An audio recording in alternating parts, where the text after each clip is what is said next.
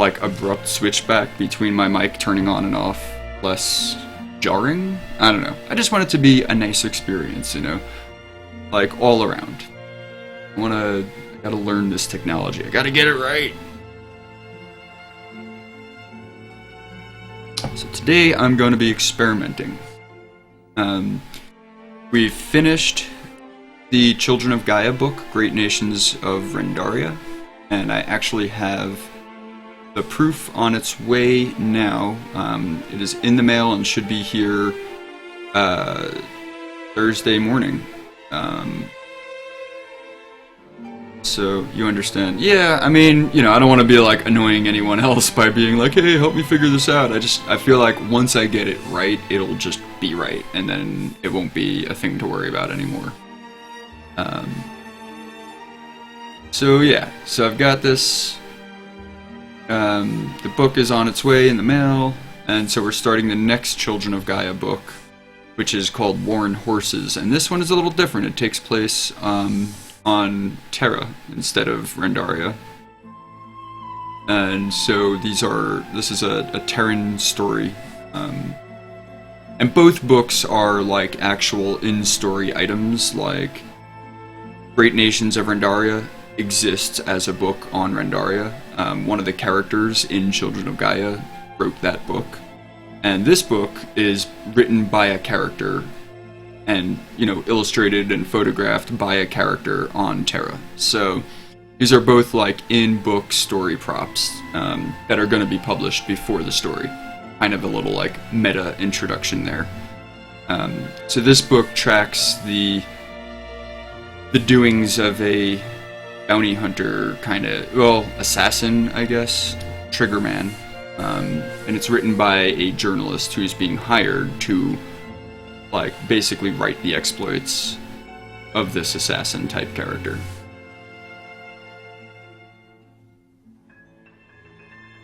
Best. So what I'm doing right now, I don't actually like have that book extremely worked out. It's a group project, so one of our guys, Pete, is writing it. Another one of our guys, Chris, is going to be doing like this sketch on the left here. This is one of his character design sketches. So I'm going to try just doing a little illustration of that character that he designed. So this is Mickey Cobb, one of the side characters. Well, I don't know that he's a side character, but he's not the main character. Anyway, so it's a little loud, I think.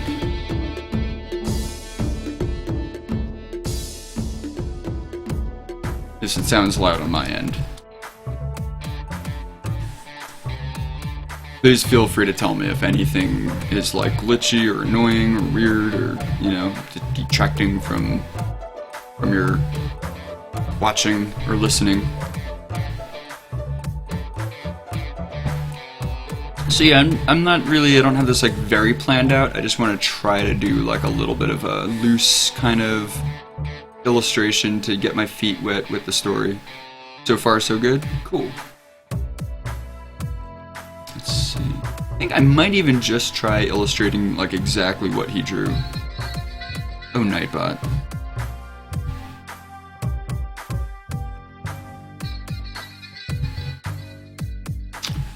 Put this guy at a bar. I also, in my reference, took a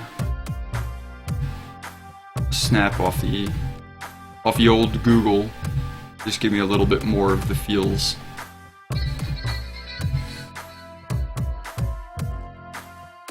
Ah.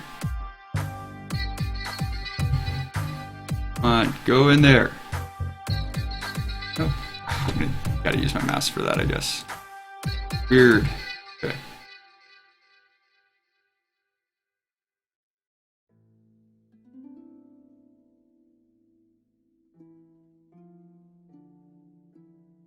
Just gonna keep ye old Mickey Cobb off to the side.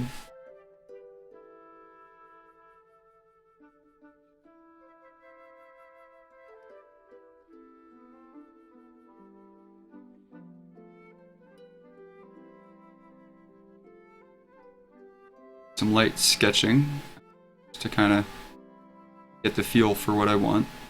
Separate layer. I told myself I had to get 40 more pages of this freelance job, then I can enjoy the stream lurking for a while. Yeah, totally, lurk away.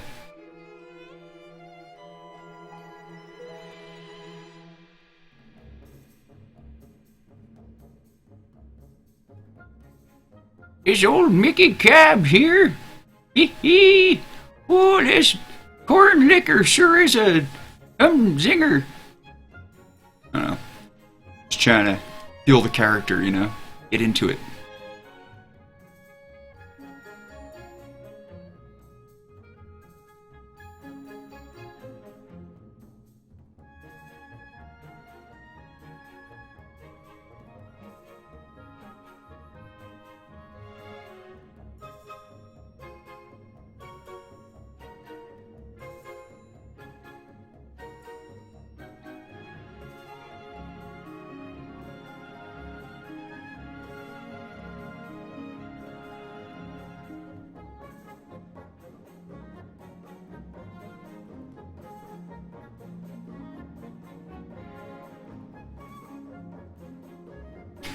So, everything okay, Ravenwood?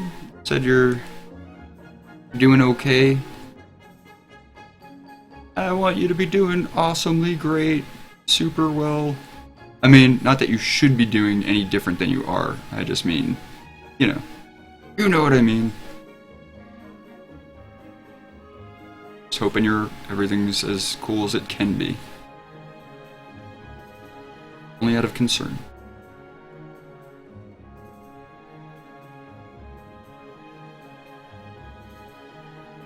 Of course, if it's just stuff you don't want to talk about, that is totally a-okay, understandable.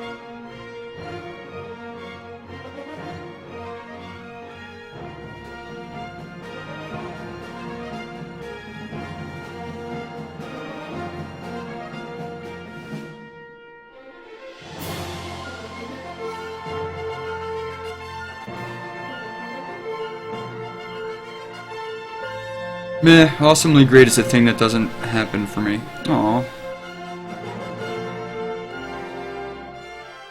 Bill. If there's anything we can do to make it better, we will try.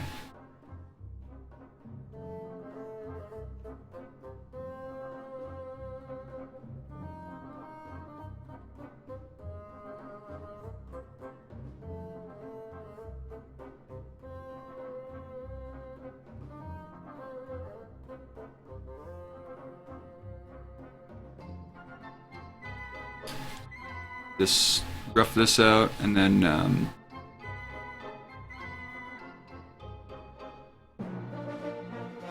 probably end up doing a little bit of liquefy to like correct some of my over exaggerations and whatnot. And whatnot.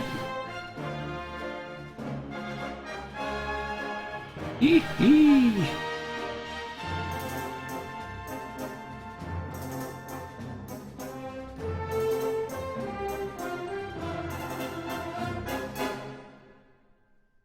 Over exaggerations. This isn't good for Mickey Cobb. Dapper as fuck right now. Thank you, sir. I'm getting into character.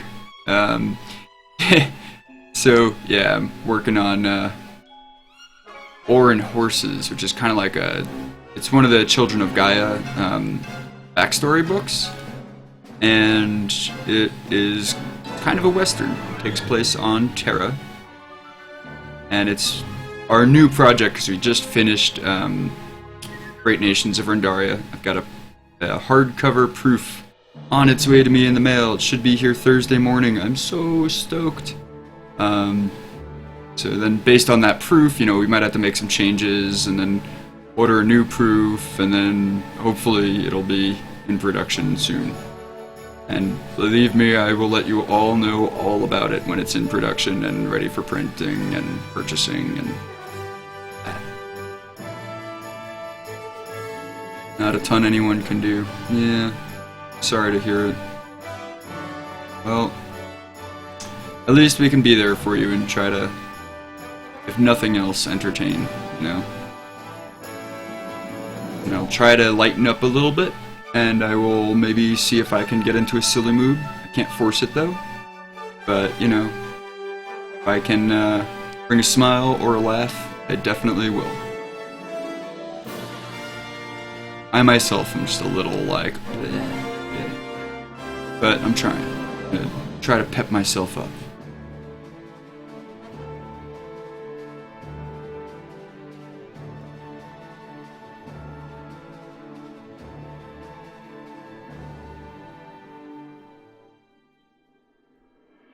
Nightbot didn't welcome you. Oh, I think Nightbot is really starting to, you know, feel the burns, the collective burns. All the burns that have been levied against him are building up. Oh, Nightbot, what the heck, man? And Nightbot is just not feeling it.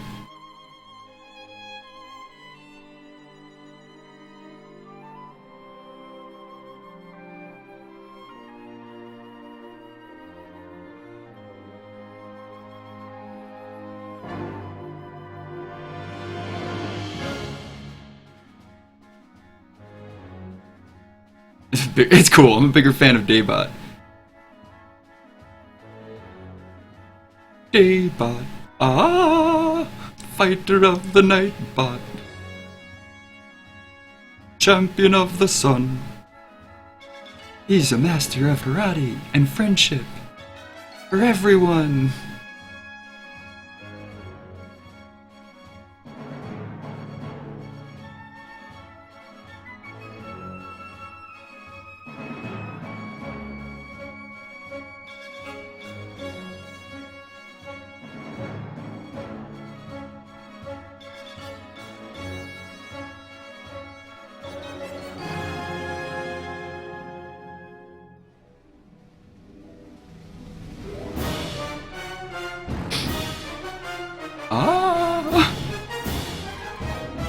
Nightbot was masochistic and Drunkbot was the secret lover. Yeah, I don't know. I mean, maybe that's what we thought, but maybe we grossly misread the situation and, you know, it's like, ooh, I guess that wasn't okay. I don't know. I mean, who knows? Bots, they have their own mind about things, you know?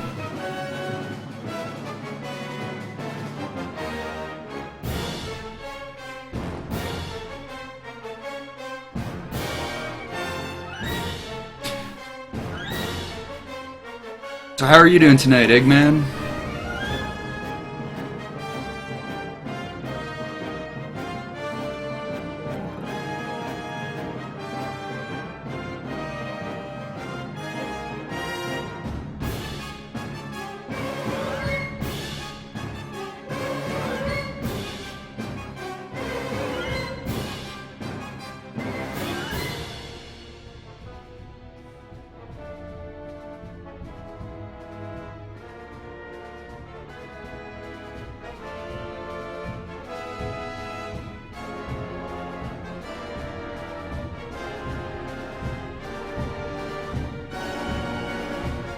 Are you drawing with your mouse? Oh shucks, I'm okay. Chuckamuck. Wacom tab. Yeah, I'm still, this is like, I think only my 11th time actually drawing with my Wacom tab, so I'm getting used to it.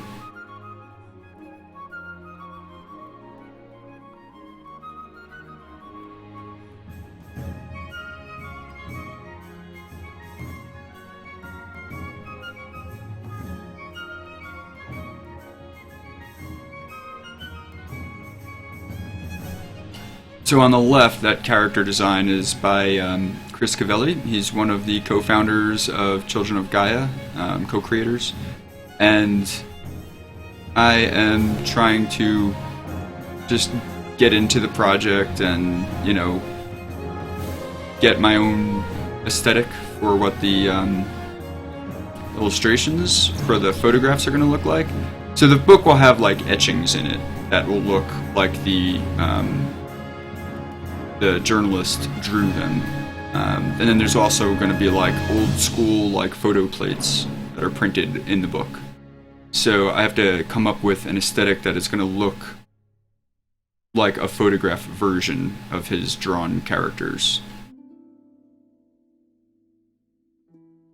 So I'll be taking this to like, I mean, I don't know about this piece in particular. I might scrap this in 5 minutes and start over. But the idea is that I'll be working out an illustration style that I can take to a finish and then kind of antique, make it look like an old photo.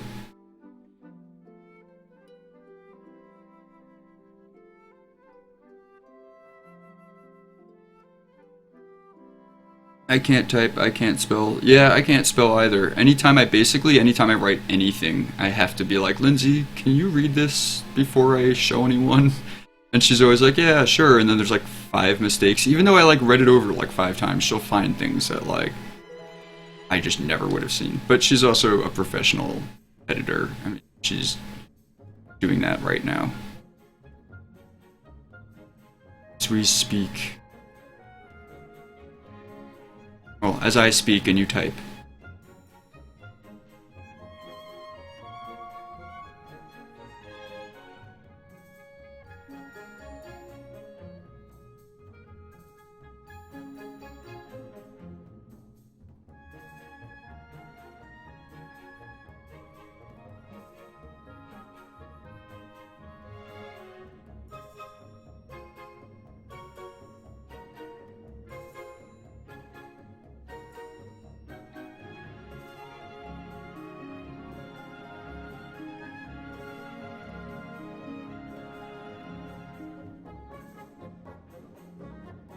Like, Chris has a tendency to make things like clothing pieces and patches a little on the smaller side, and I have a tendency to make them a little on the giant side. I think I have to kind of split the difference to find this.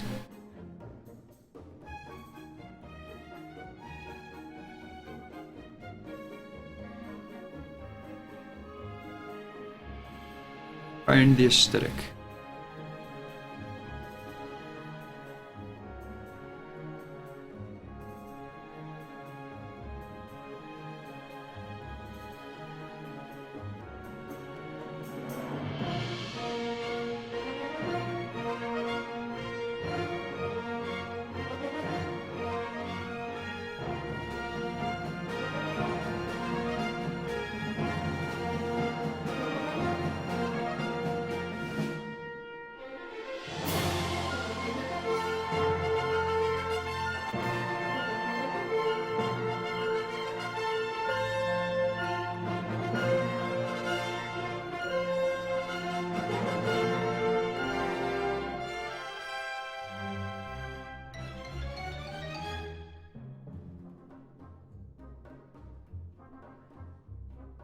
So yeah, basically,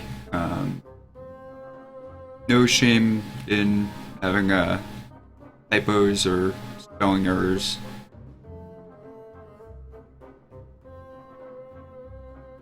I do that all the time. It's like, you know, plenty of times it's words that I absolutely know how to spell. It's just typing fast and talking and getting a thought out. Sometimes, like, your fingers and your brain are just like, I'm going this way, I'm going this way. Ah, hey guys, what are you doing? Sync up.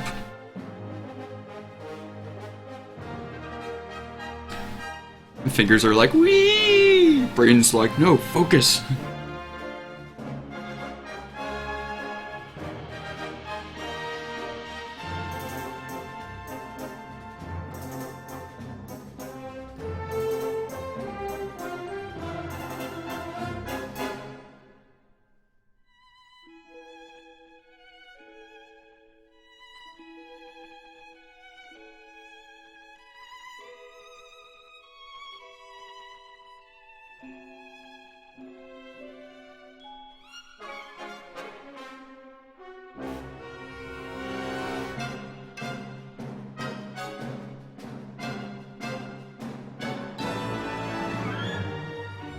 The fingers are like, wee!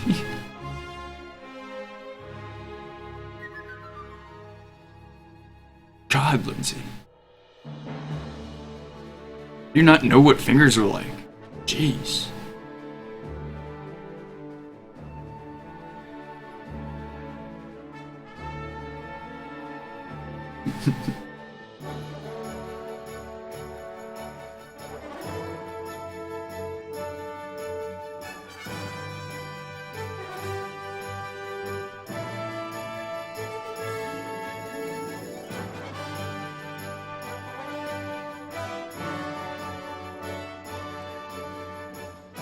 They call them fingers, but I've never seen them finger.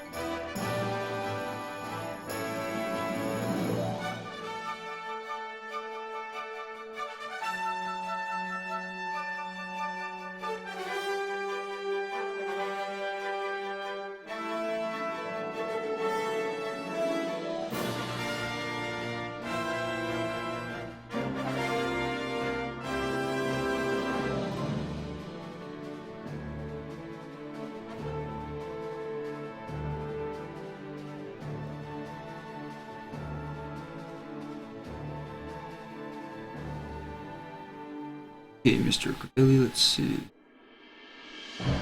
Mickey Cobb's got his gun belt on.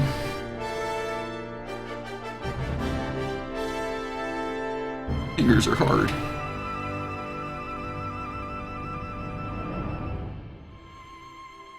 Trick is to soften them up in the microwave. No, what?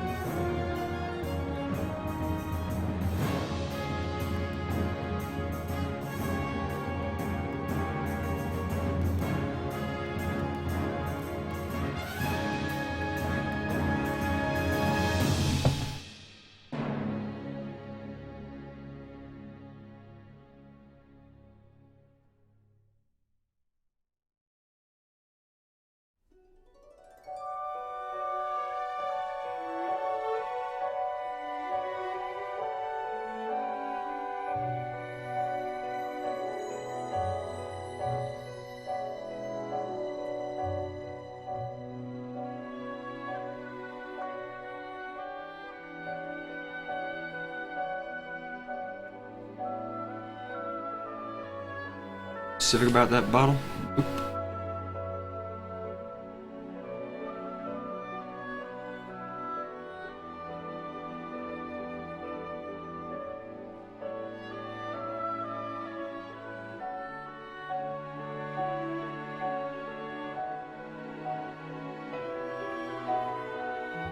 Learn 1 points every 1 minute here. Check your points by typing points.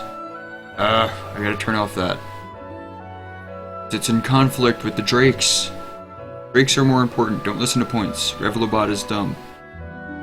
Thought I turned off Revlobot, but I did not.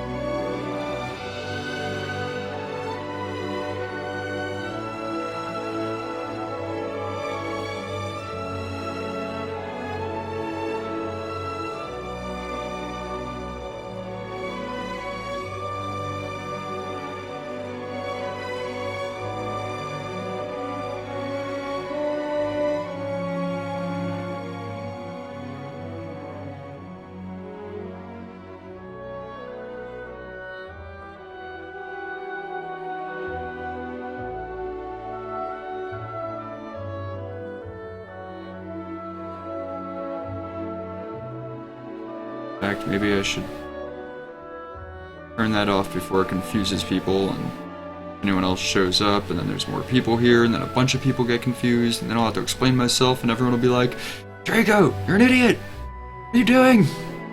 I'll be like, why?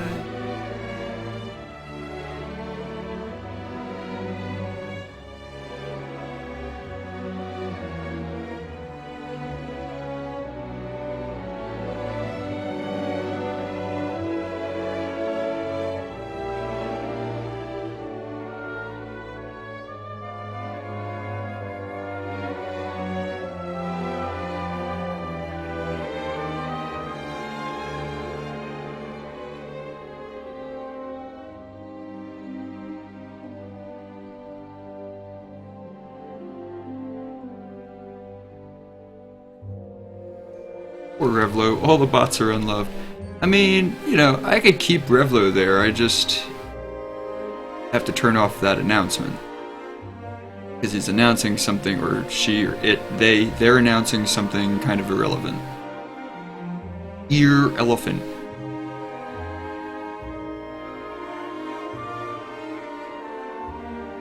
All my bots are ear elephant.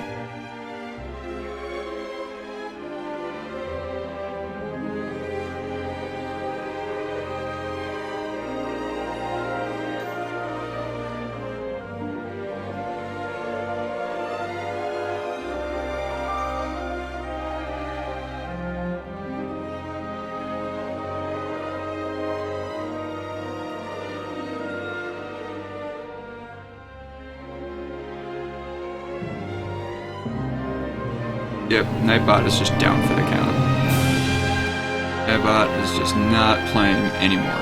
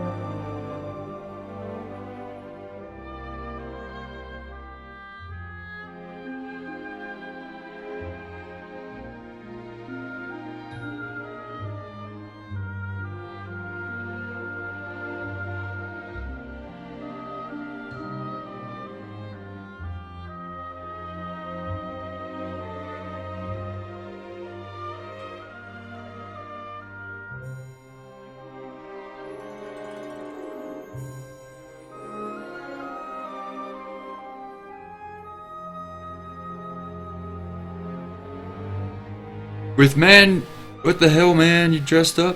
I'm getting into character, man. Sort of, you know? Doing this old, like,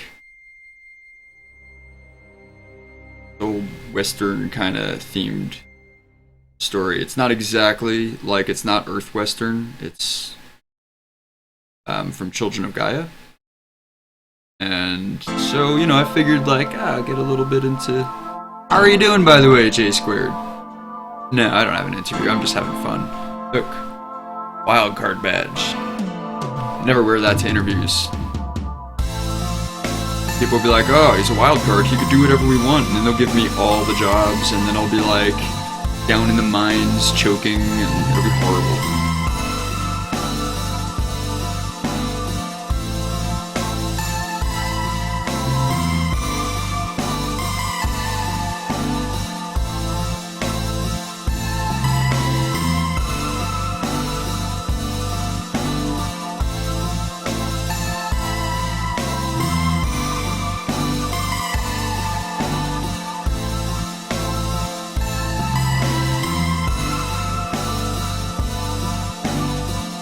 How are you doing tonight, J Squared? I'm good. Oh, that's cool, man. Yeah, so it's something a little fun. The last book was more of like a kind of elven fantasy history book, and this one is like a journalist writing like a dime store novel about this assassin kind of character that he's tracking. So this is like more of a western. But they're both from the same story. They're both from Children of Gaia. They're just two different characters in two very different places writing these books.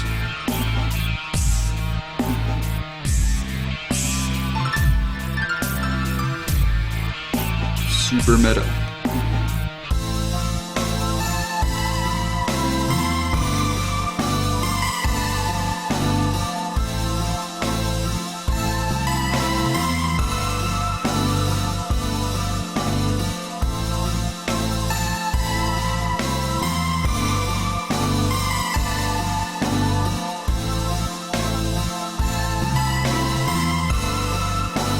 El Jefe, what's going on?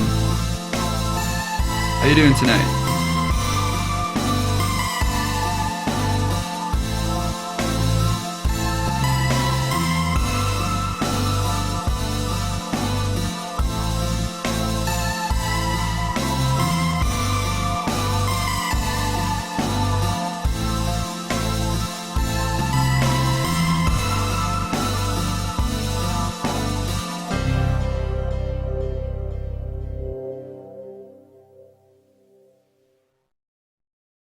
Good, and you? I'm good. Good, man. Thanks. Thanks for stopping by.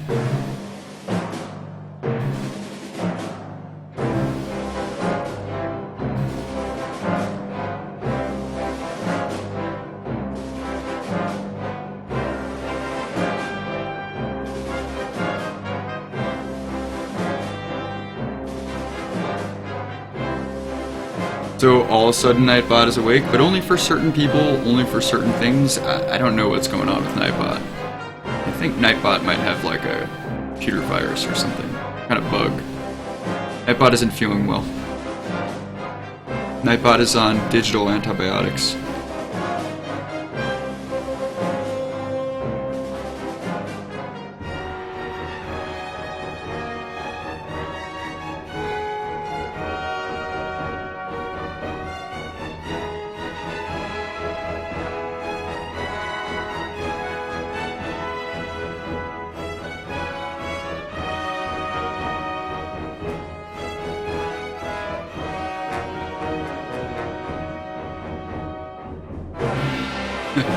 J Squared is flirting with Nightbot again. Right, because we realized that Nightbot is into that.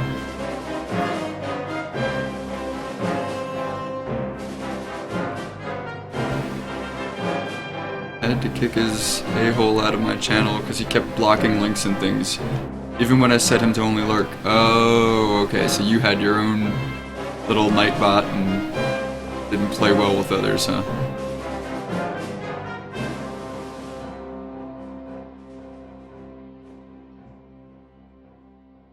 I feel like any kind of bot that you can't rename is just not really gonna do what you want, you know?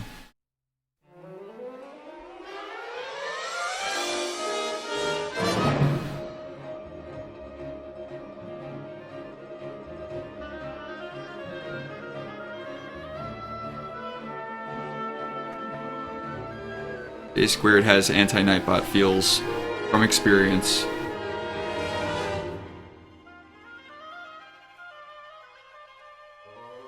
From his own personal experiences that have nothing to do with our Nightbot here. But they're all the same. They are Legion. They are Nightbot. They are many.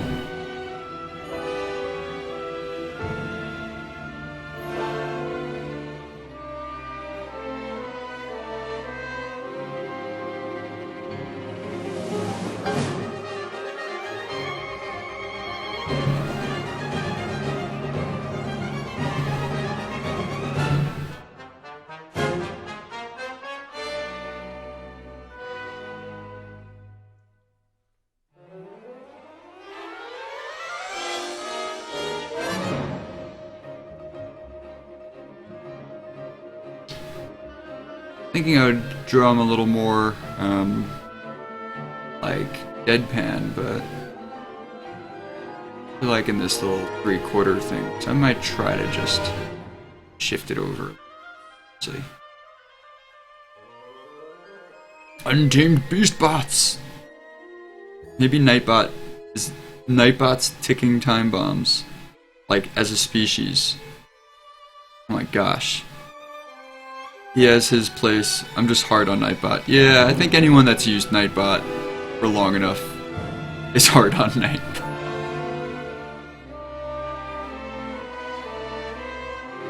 Which just makes everyone else sympathetic to him. Like, ah, but if only you knew.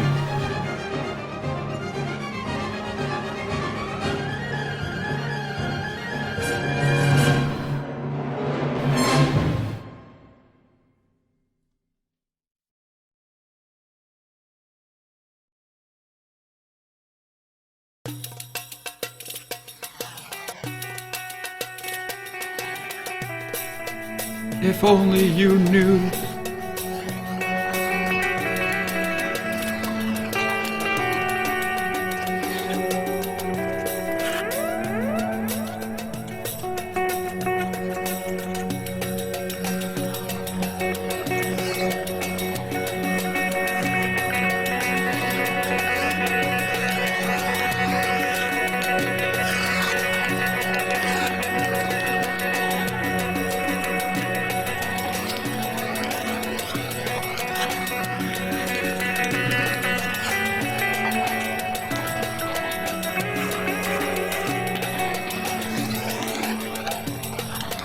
May have to change my stream day because I like to watch yours and I stream the same day. Oh no!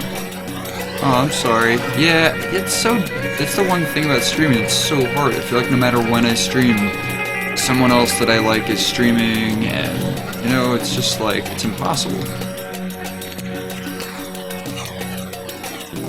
I mean, you just gotta do what works for you, I guess, you know?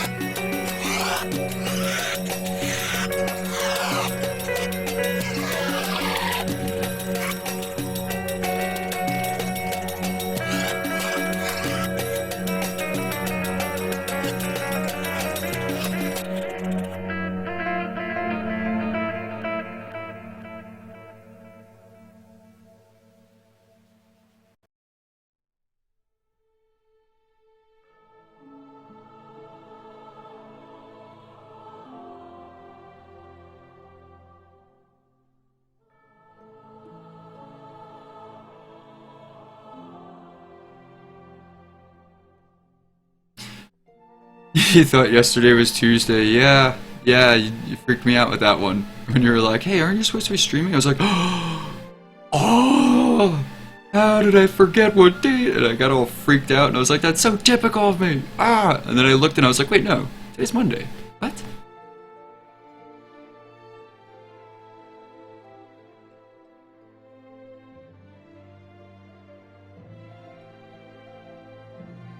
They all clumped. Yeah, it's weird how that happens.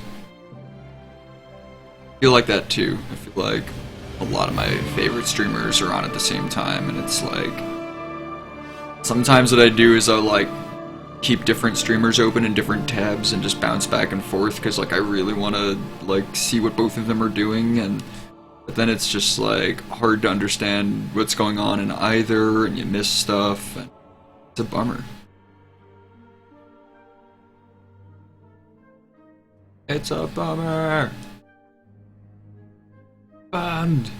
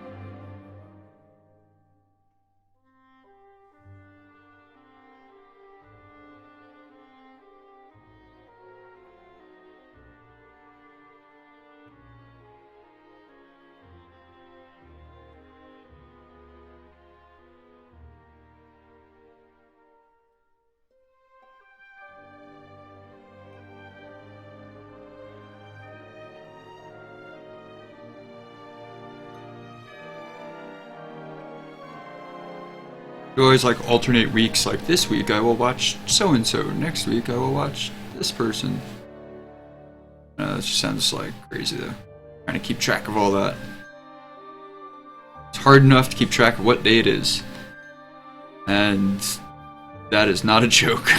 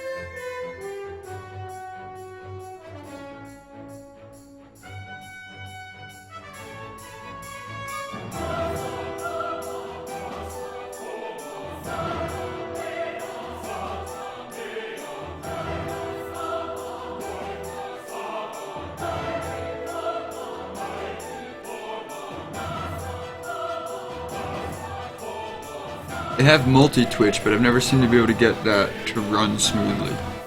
Yeah, I've watched one or two like multi-Twitch streams where like a few people were streaming together and like passing files back and forth on Dropbox and like working on them together. It was pretty cool. It was a cool idea. I have no idea how to make that work. Someone else had set up their multi-stream and just sent me a link to it. But it was really confusing to watch. It was hard. It required, like, being in it, you know? Like, I had to really wanna figure out what was going on. Which I did, and it was cool, but... You know, it was also, like, one of the 4 streamers I knew and really liked. The other, like, 3, I had no idea who they were, and... You know, I'm listening to all these people talk, and 3 of them I don't know who they are, and they're, you know, have their own banter in their chats, and it was like... Stimulation overload.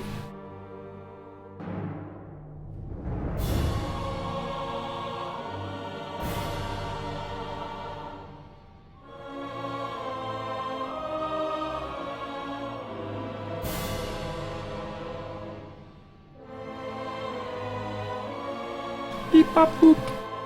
Simulation overload. Self-destruct in 5, 4, 3, 2. Boom! But it's like, man, okay, I didn't make that up.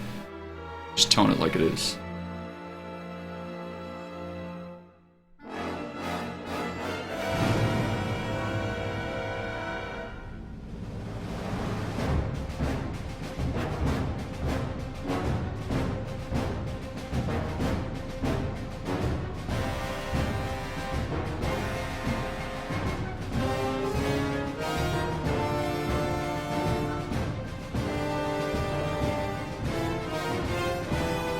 Exploding! I don't know if I can help it.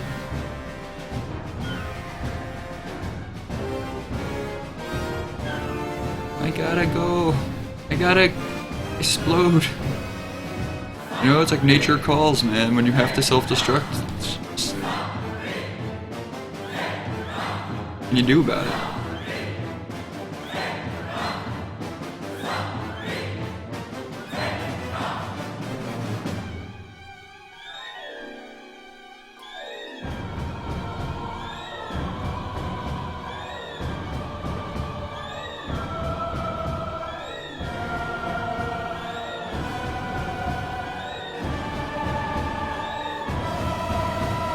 No exploding! No! No! Okay, fine. Jeez.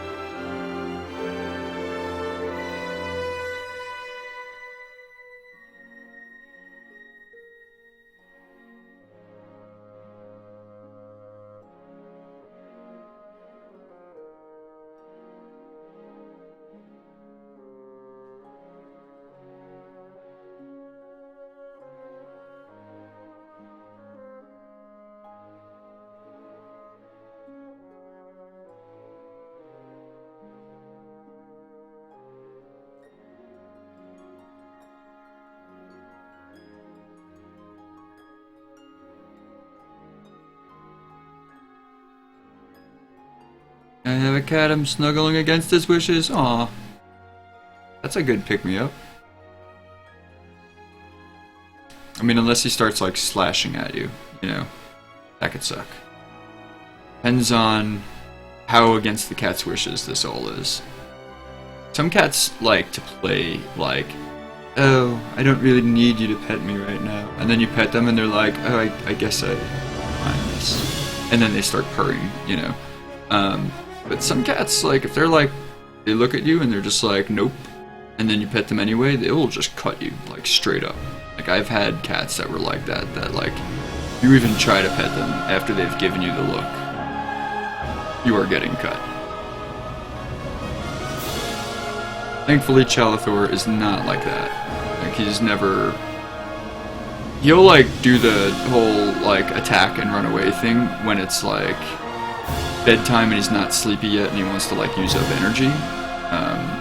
And he'll just do that for a few rounds, and then he'll be like tired out, and he'll be like, okay, now let's go to bed.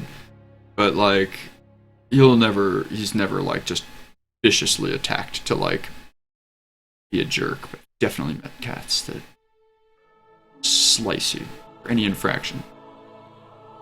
It's like, you humans disgust me. Cut you all. They just have that look on their face, like you know they're gonna do it. And then you're like, well, maybe not. And then they just do it. And you're like, I'm a dumbass. Should have seen that coming.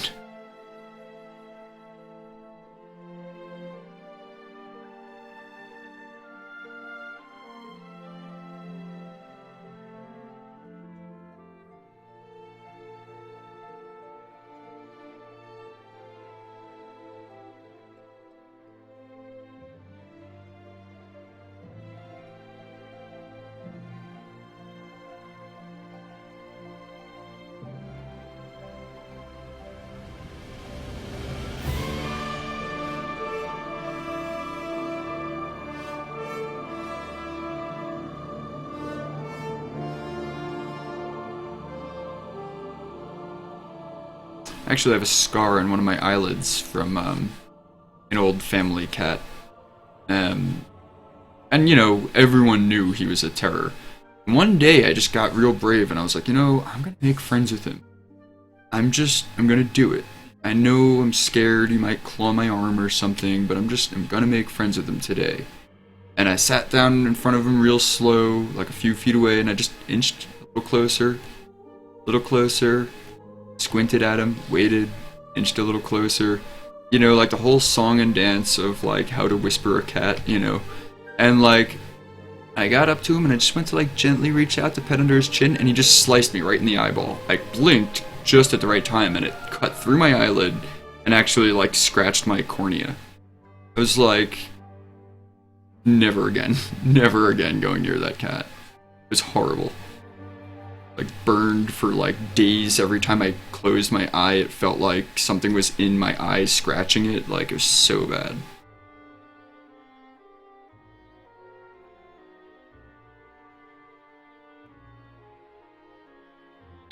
It was like precision, like he was just like, and I was like, blood, you know, like I didn't even see it. That's how fast it was.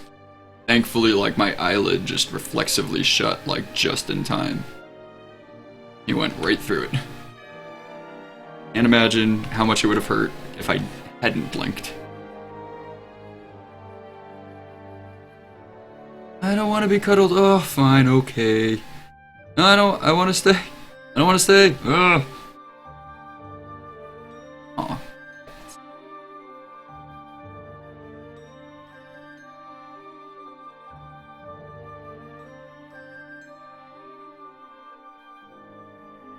Precise kitty is precise.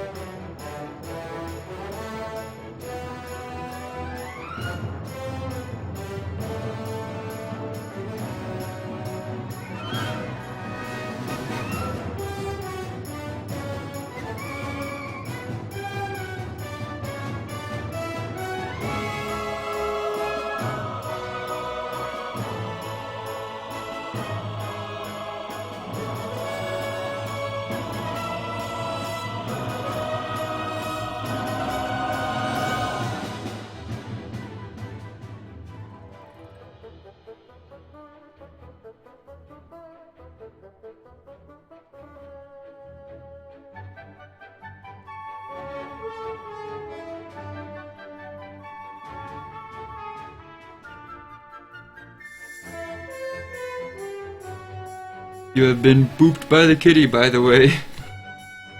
Oh? Did your kitty boop me on the TV screen? Or, TV screen, computer monitor? Did he boop my stream? Is that what happened?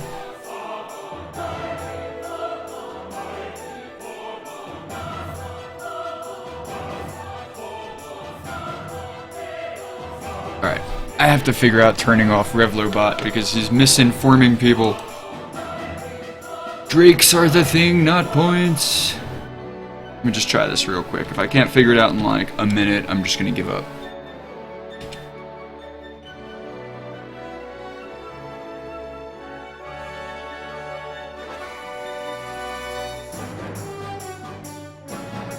Let's see. Let us see.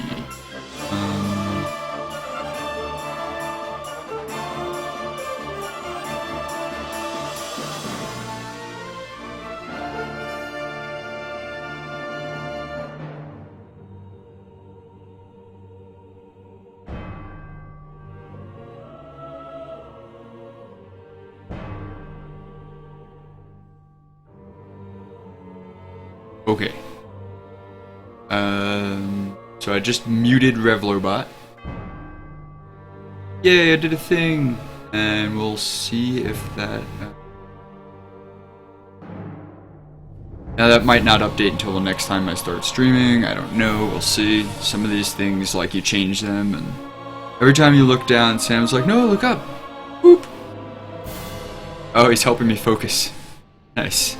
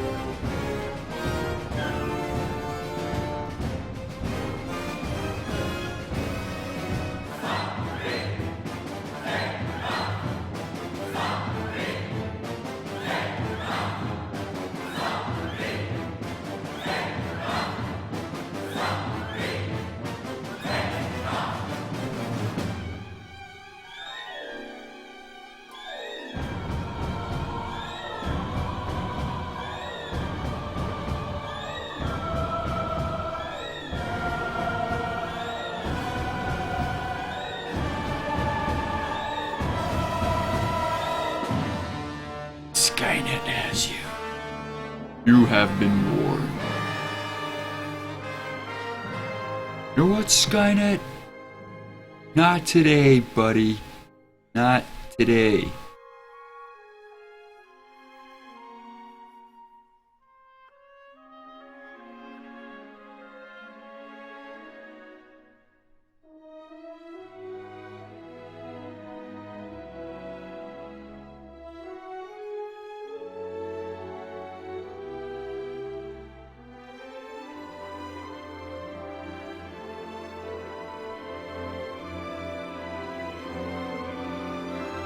So this is definitely a bit different than my,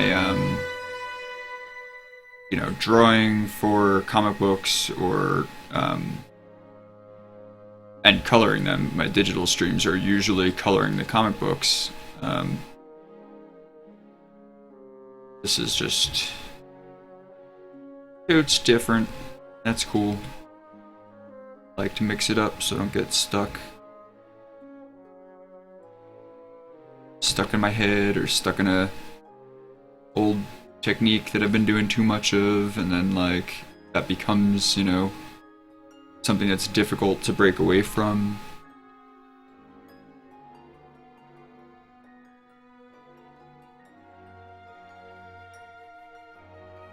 I always feel like, you know, I want to be able to just keep things something that I can do, but not that I'm limited to. I guess it's like an artistic FOMO, fear of missing out, right?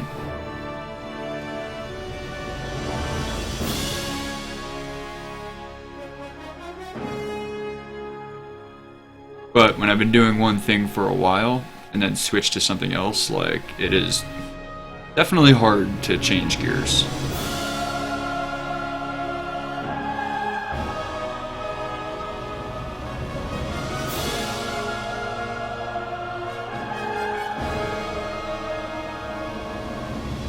I have the feeling he can't see the pen or lines because he's not looking at that portion of the stream. Cat's eyes are weird. Yeah, that's true. It's hard to know, like, or what they see but just don't detect as relevant, you know, like, it's just pointless information. Whereas, like, oh, that's a person, I know what that is, you know.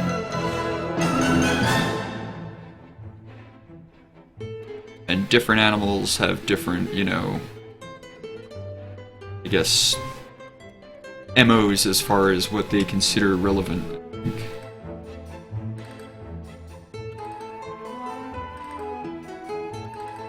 I remember our old hamster used to really not care too much about whatever was on TV, and then one time we were sitting there and we were watching Planet Earth and like some big bird flew up in slow motion, and I've never seen this hamster get so shook. It like, its eyes went wide and it like almost fell over, like looking at the bird on the screen, like it was just terrified. It ran away super fast and it felt really bad. It's also really funny.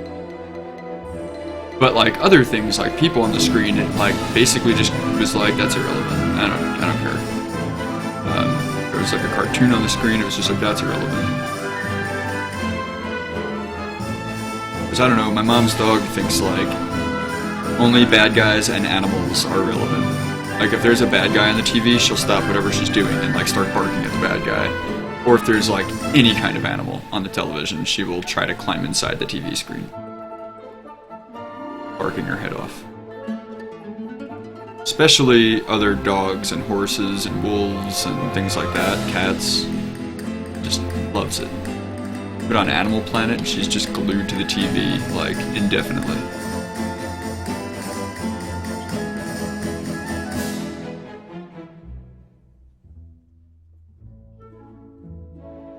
Though also this color, it's like I'm using pretty similar tones, and it's a pretty weird color, so like maybe cat really legit just can't see it. What's your cat's name again, by the way? I feel like you've told me and I forgot.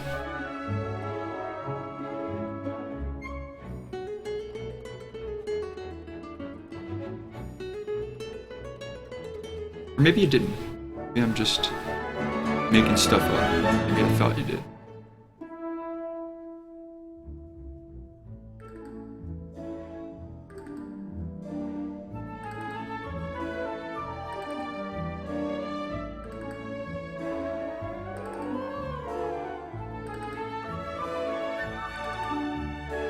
Sam, right, okay. Yeah, you definitely did tell me that. And I remember, as soon as I saw it, I was like, duh, how could I have forgotten?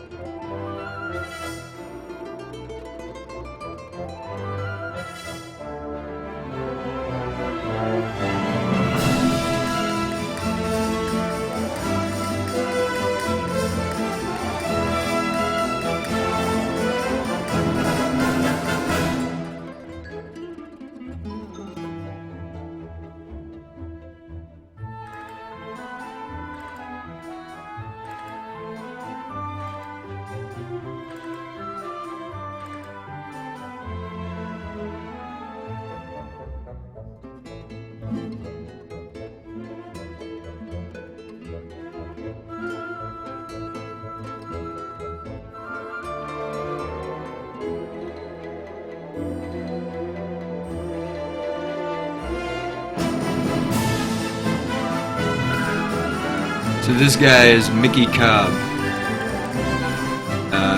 Is a side character in War and Horses. I think on the Thursday night stream, one of the actual writer of War and Horses is going to be hopefully joining us if he can. So there'll be a lot more actual like formative design work being done, where I could like talk to him and be like, hey, what do you think of this or that, you know, and like.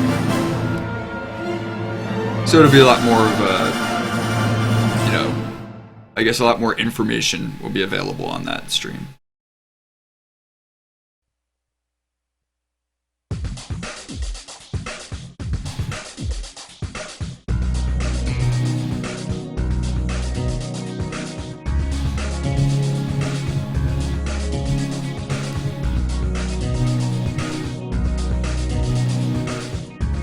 Yeah, I think it's pretty cool. It's just hard because everyone's got such different schedules. Like, out of the 6 people that I work with, like, most of them can't make it to my streams. And I'm like, well, if I pick a time that you guys can make it, it's going to be a time that no one else can, so... I think... Yeah, you just gotta do what you gotta do, and... let the chips fall where they may, because trying to pick a streaming schedule is, like...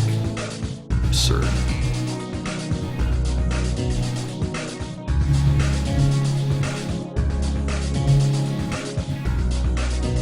And ultimately, if you're going to have a schedule, it really just has to be something that you as the streamer can stick to.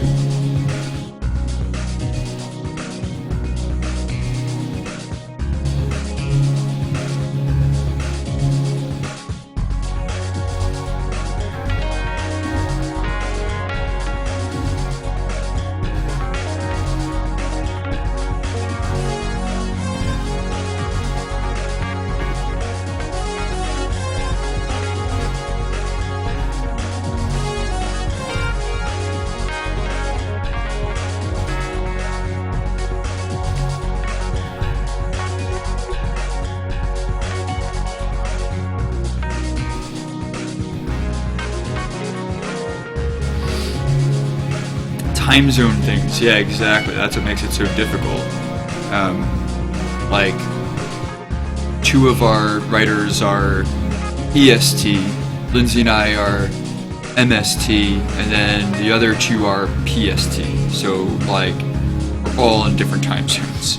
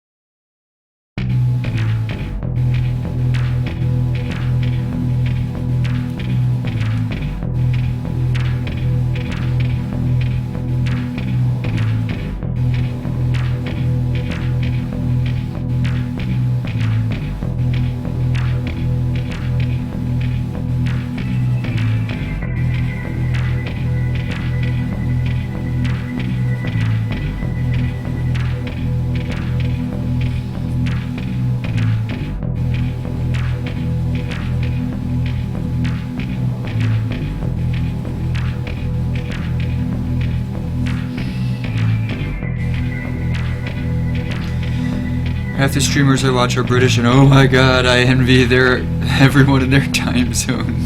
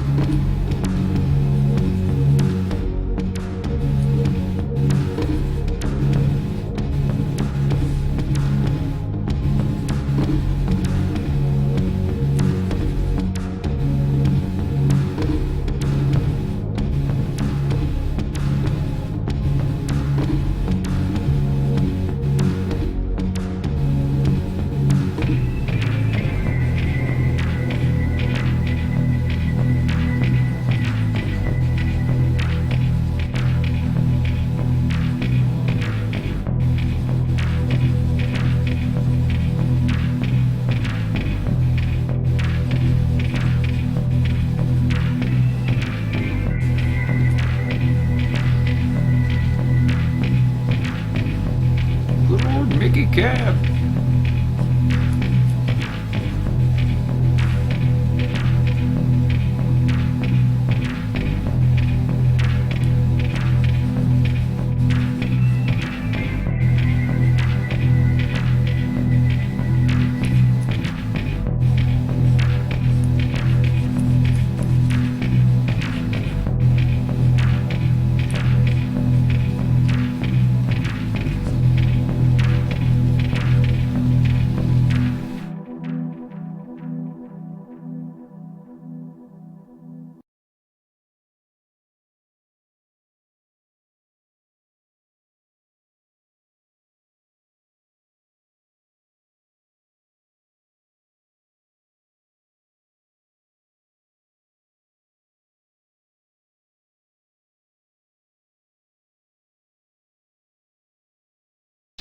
Whoop.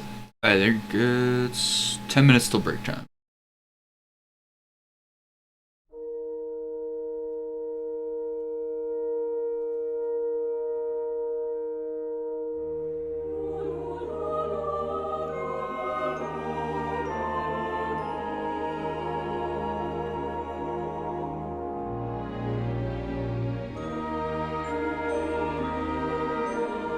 BRB. Okay. I might be on a break when you get back, depending on how long your BRB is.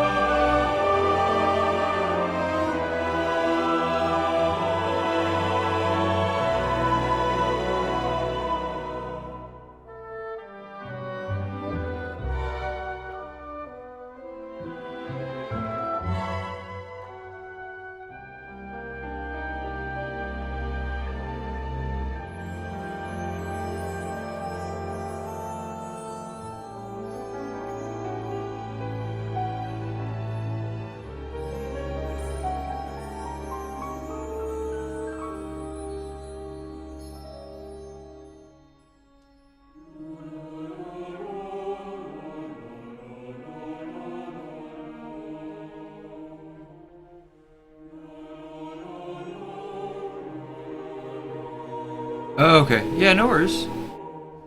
Gotta bounce in and out. That's totally cool. I appreciate you being here when you can be.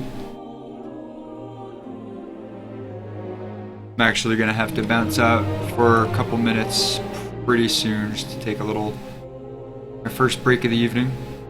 Not exactly sure how long I'll be working on this or what it's gonna entail, because again, this is all experimental.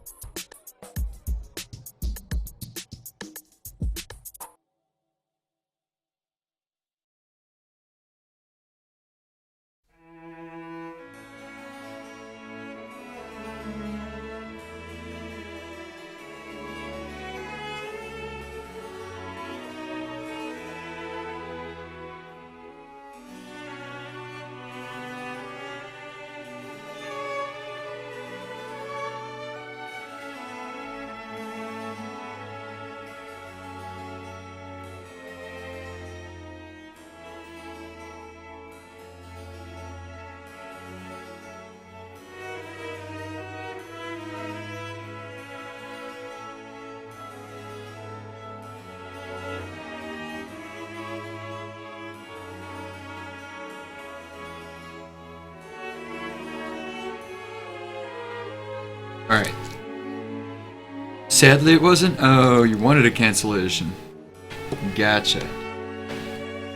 Yeah, sometimes cancellations are a real bummer. Sometimes they're like a blessing. Okay. I'm gonna take a really quick break. Well, my normal length break. Bleh. I am going to take my normal length break and right back, and we'll continue with Mickey Cab. I put a little bar behind him and a little bartender. We'll see. We'll see. Not sure how far this is gonna go, but I'm having fun with it. I like this character. It is funny. Crazy old kook. Dust Bowl. Alright, see you in a bit.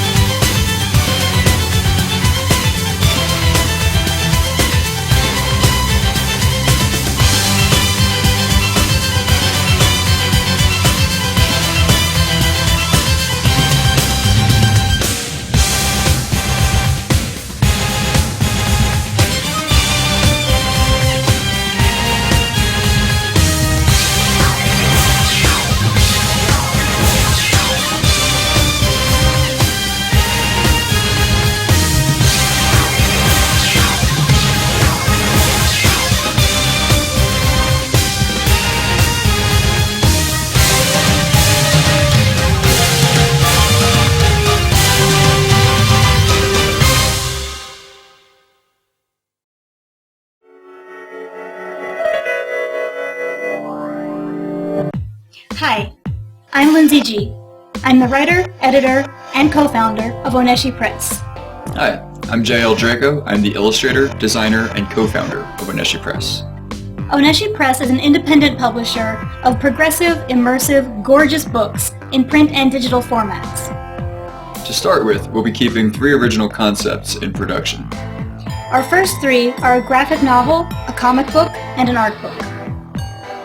Tracy Queen. Tracy Queen is a feminist, sex-positive, sci-fi graphic novel about a self-made porn star named Tracy, who fights her way free of her grandfather's organized crime syndicate, only to get caught up in the porn industry politics and gang warfare. The fiercely independent, brilliant Tracy decides to fight her battles on her own terms. With the help of her best friend, a talking raccoon who happens to be an electrical engineer, she creates an army of cyborg clones to help her fight back against the forces of conformity, sexual repression, and evil. Pack. Our gritty vigilante comic book with a surprisingly humane heart, Pack tells the story of a masked crime fighter named Patience, and the 6 dogs with whom he roams the dark streets of crime-ridden Brooklyn. Together as a pack, these ruthless vigilantes sniff out corruption and deliver their own bloody form of justice to those who they decide deserve it. They put crime under the fang. The Great Nations of Rendaria. The Great Nations of Rendaria, our first art book, is an introduction to the vast fantasy universe that Oneshi Press is helping to create.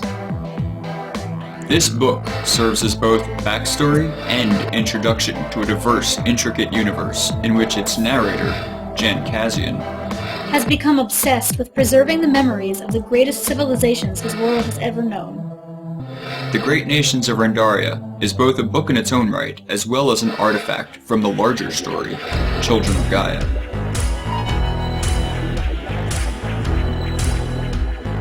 Oneshi Press is creating a community of fans who enjoy progressive and immersive worlds like the ones that we're building, and we want to invite you to join us. We're using Patreon, a subscription-based crowdfunding platform, to accept support from fans who love gorgeous books, and to give them rewards in return for their support. Our supporters can opt in to receive all kinds of goodies when they become part of the Oneshi community. Personalized letters and selfies from characters, 3D drawings, even cameos in our books.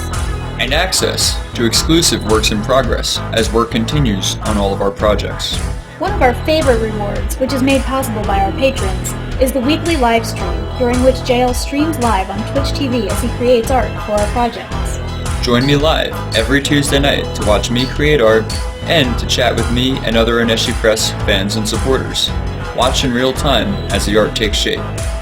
At Oneshi Press, we build immersive, progressive, gorgeous worlds. And you're invited to explore them. Come join us.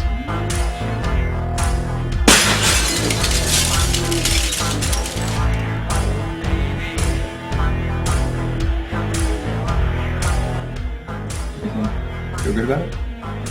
Yeah?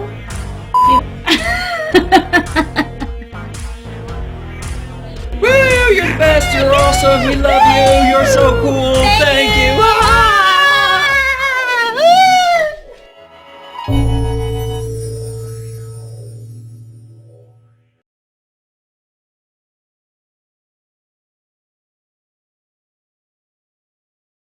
Just in time.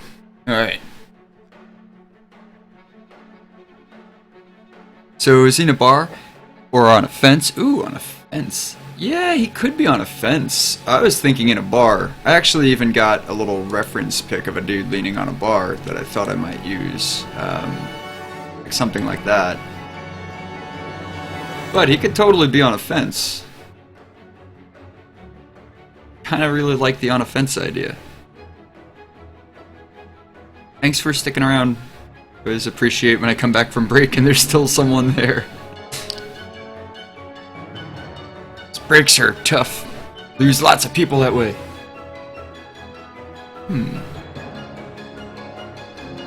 Yeah, let me play with this on a fence idea.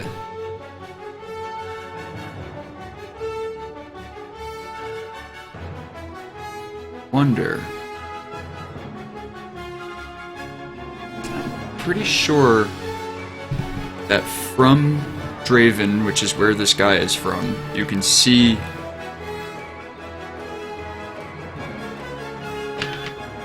the giant volcano, Mount Urbrax, in the background. That might be really cool.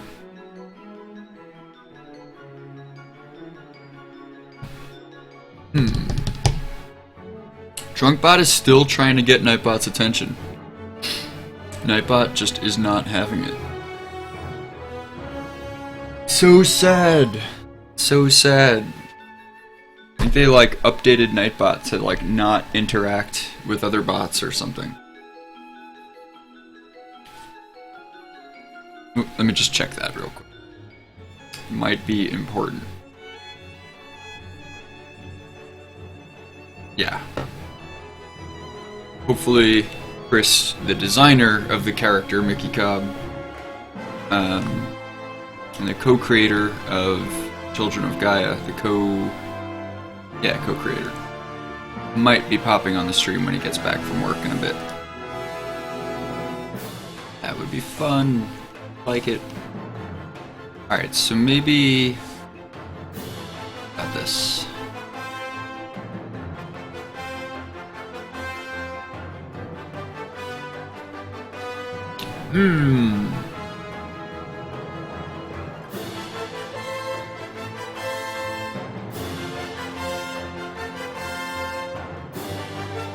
Alright.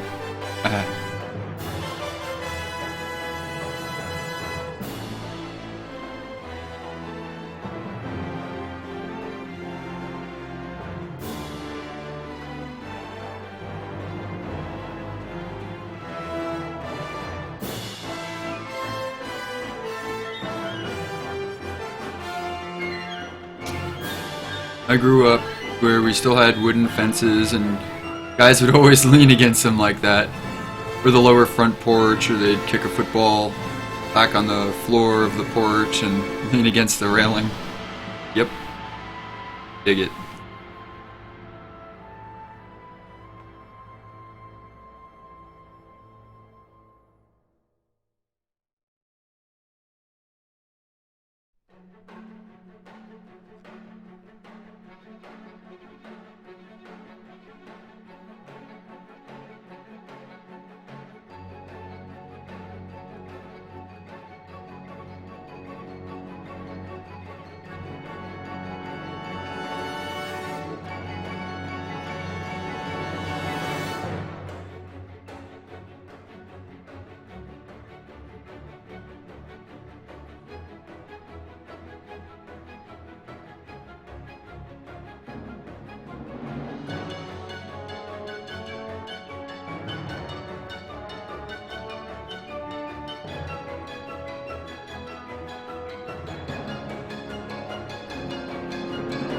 Music is a bit heroic for a character like Mickey Cobb.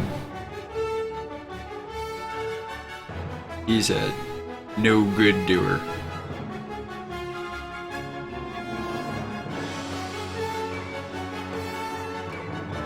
At least I'm pretty sure. I don't think he does any good.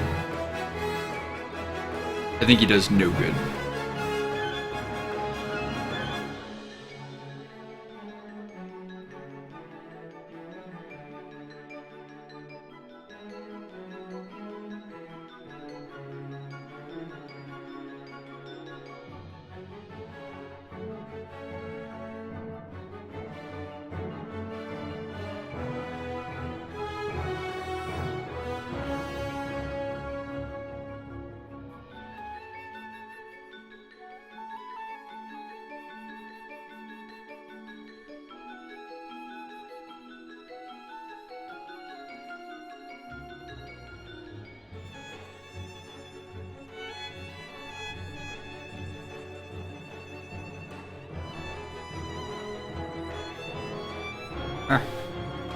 Trying to get used to doing these commands that I'm very used to doing with my mouse. Trying to get used to doing them wacom, that I don't have to keep switching to the mouse. The mouse!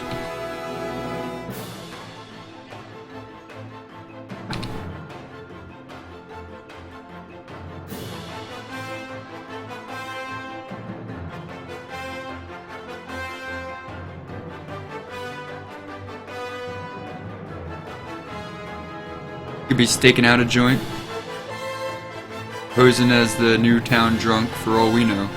Yeah. Or he might just be the town drunk.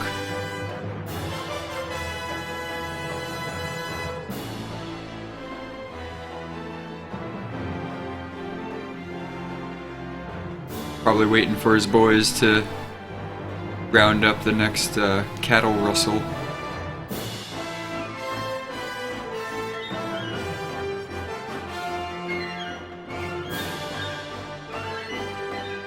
Eagerly anticipating his take so that he can, of course, purchase more corn liquor.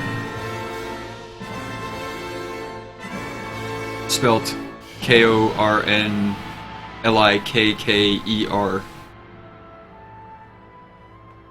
Which is mostly gunpowder and befouled water.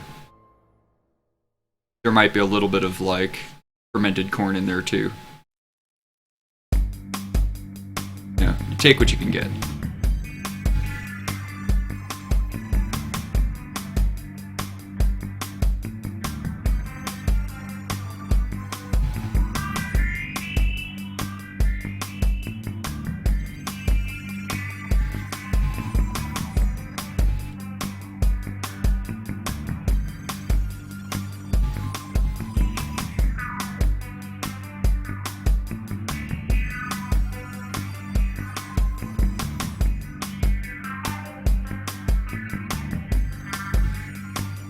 Sounds like it's got a kick to it.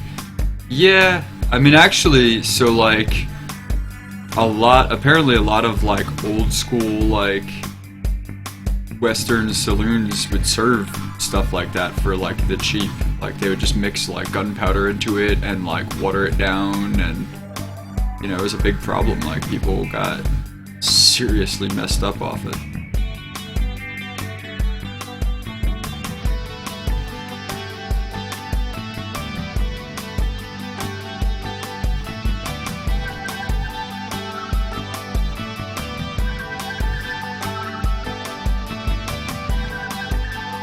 Now, I'm contemplating how to best keep these layers separate, but work on them. Like, to do this fence, I want to, like... You know what? Alright, I got that fence layer. I'm gonna draw straight across.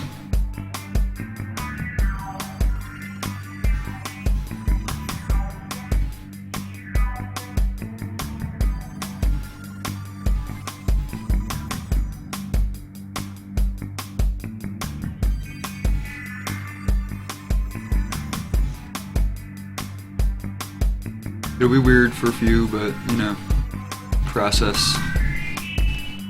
Sometimes things gotta be weird before they make sense.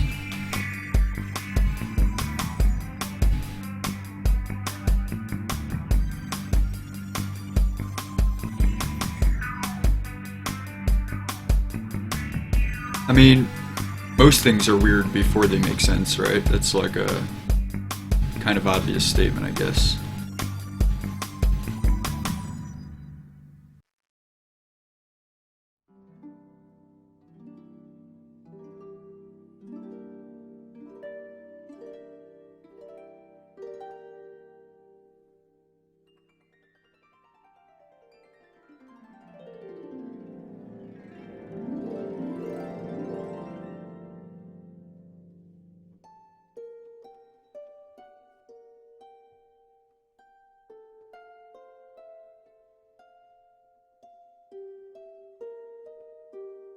Yeah, we gotta get on the take for some cattle rustling. Yoo-hoo! Old Mickey Cobb and the boys are back in the saddle. Pass me some more of that good corn liquor. Now, what's your fence made of? My fence is made of some kind of wood.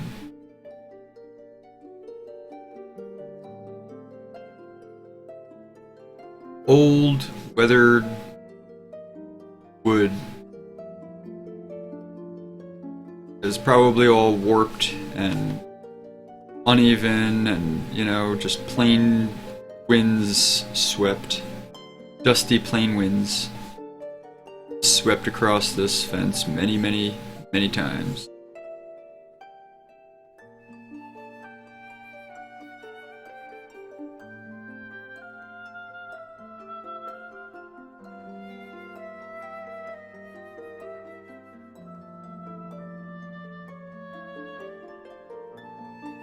Not sure what kind of wood, because it's on Terra, which is not Earth. So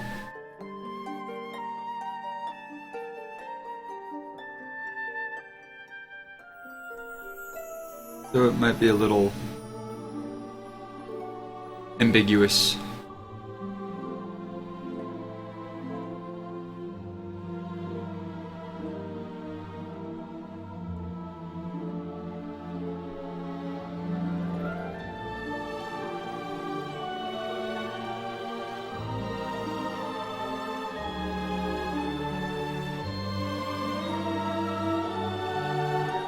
I mean, to tell the truth, it's made of pixels. Ones and zeros.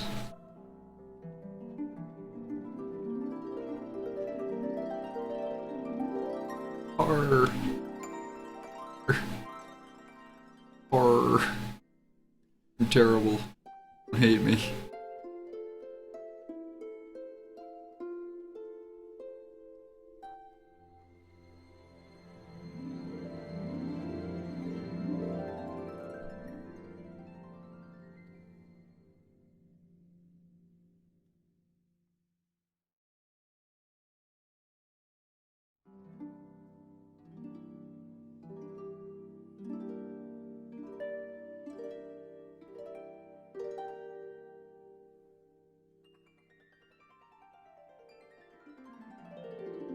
So these here larger timbers are set into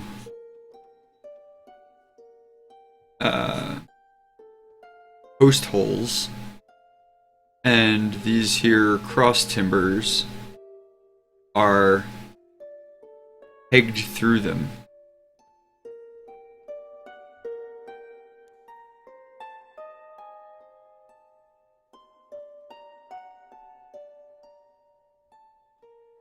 Just a little corral fence. Like this kind of fence. Let us see. Yep, like that kind of fence. Pretty darn much. Same thing. That's what I was thinking of when I started drawing it. It's a nice reference picture, thank you.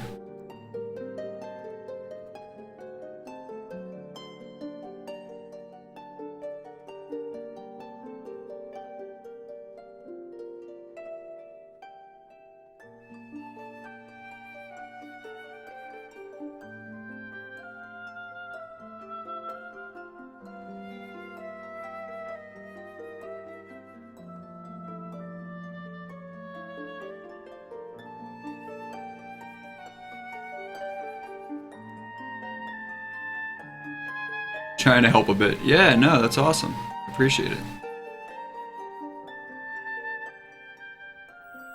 I have a vague childhood memory of specifically this type of fence that I'm like trying to picture.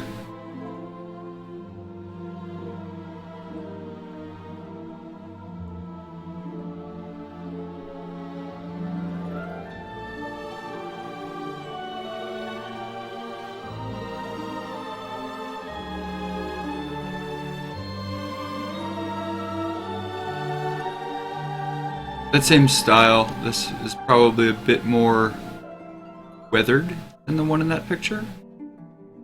Same concept.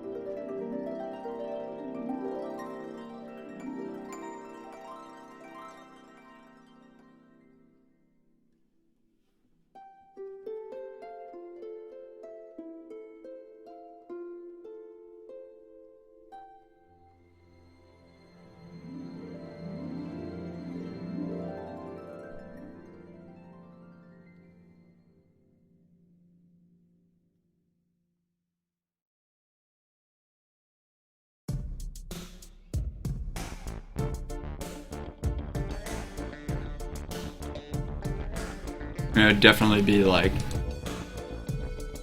handmade, you know, not factory cut.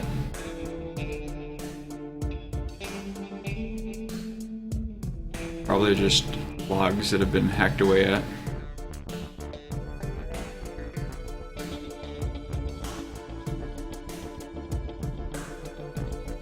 My fence is too pretty.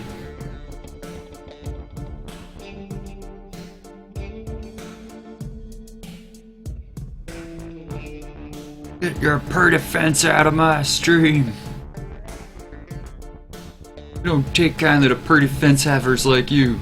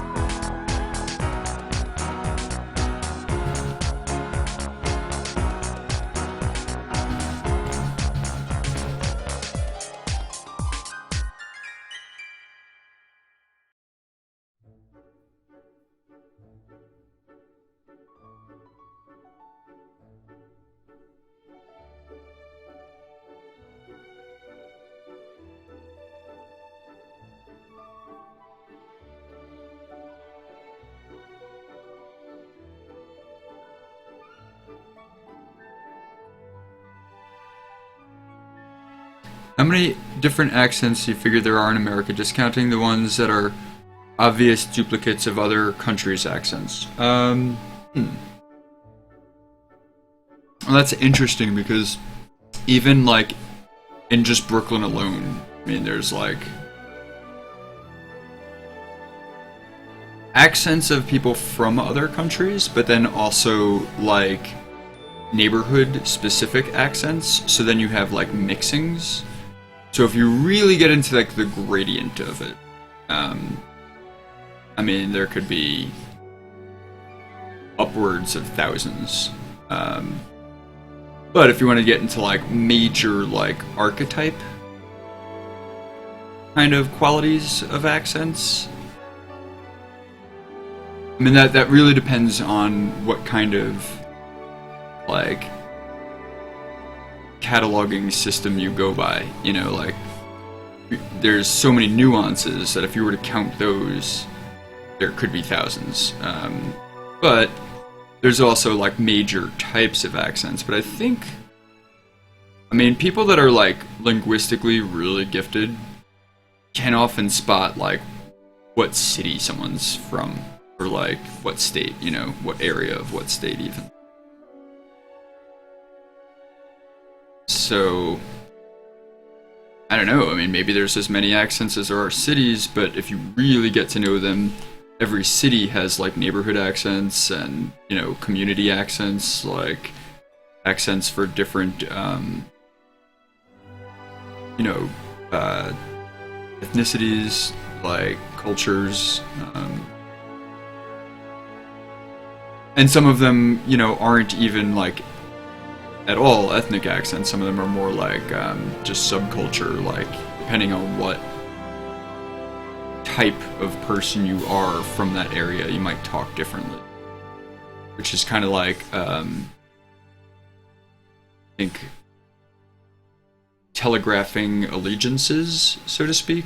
Like socially, people like telegraph like what kind of person they are by how they talk often. And I'm really intrigued by this because, you know, I grew up in New York and people always been like, where are you from? What accent is that? Like, where are you? And I'm like, oh, I grew up right here. What are you talking about? So like, I was always wondering, like, why did people think that I talked differently? So it kind of made me pay attention to like the way people talk. And, you know, I don't have it. It's too complicated to like have a real like thesis on it, you know, but I definitely think it's interesting. It's a good question. Short answer is I don't have an answer, but it's a good question. Really don't know. Makes me wonder if there is any like research on that, like if there is ever been like polls or, you know, I don't know. I don't even know how you would go about defining that.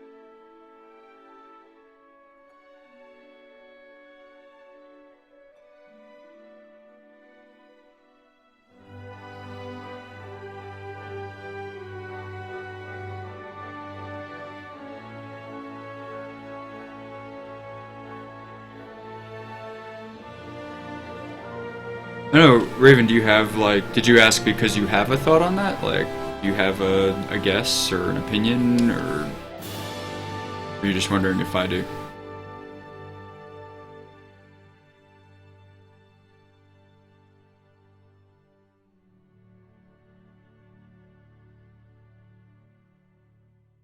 I'm an accent mimic, not on purpose, and I was just thinking about it when I was talking to a friend about English accents. They have so many accents in an area just a little bigger than New York. Oh yeah, definitely. Right, that's my point. Like, even just in Brooklyn alone, there's so many accents.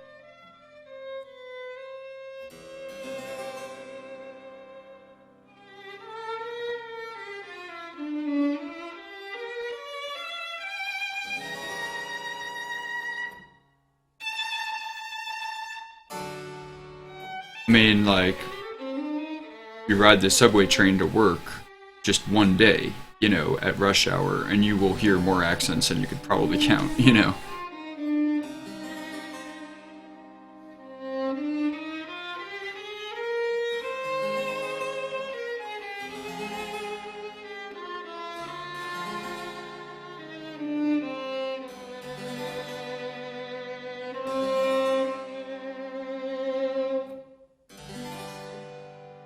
Yeah, I tend to be a mimic in general. Like, if I just see, like, even if I'm watching TV and someone makes a facial expression that I don't really understand, I'll catch myself, like, mimicking it to try and understand it. And from what I understand, that's a very, like, common way that, like, a lot of animals try to understand the expression of other animals, and, you know, often within their own species, but many even outside of their own species. And primates exhibit this, I think, the most, is that tendency to, like, try and figure out someone else by mimicking them. And I think a lot of times, unfortunately, like in our society, mimicking is often used as a weapon. You know, like, you mimic people to hurt them. And you learn at a young age that if someone is mimicking you, they're making fun of you, and it's shameful and painful. And that's, you know,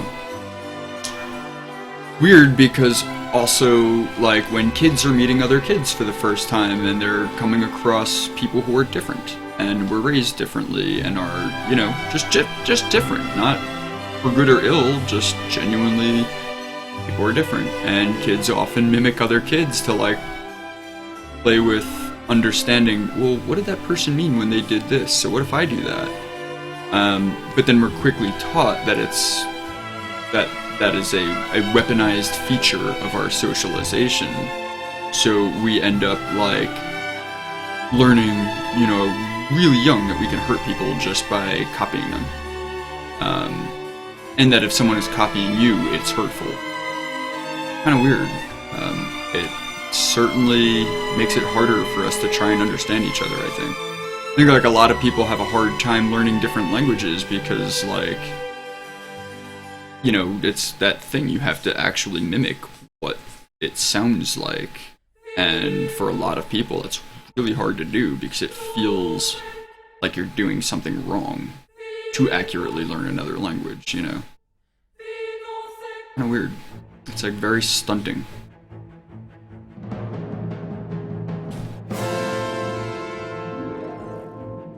How'd you like that ramble? Did I go off the rails?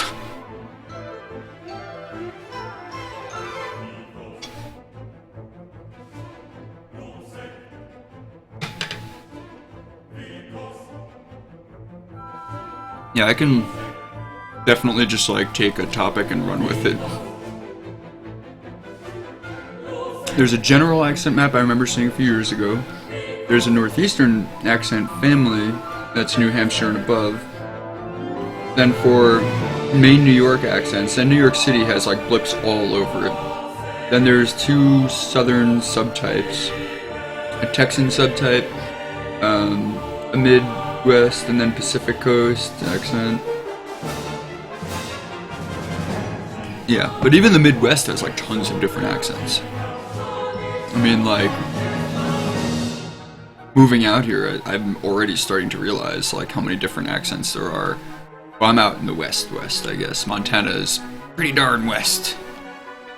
Mickey Cobb would fit right in. Yeah.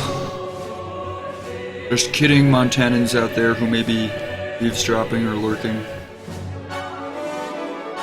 Don't hurt me. So now, I'm gonna pop Mickey Cobb out onto his own layer.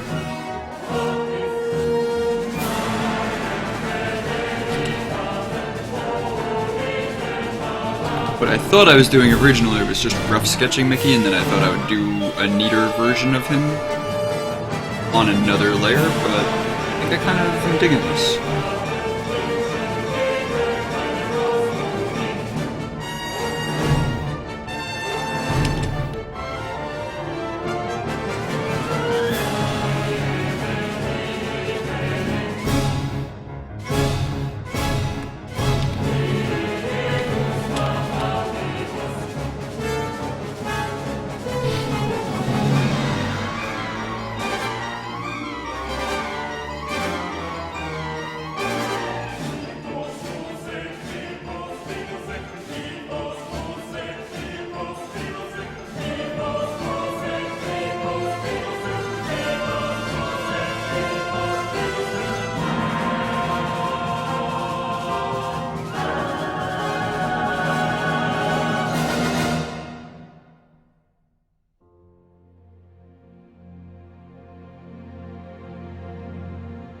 Drunkbot is still just so hungry for Nightbot's attention, it's kind of sad. I think Drunkbot is the sad one. Before I felt bad for Nightbot because Drunkbot was being like all mean, but now it's like, I don't know, Drunkbot, you're just bumming me out, man. You gotta move on.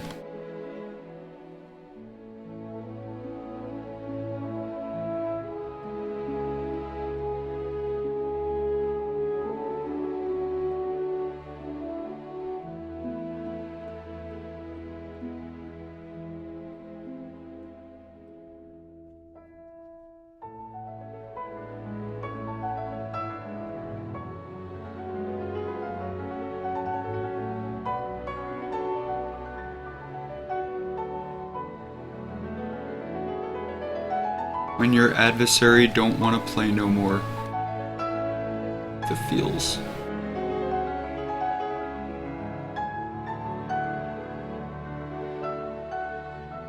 This song is like totally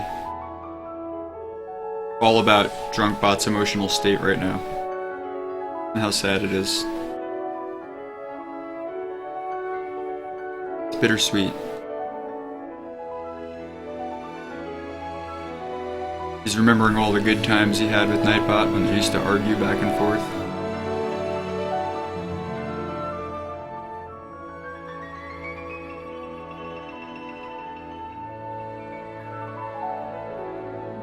Drunkbot is the drunk at the bar screaming about their ex that doesn't return their calls anymore. Not even to argue. Pink! How's it going, Pink? What's the deal? Good evening, Jay, fellow art fans. Hello, hello, how are you? Thanks for coming by.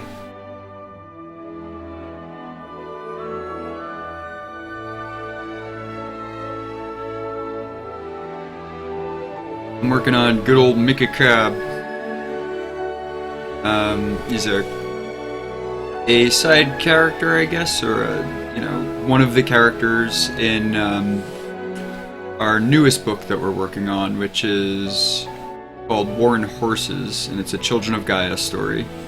And this one takes place in Terra, in the People's Republic of Draven, the newly formed People's Republic of Draven. It used to be an imperial house. Now it's a republic. And this book chronicles the doings of a gunslinger known only as the Triggerman. And it's basically like written by a journalist who's following the Triggerman around and trying to like record his accounts. But it's kind of like a propaganda piece for the Republic. And he's getting paid to do it, to write this book. And it's kind of like heroizing this assassin and sending a message to other people that might be against the New Republic that like, hey, if you fuck around and cling to the old ways, the Triggerman is going to get you. So they're kind of turning this like assassin into a boogeyman, so to speak. It's really fun. Finish them pages. Awesome. Now you're gonna start sticking Duckman in around, right? This is Mickey Cobb. He's just a side character, and over here I have a reference that one of our co-creators made of the character Mickey Cobb. So basically all I'm doing right now really is just to try and like get into the aesthetic of this book. So this is kind of an experiment, design piece, you know, see how it goes, see if I like this look. We've decided that this journalist uses a combination of like photographs and like plate reproductions of sketches or etchings in the book. So like the book is going to be largely text, but as you're looking through there'll be, you know, old photos, which are illustrations that I'm going to make to look like old photos, and then etchings of some of the things that the journalist himself wasn't there for. So we think our plan is Chris's drawings are going to be the etchings, and my illustrations will be the photographs, the old-timey, like probably glass plate photos. So that's what I'm doing. Trying to just work out, you know, some kinks and figure out how this aesthetic is going to work and how they're going to look differently enough that one can pass for a photo while the other is an illustration, even though they're both illustrations, you know what I mean? Like, trying to create a false dichotomy there visually. Mr. Cobb is sort of a Doc Holliday of Children of Gaia. Mr. Cobb is, I mean, he's not really a Doc Holliday so much as like, I think he's actually kind of a bad guy. Not a bad guy, but he's not a hero. He's just like one of the guys that is working for this governor who the Triggerman has to assassinate.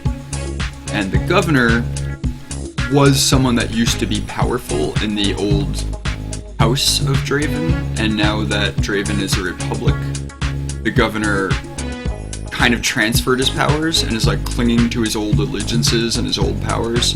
So he's like a corrupt governor in this republic, which is supposed to be, you know, it's a republic, so it's supposed to be kind of like democratic and for the people, but he's still like being all, you know, shitty about it.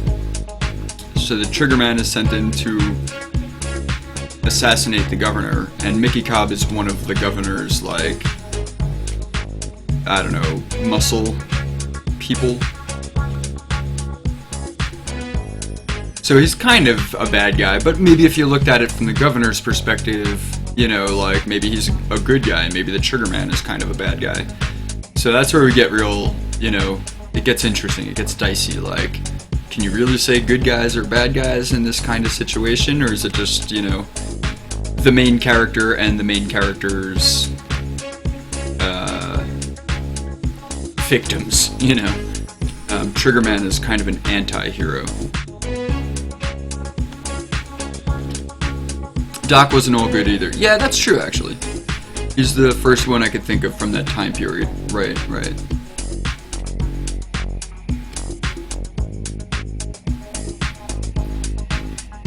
Yeah, I guess in a sense also, I mean, the difference being that Doc Holliday has been heroized in, you know, like consensus collective pop culture. Whereas in this story, the assassin called Triggerman is being heroized, and these guys are being vilified. You know, again, whether or not they're actually bad guys depends on whose side of it you're looking at.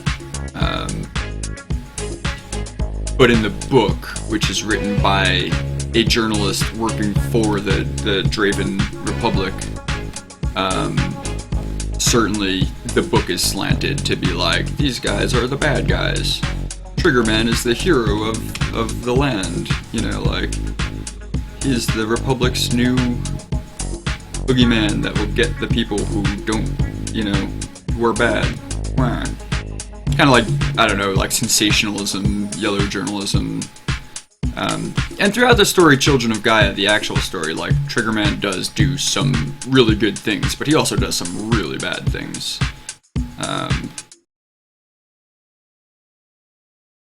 History is written by victors. I first read that as history is written by videos, which is probably also largely true. But yes, exactly, and that's the concept here, is like, you know, like, maybe Mickey Cobb is actually, you know, a pretty good guy to certain people, you know, and maybe the Triggerman is a terrible person to certain people, but the Triggerman wins, so... So I guess in this case... I totally just reversed what I meant to do. Is that what I meant to do? Yes.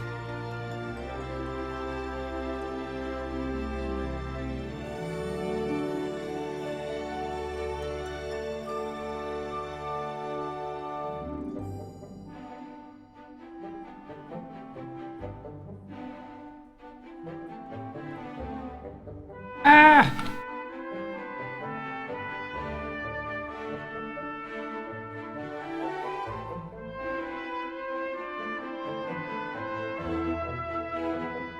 Okay, let's see.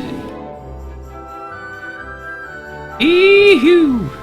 Take a cab. Rest in peace, distracted you, I'm sorry. No, it's cool. Vargas! Hey, dude! What's happening?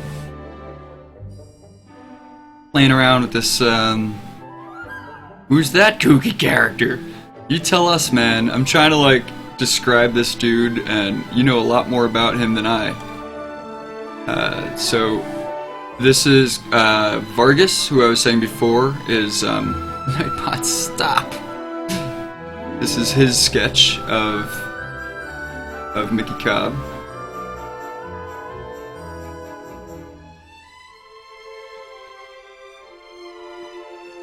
And so what I'm doing is just trying to play with, you know, I'm riffing off the sketch so that I don't have to think about design or anything like that.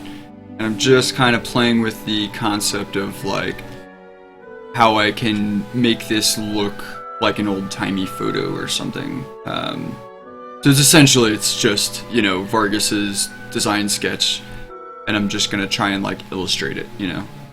And this isn't necessarily to be used for the book. This is just me trying to get into the story, me trying to get into the characters, and kind of find an aesthetic that might work.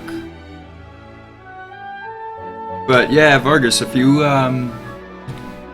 feel like chatting at all about, you know, as I'm, like, saying things, you know, if you have any clarifications or whatever, or like if I say something and you're like, nah dude, you're totally wrong, what's wrong with you?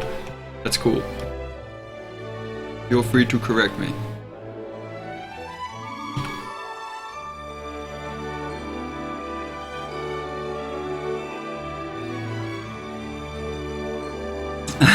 Nightbot is now welcoming... Oh, because you said hi. Oh god, I just gotta get rid of Nightbot and just change Drunkbot's settings to no longer have a plaything adversary, since Nightbot has stopped responding to Drunkbot anyway. Sad times we live in.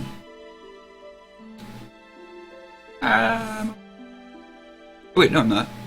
No, totally not wrong. It's just that layer needs to be multiplied. Woohoo! Hee-hee! Oh, now we're cooking with gas!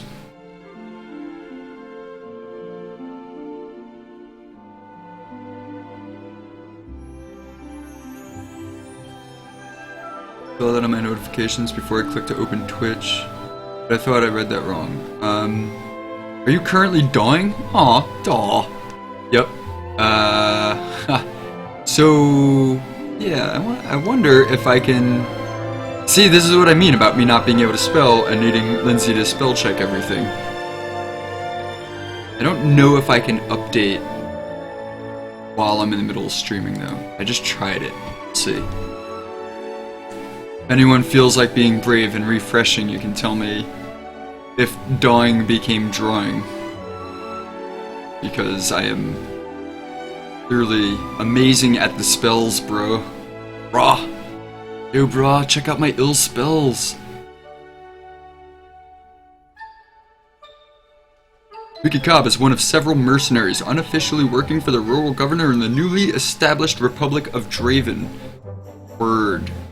The governor, I'm not wrong on the backstory of the governor, right? Like, he is someone that had power before the new Republic of Draven was formed, right? And he kind of used that to, like, anchor himself as the governor in the new Republic, and is using, like, old ties and old money, kind of be a bit of a corrupt bastard.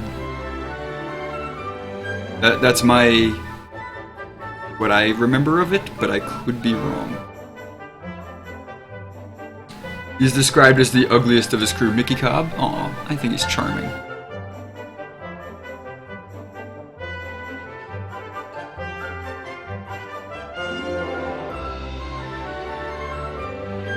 How long is store time?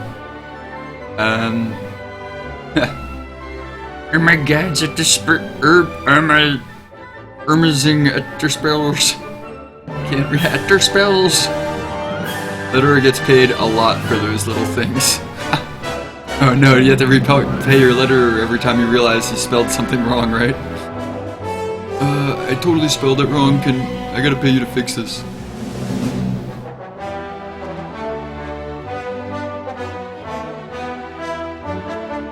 Yeah, we had a few of those with our letterer today for Tracy Queen. We just got pages 5 through 12 lettered, and we realized afterwards when she sent back the proof, we were like, oh shit, there's some things that need to be fixed. Damn it.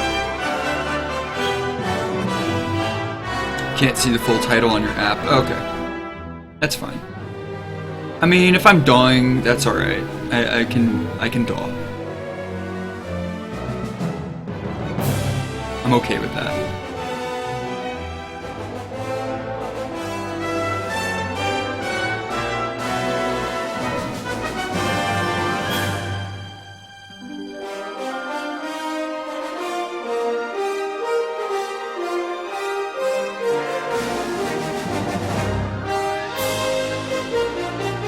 No, I was careful in the contract, but yeah, he catches many errors. Oh yeah, okay, cool. Awesome. Yeah, our letter is pretty cool. I've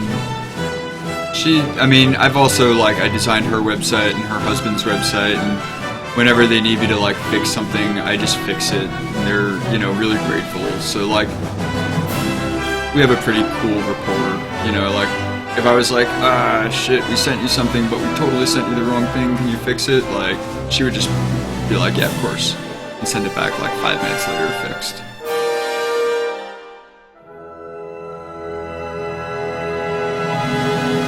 But I definitely see how that could bite someone if their letterer was, someone that they didn't have a rapport with and didn't have a careful contract with.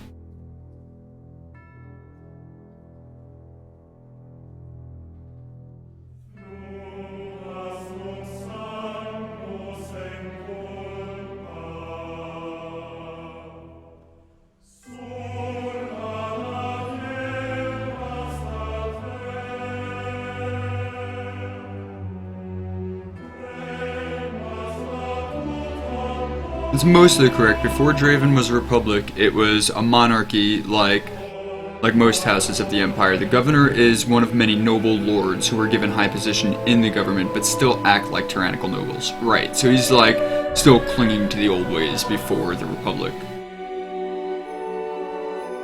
And that makes him a duty turd. Yeah, I'm close buddies with my letterer. Awesome.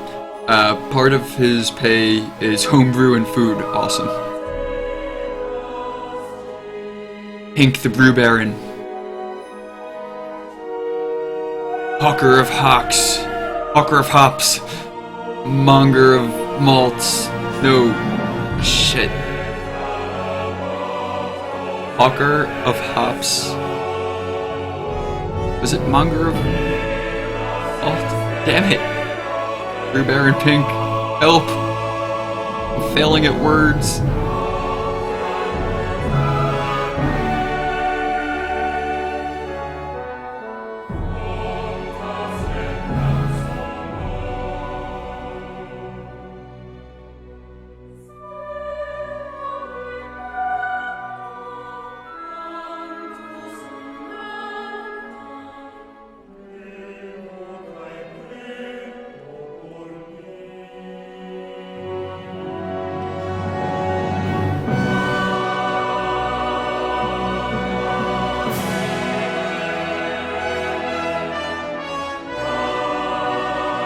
Marketer of mead.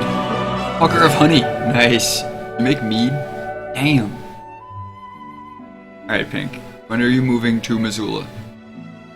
I just want to know. You know, I mean...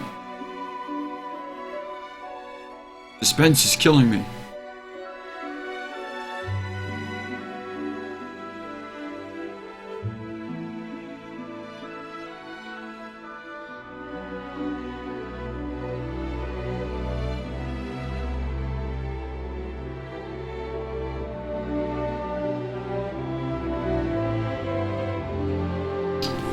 Oh snap, I gave him buttons all the way down. I didn't realize he's just got one of these little...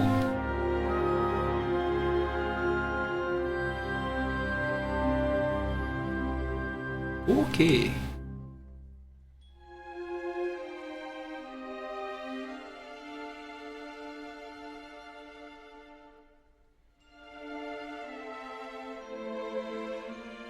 Barker of Braggots.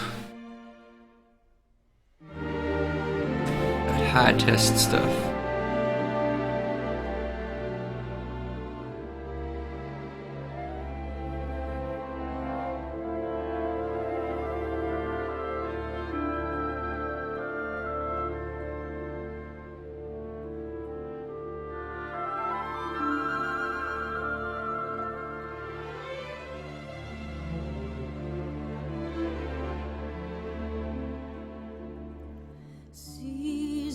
I think Duckman should get his own spin-off. Duckmonger. What is it?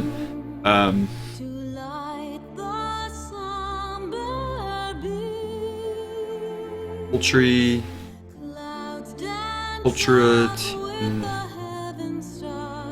Something funny will come to me. The Duck Dealer.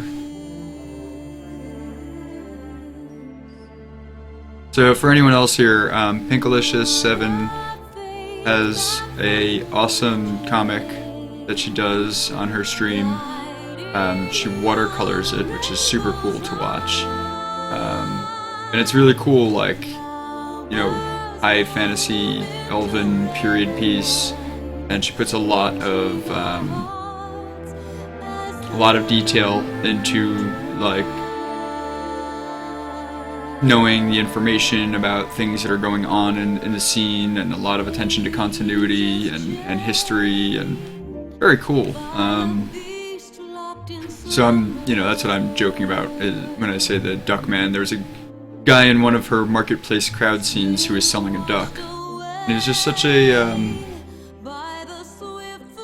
a compelling, like, just background character that I was just like, ah, he needs to be a thing. Duckman. Dastardly duck distributor. There's a Montana-made mead that I've seen in a few stores. We haven't bought any yet, but every time I see it, I think, next time. Your next mead. Shout out, Pink.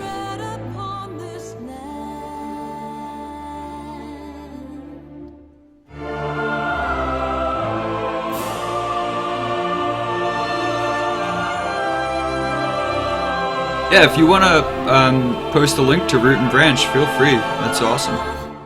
It is Root and Branch, right? No. I'm gonna name butcher, but I do sometimes name butcher. Even if I really like a thing, sometimes I butcher its name because that's just how my brain do, and I can't help that.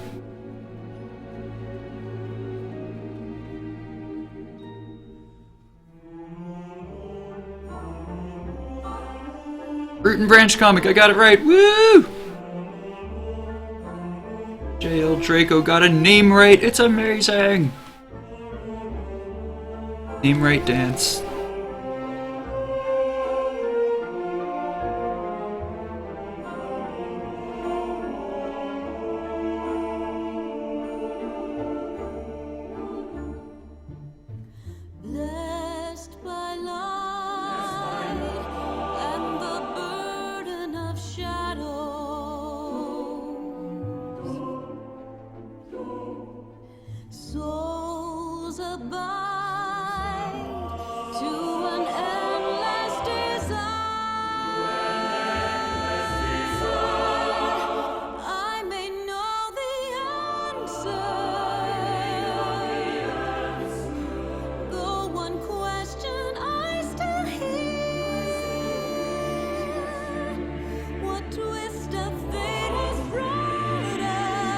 Setting up bots? Oh, bots. Yeah. Bots are seriously hard. And also, like, they keep updating and then changing, and, like, I just had a bot set up that, like, I was on someone else's stream today, and their Muxie bot, like, just glitched out. It was, Stevie Ray John. And she was like, what the heck? Why isn't the Muxie bot working? And she looked it up, and apparently, or someone else watching the stream looked it up. And apparently, like, they updated it, and now it doesn't work with OBS Classic. And I'm like, how many streamers use OBS Classic? Like, if it's not compatible with OBS Classic, like, isn't that kind of an oversight? What the heck? They just, you know... Yes, each one of these, you know, app developers, these companies, they know their biggest markets. And they know what software the majority of their largest markets use, and sometimes, you know, they just say, hey, this percentage of this many people still being happy with our software is better to be able to implement this update that we want to implement, and that's it, you know.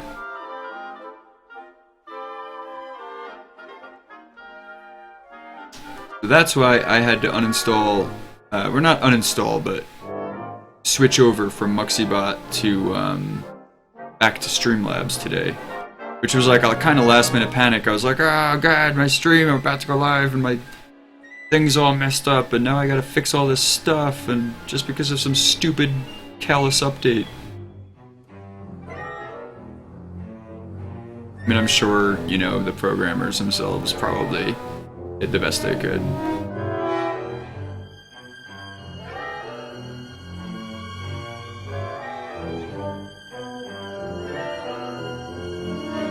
Sure didn't make my day feel awesome at that point. So I redid all, like, my follow and host notifications and all that stuff. And now I have a little tip jar. You can see it right underneath my layers over here. See? Bloop, bloop, bloop. So if anyone tips me, it falls from the sky and lands in this little tip cup.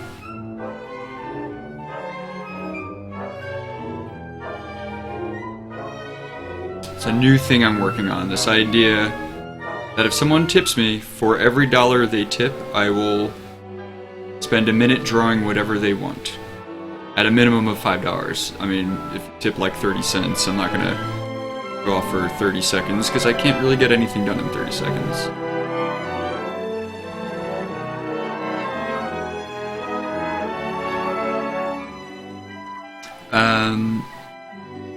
Oh, do I... Or I guess, what do you think? Do you feel like Mickey Cobb has like a IRL historical rename card? What's up, man? How are you? Vargas and rename card. You both know each other well. Sure, you won't have to think hard to know who you are.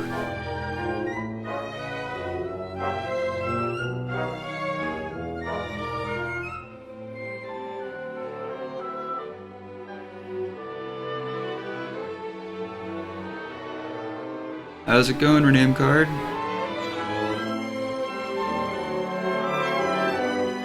But Vargas might, I know he probably just got home from work, right? So he might be like making dinners or something. Lurking. Lurk, lurk, lurk.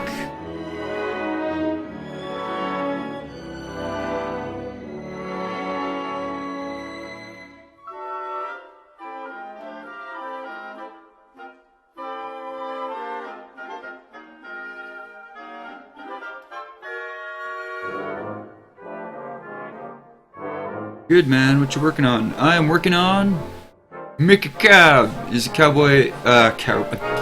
He's a character from the next Children of Gaia book that we're coming out with. It's called War and Horses. So this one is a western that takes place on Terra.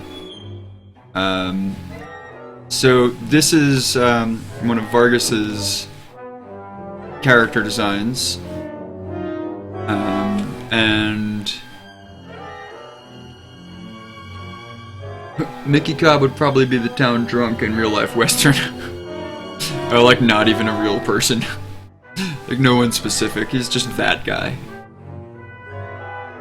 Yeah, so I'm just kind of basically trying to get like the aesthetic of how I'm gonna illustrate the photo plates that will be in the book. Like they're gonna look like there were photographs that were, well, you know, I'm gonna illustrate them to look like they're photographs in this book that is written by a journalist who is tracking the Triggerman's exploits.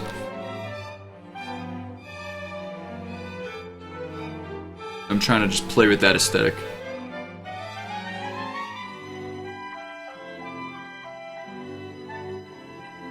Oh yeah, I would have just said that out loud, but I didn't want to blow up anyone's spot with, what do you call it, internet names. But now that that's out of the bag,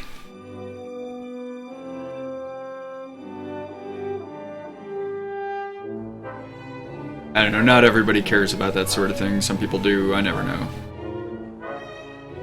So I'm always just like, well, I don't know if you want me to call you by your Twitch name or by Facebook name or by whatever. I'll just call you by whatever name you logged in as.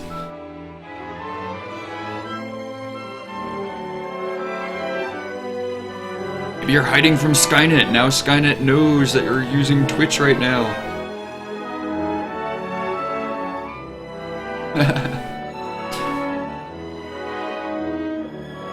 Everybody knows now. Even Skynet.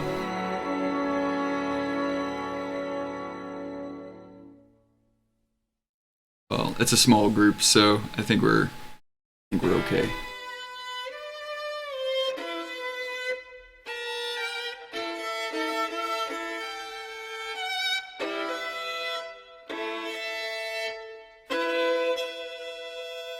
Vargas, do you prefer that I just call you Vargas on here, or I mean, in all of our credits you're listed by your IRL name. Devious things, devious! I mean, what? I guess what kind of devious things could you really do with that very limited tidbit of information? Probably not much. Unless you're Skynet. Skynet might actually be able to change the future with that small amount of information. I'm Chris, there we're even.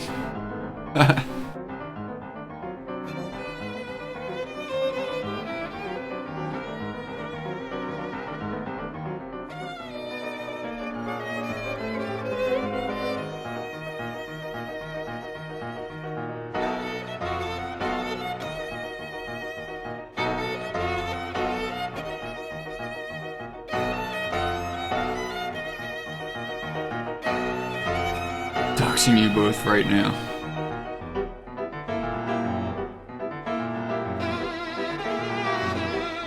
More or less. Computer useless. Twitch names I usually consider best until someone offers a different feeling of their own. Yeah. Yeah, I mean...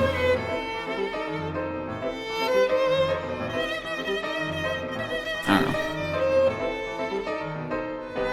Whatever's right for someone else is what was right for them. Old Mickey Cobb. You don't want you to know that his name is really Eldridge Quinn. Not very Dravenese sounding.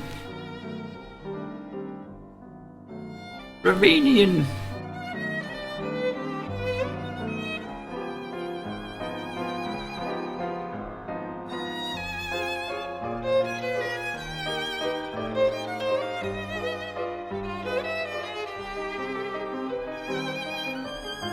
OMG, Vargas, can you tell everyone what you work on?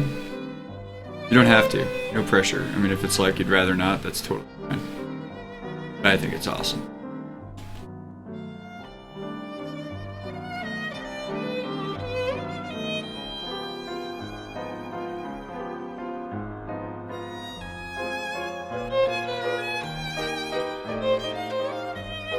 Also, do we think, would Mickey Cobb's boots be like lace up? Like, I see they have the, you know, like the flaps for riding or whatever to like make the boots knee high. Do they snap?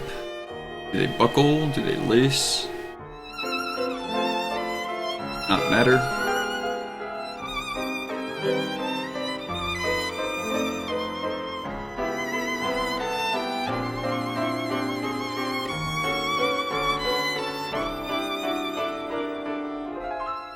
Broken pipeline, art director is a jackal who never shows up. Yep. Sounds about work.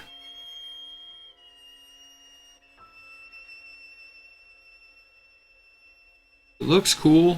The end result.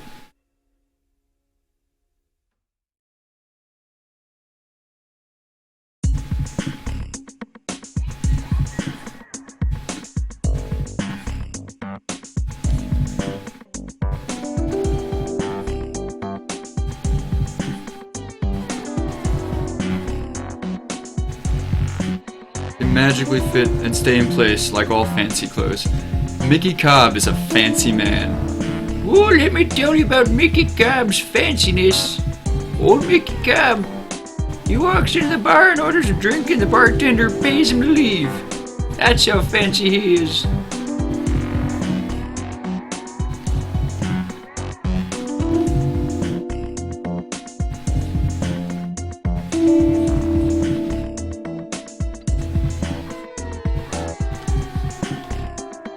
Oh man, sounds fun. I would tell everyone, but I guess since I just shit-talked my production, I better not. Right, yeah. Good thinking.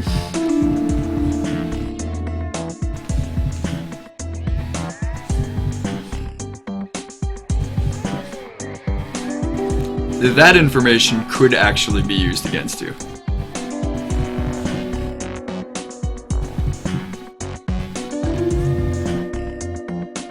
Although, I don't think anyone here would do that. It's still better to be safe than regretful, I guess.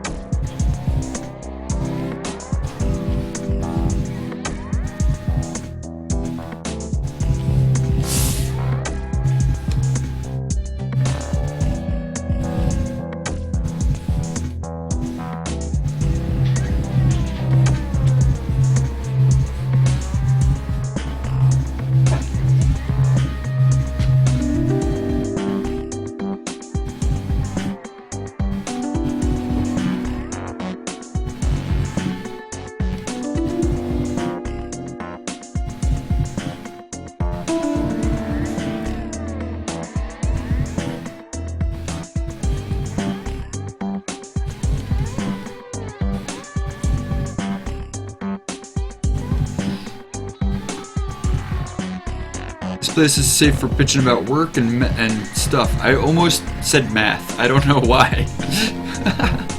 This place is safe for bitching about work and math.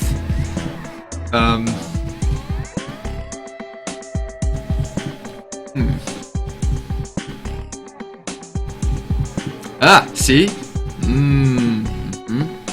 It is known.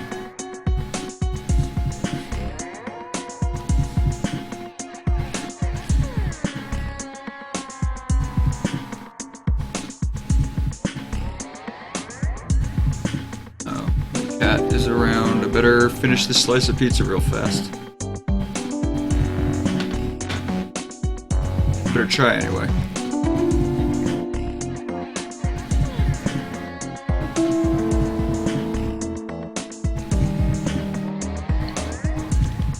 He is locked on.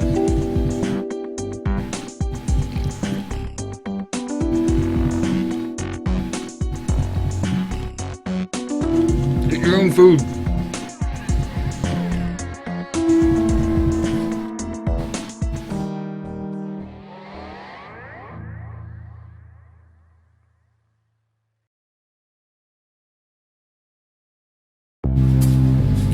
The mister's been bitching about math his last class for his bachelor's. Oh. Well, it is totally safe to bitch about math here if he wants. You know, you can just pop in and just be like, trigonometry! Fuck! Ah! Because nothing makes the day awesome like getting stuck on a math problem.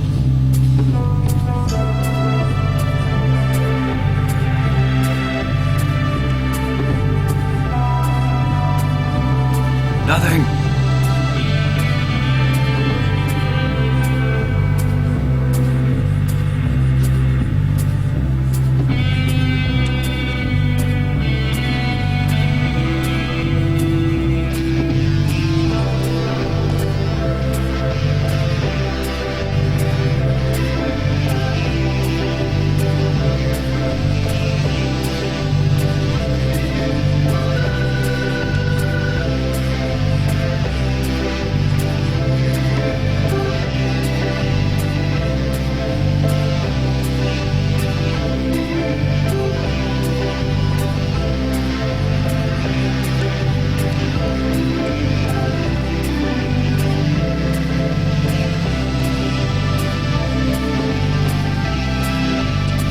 Messing around with Blender. I just burnt out a blender the other day. Not the same kind of blender. I burnt out a blender from Walgreens trying to make paper mache. But shh, don't tell them that. I still have a warranty. I'm gonna try and get it replaced. I just totally live streamed that. Now they're gonna know. I'm sure that Walgreens is definitely trolling my stream right now.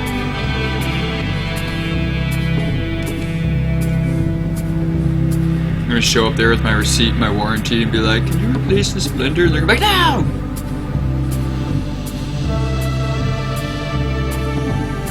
Trigonometry.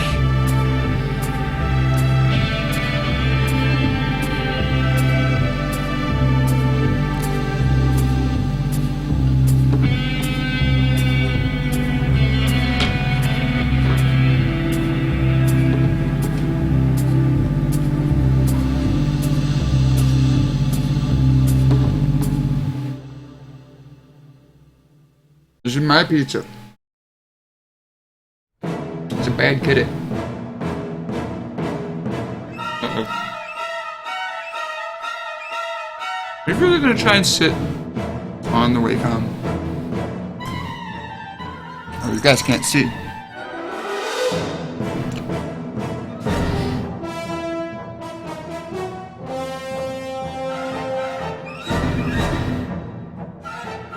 Kitty stream.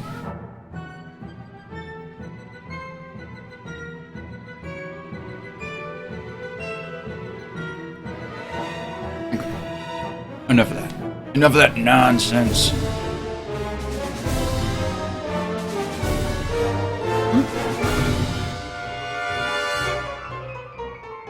Go off.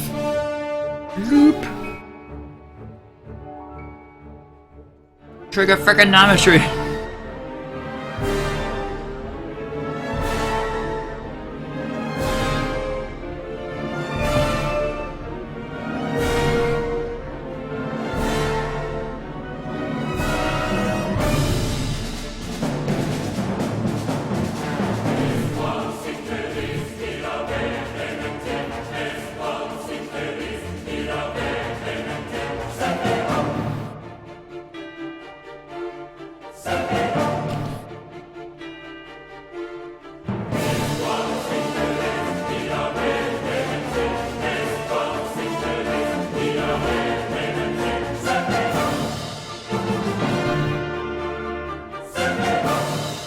It's not working?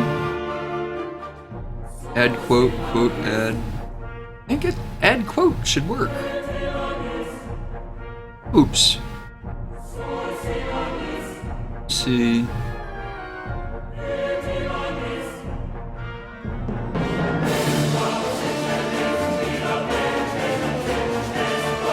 Very hard for me to focus on adding quotes while the song is playing.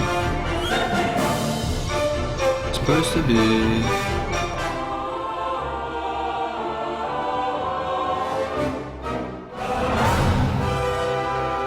Add permission editor?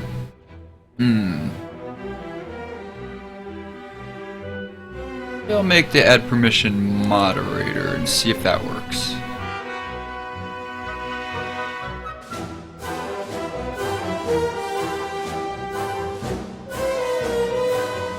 I feel like you've added a quote before though, right? I don't know.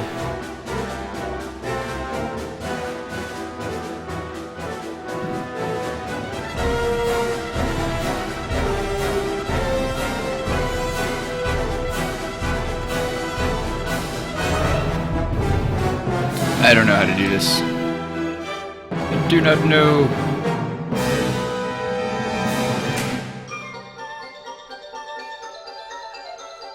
I mean, it should work. I just don't know.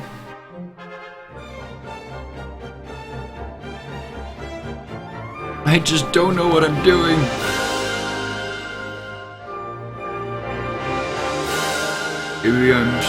Maybe I'm silly though. Oh, try it again. See if that works. Try add quote. I just don't know what the right command is. I didn't actually even set that up. I think someone else who I made an editor while they were on my stream set up the quote system or something. I don't know.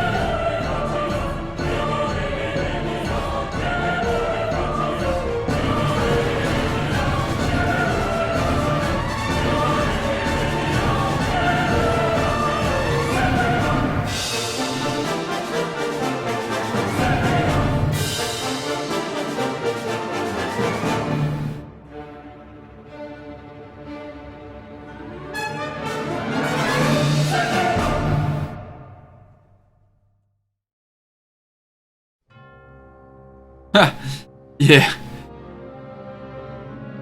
Alright, cool, Vargas. Yeah, just let us know when you're back. Awesome. Thanks for stopping by. Enjoy your dinner.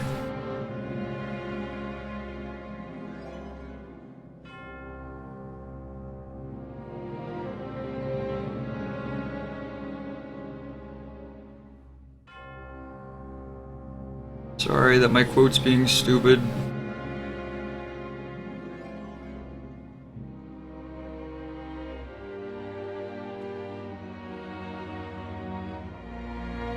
So, yeah, quotes work. But why is add quote not working? You're a moderator, and I just changed it so that moderators can definitely do it. I know I did that, I checked. So it might be that the command isn't set, or is set to something that I don't know about. I don't know.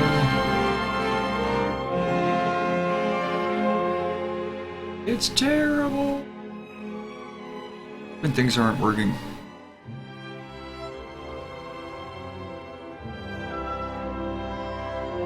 I think when I take my next break, when I'm done taking that, I will try to look at it and see if I can,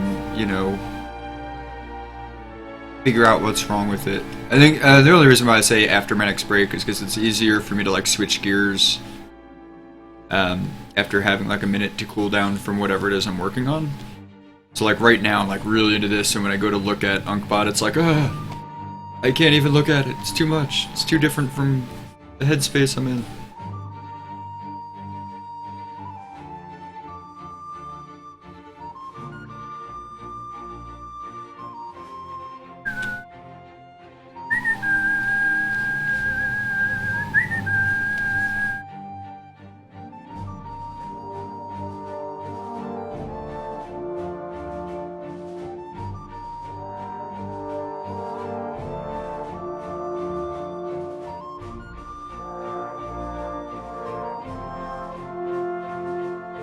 It doesn't matter, probably. Well, I mean, in the sense that it matters that, like, I want it to work. You know, things should work. It bugs me out when things don't work. Like, even if you're not, you know, totally personally invested in that quote, like, I still want you to be able to add quotes. Like, that's something that should just work. It's gonna bother me if it doesn't.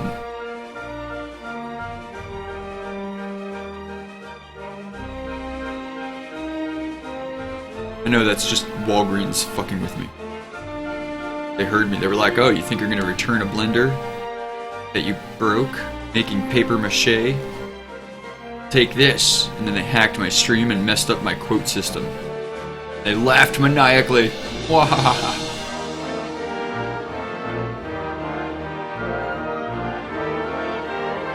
True story.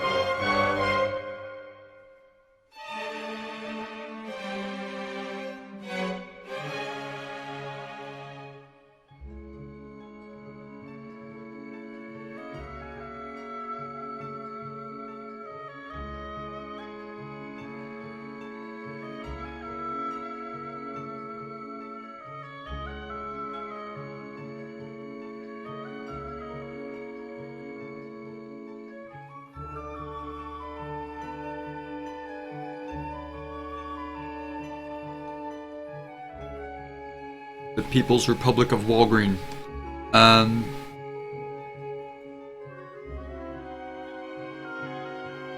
Just poking thing, there's a lot of convoluted ways to get revenge for a future action. Also, I processed a bunch of eggshells today, and it gave me a flashback. Did you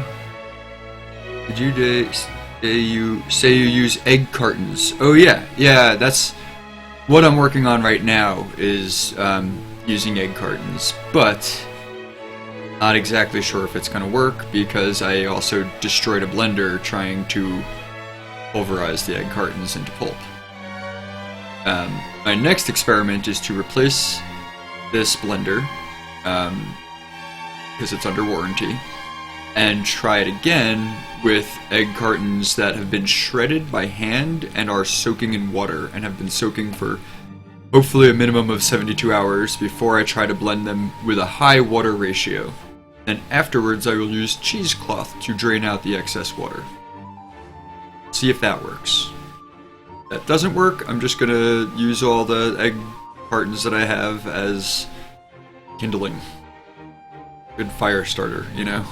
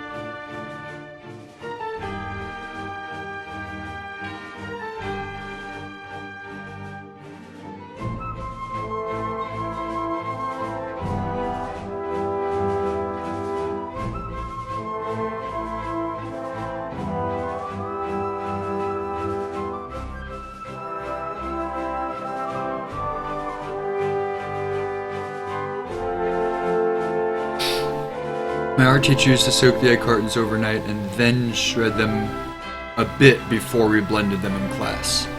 Ah, that sounds very sensible because shredding dry egg cartons by hands is hell on your fingertips. Like my skin was chapped afterwards.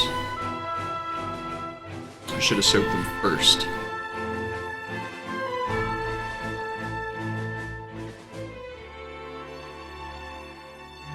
Let them hand shred the soggy paper. Yep. We need a bunch of buckets. That is for truesies. For realsies.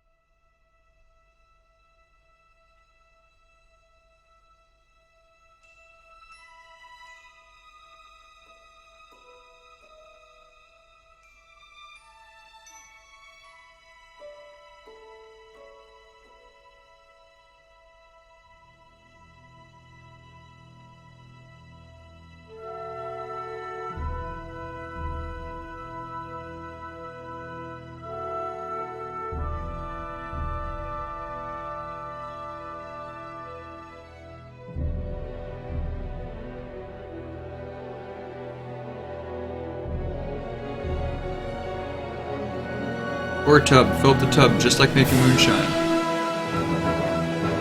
So, yeah, I think if I have like buckets, like spackle buckets that seal, then I could have them soaking as long as I want and still be able to use the shower. Also, then when I shred them and mix them with glue, maybe they'll keep. Like if I make a whole ton of it and then just use it as I need it, maybe it'll keep for like, I don't know, a few days, a week, a couple weeks even, rather than like only making what I can use in one sitting. Like, I'm talking like making like a bunch of it. Like buckets worth.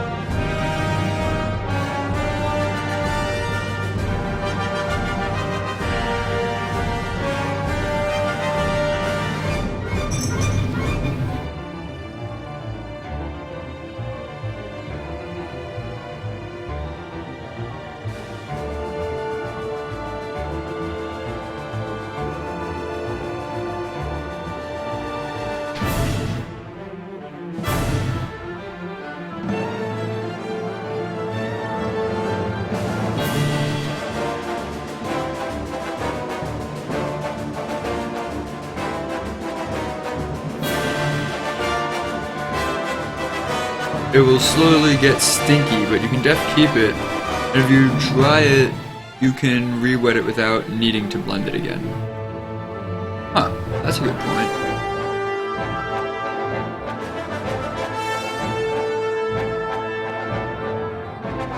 Yeah, I think my sister was telling me one of the things she did was use salt to stop it from getting stinky.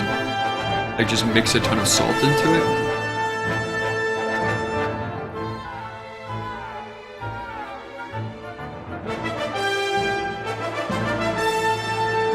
But I think she said it's if you're using like an organic, glue or wheat, something like that. Like if you use wheat, you want to mix it with salt because the wheat can actually like mold. Like it can get fungusy and nasty.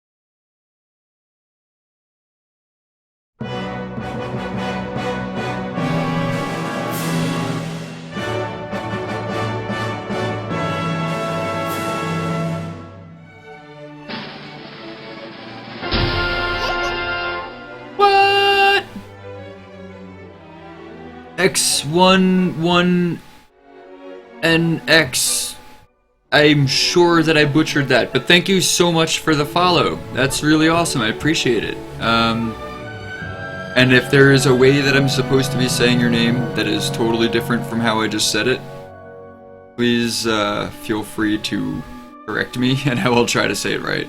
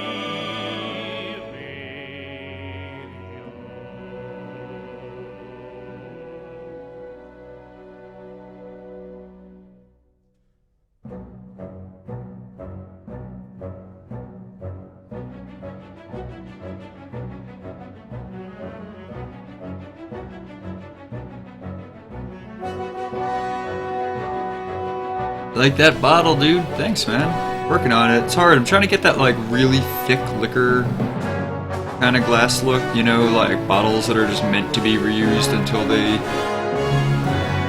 absolutely cannot be. Old school. I mean, most nice liquor bottles are like that, right? I think once I come back in a highlight pass, maybe I can get a little bit more happening with it.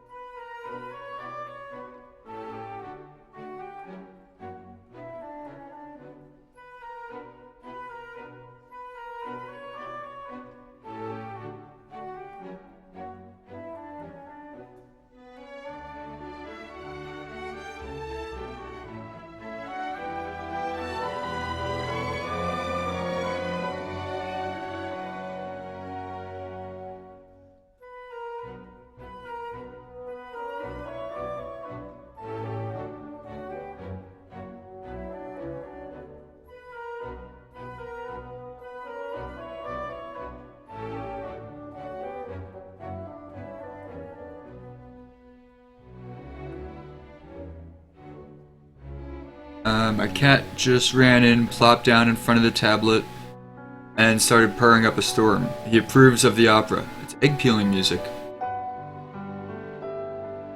Cats love egg peeling, right? Cats do have excellent taste.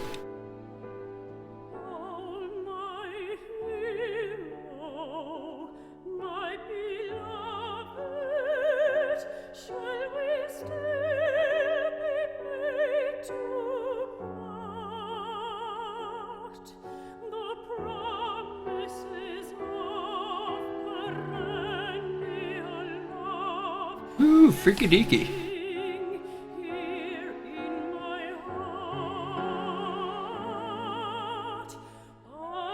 Ours does not. Maybe your cat likes eggs. That's true. Whenever we're cooking eggs, Chowthor like runs outside. Like he just has to get out of the house. He's like, oh god, I hate you. Why are you making eggs? You suck, lame humans. He actually doesn't like when anything's cooking. He thinks all food should always be raw. And every time we cook food, we're like upsetting the natural order of things. He's kind of like Golem. It ruins! It burns it!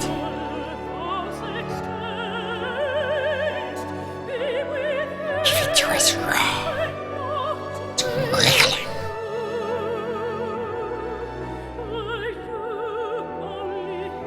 Excellent pun. 10 points to Hufflepuff.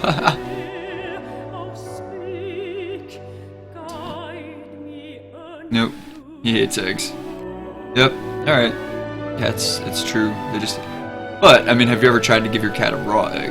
That's the question. Because... probably most people haven't. And... I'm operating under the assumption that if it's cooked, they're less happy with it. So if it was raw, it might work. Not suggesting that you give your cat raw eggs.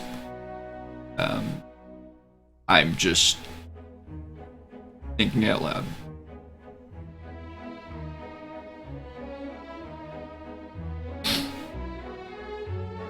He just likes opera. Nice.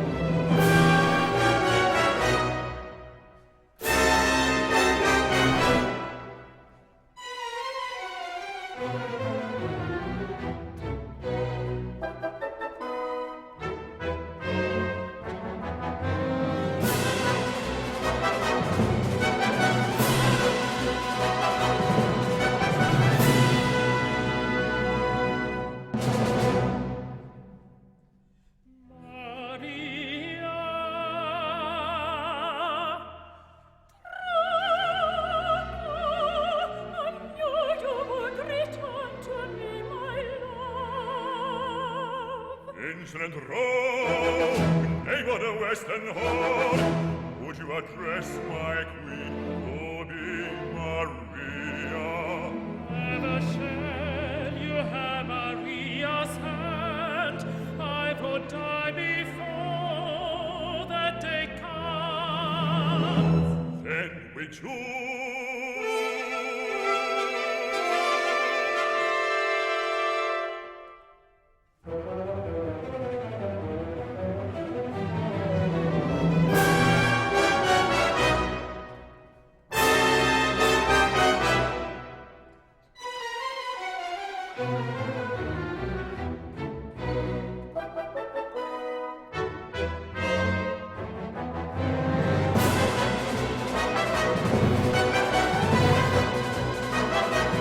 You'd be good at Schmeagol. Like that golden impression? Awesome. Thanks. I'm pretty sure Lindsay does not like it. But I think it's growing on her. I think if I just keep doing it, it'll get better. Right?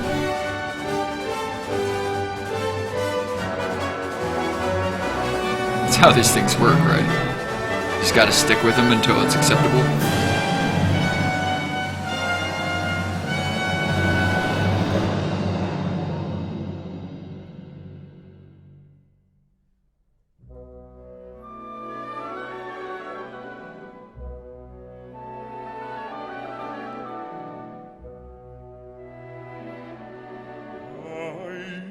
This day is yours, Draco. Curse you should you let Maria go. Peace then, for you have my word. Oh, eggs have fallen on the floor before. He's always very offended by eggs, I swear to God. I swear he'd say, God, can you eat that? It's hard on the outside, goopy on the inside, and when it's cooked, it's completely gross. Creepy good.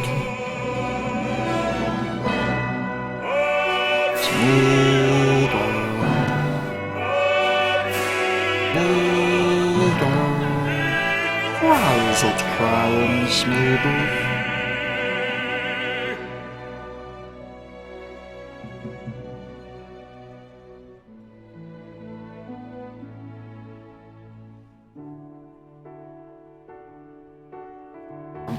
lotion on its skin as it gets the hose again.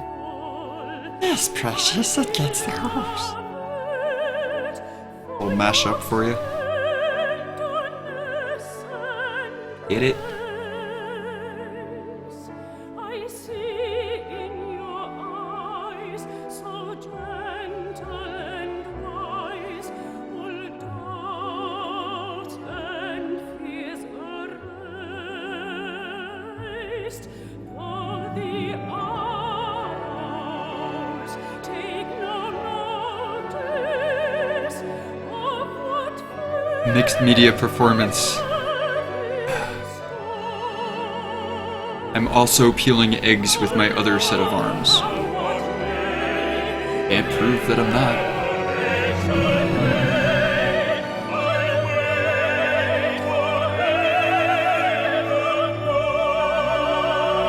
Not the hose again!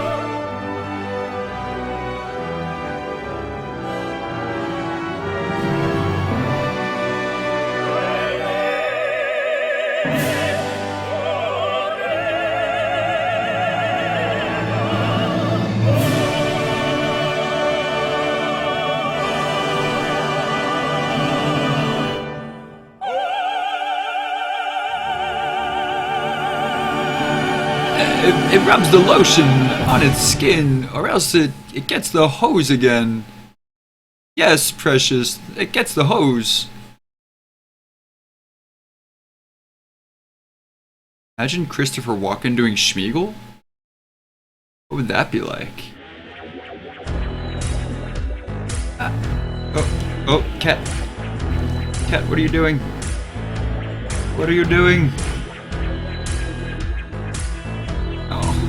Alright, I'm just gonna let him do whatever he's gonna do and hope that the damage isn't too bad. I should have clipped that. I'll do it tomorrow.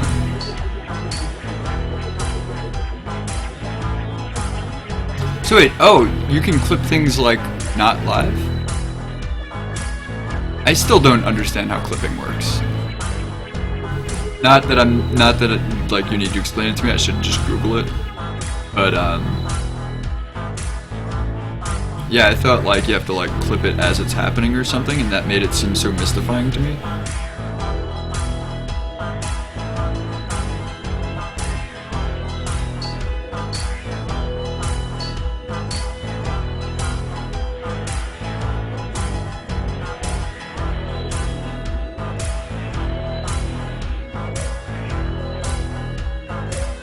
You can clip the next day, cool. He's gonna do wee wee on your Enet cable? No! No, cat. Don't do wee wee on my Enet cable.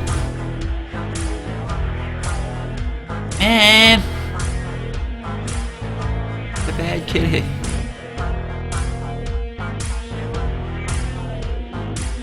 He just looked at me like, what? Shut up, human. Aw, the cat owns me.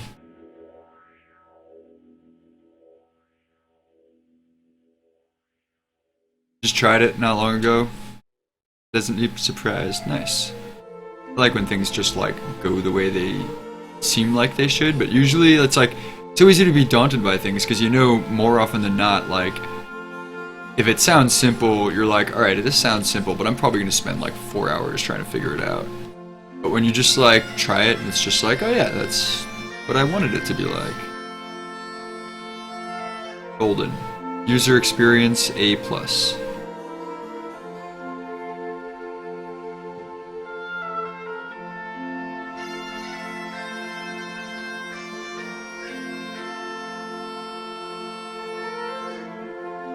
Programmers that know how to do the thing.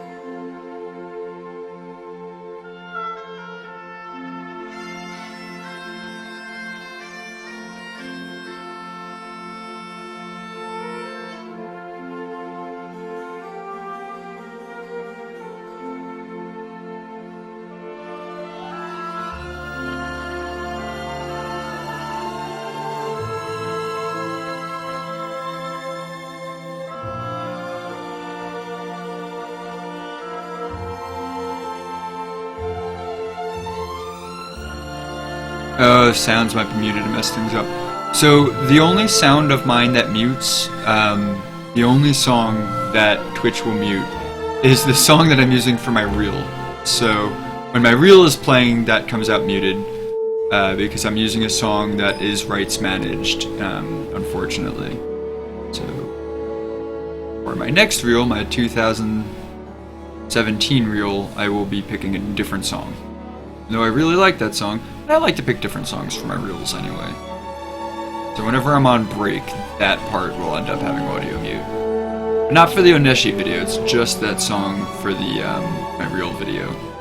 It is Explosive by Bond, which is signed to a major record label, so of course if you try to use that song, it'll just mute. It's unfortunate.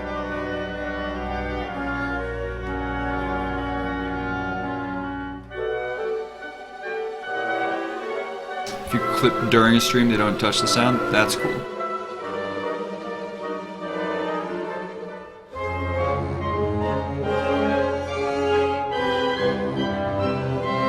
I wonder how that works. How they... I guess they have time to process and scan through your sound after you're done streaming. Whereas it's probably just too much load on the server to try and do that live.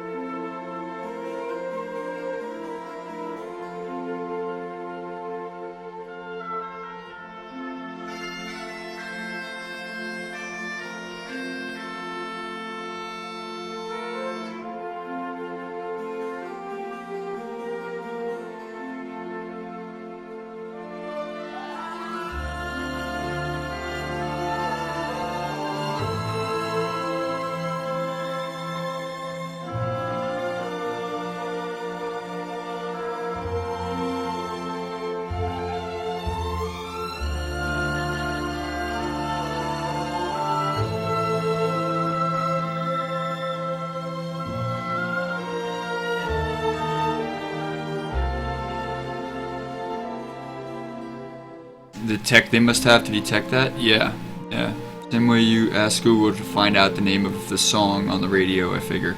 Yeah, I think it's actually waveform recognition. Like it actually just sees the peaks in the waveform, and there's like some kind of like algorithm that spaces like the highs and lows and narrows it down to like a group.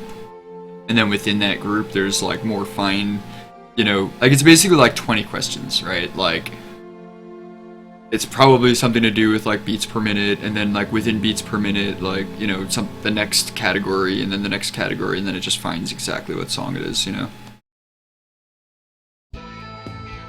Pretty cool stuff.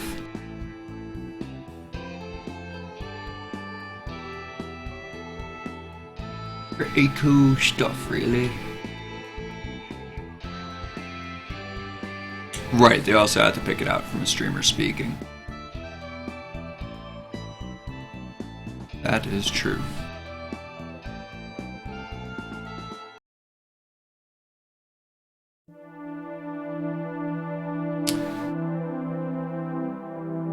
Yeah, I mean, audio software is weird. Like when I use like spectral like noise cleanup on audio, like say there's like I'm talking, right? And then between words there's a pause. So you'll see like the waveform for the word, and then between the words you'll see like just the little tiny waveform that's just the noise, the background noise, right? And then like the next waveform for the word. So I can like select that group of noise and like sample it, and with that sample then I can apply the subtraction of that sample to the entire audio clip, and it'll like be able to remove that noise from the words. It's like, how though? I don't even know how that works. It's like audio programs are straight like voodoo sometimes.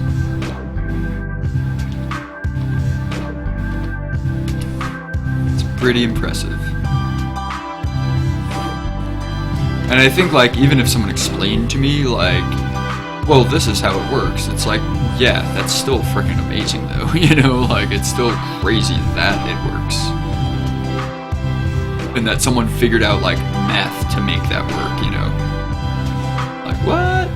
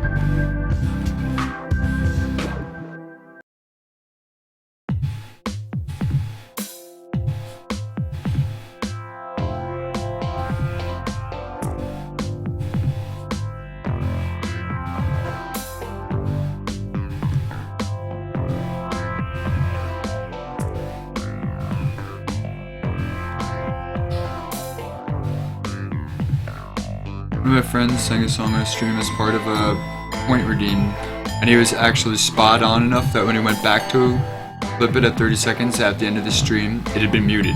Wow. Well, at least that's a, you know, lets you know that you're doing good singing, if nothing else. I feel like someone might have just knocked on my door. That's weird. I'm gonna ignore it unless it happens again.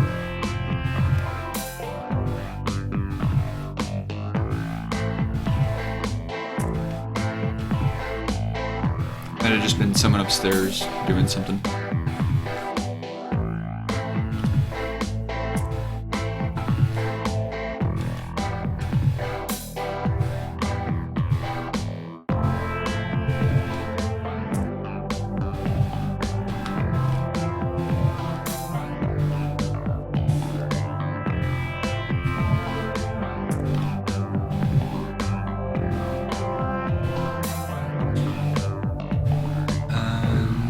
He was pissed because he was like, the only song I sing well enough to note it and I have no proof. Oh, yeah. A lot of times I do recordings of my streams, like where my stream is actually just being recorded to my hard drive as I stream, just for things like that or whatever, like you never know. But that started to like bog down my computer. It was like an extra thing to encode, and I think that was giving me some problems.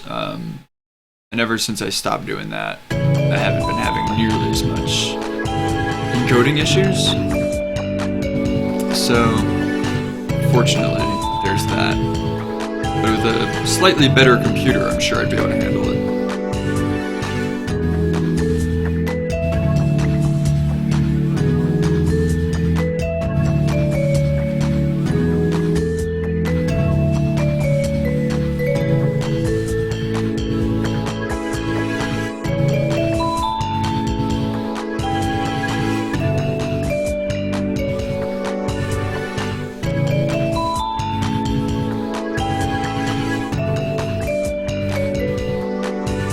I bet Mickey Cobb has some awesome breath.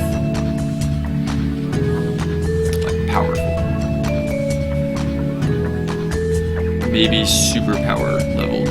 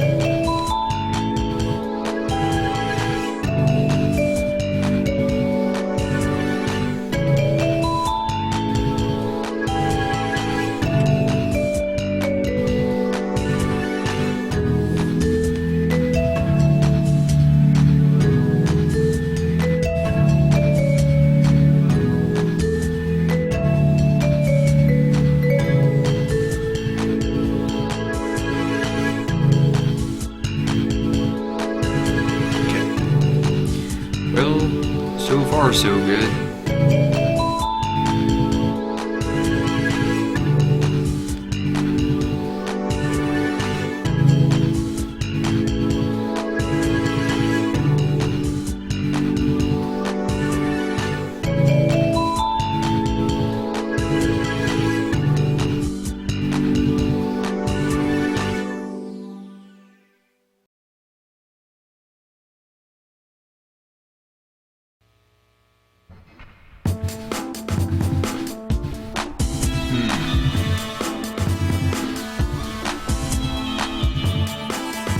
Oh, 9 o'clock, so 5:30 to 7.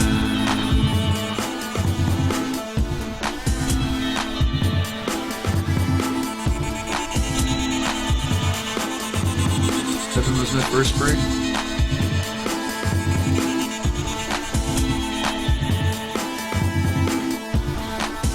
So I've been streaming for 2 hours. And I allow myself a break every hour and a half. And now it's 9. So I've been streaming for 4 hours. So yeah, I should have taken a second break like an hour ago, and I didn't. Cool, I'm gonna take a little break. It's a short one. I'm kinda into this, so I'll get right back to it. I'm having fun here tonight. Hope you all are too. Alright, and we'll be right back after these words from us. We're our own sponsors, damn it. Right. Stand by.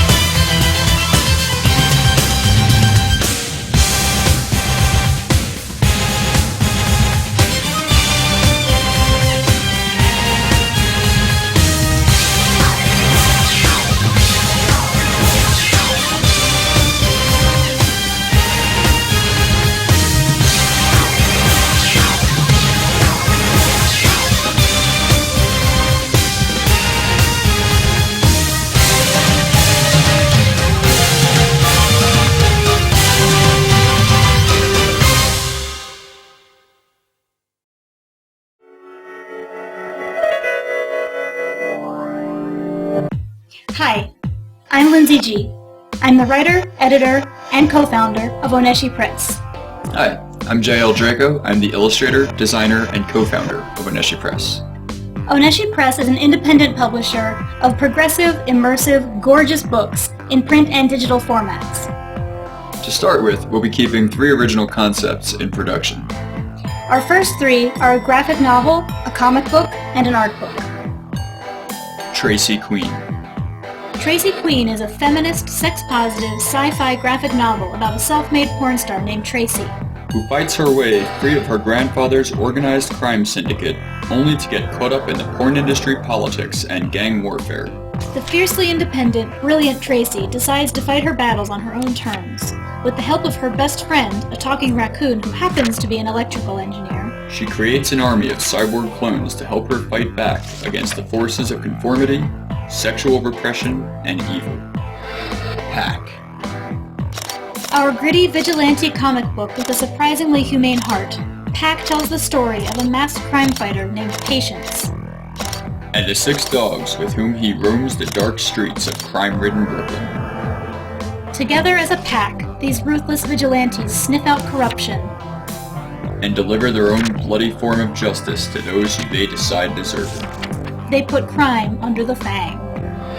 The Great Nations of Rendaria. The Great Nations of Rendaria, our first art book, is an introduction to the vast fantasy universe that Oneshi Press is helping to create. This book serves as both backstory and introduction to a diverse, intricate universe in which its narrator, Jan Kazian, has become obsessed with preserving the memories of the greatest civilizations this world has ever known. The Great Nations of Rendaria is both a book in its own right, as well as an artifact from the larger story, Children of Gaia.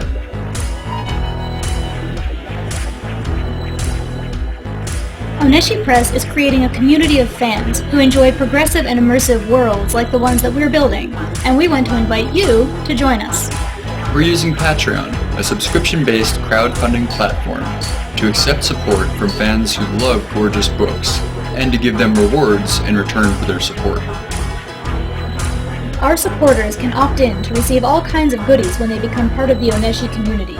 Personalized letters and selfies from characters, 3D drawings, even cameos in our books.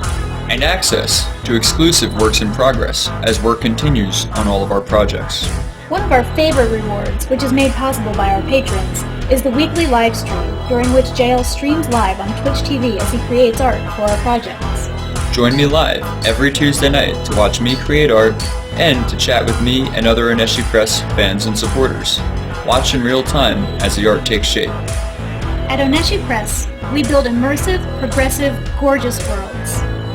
And you're invited to explore them. Come join us.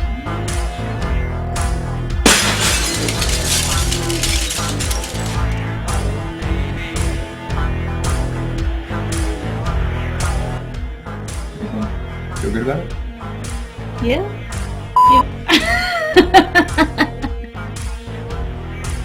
Woo!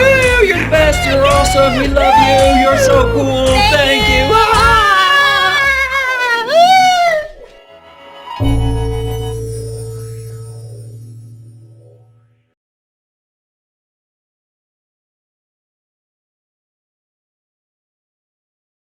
Hello, everybody.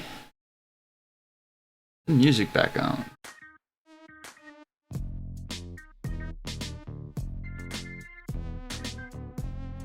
Delicious has got quite a few drakes.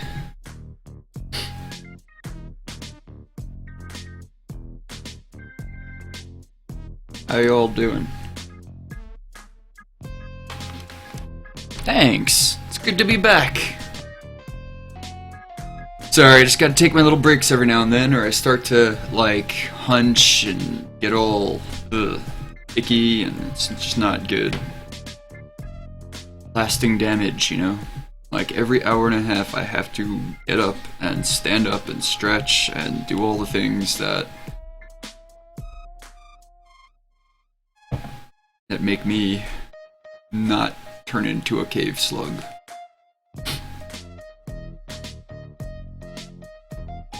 Yeah, I have a point system set up, and I'm gonna do something with it eventually. I'm gonna, like, start doing giveaways, I think, eventually. Redeeming points for stuff. I'm gonna apologize for... I know. But, you know, there's been, like, so many times where I was streaming where, like, I'd come back from break and, like, 5 people just left, and it's like, oh, boo. It hasn't actually happened much lately, though. It was when I was a younger streamer and didn't know as much, like, last week.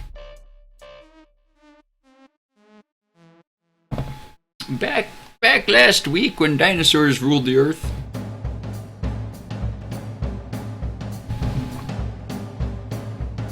Alright, I think I'm gonna hit this guy with a few more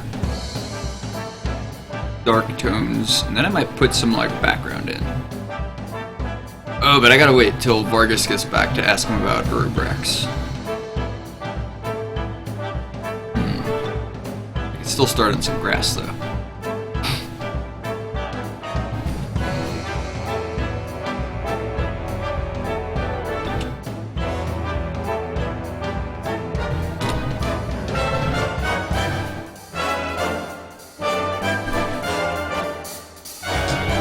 Alright, Mickey Cobb. Give you the business.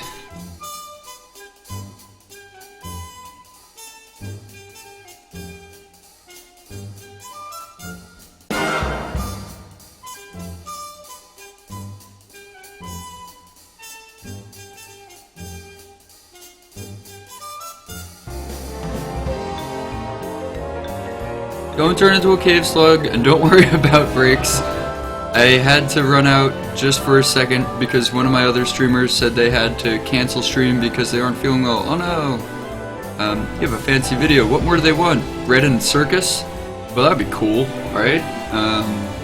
Get some like Cirque du Soleil happening and downloadable 3D printable bread or something. Thanks, I'm glad you liked my video. I think the one that I had before it was a little less engaging, perhaps?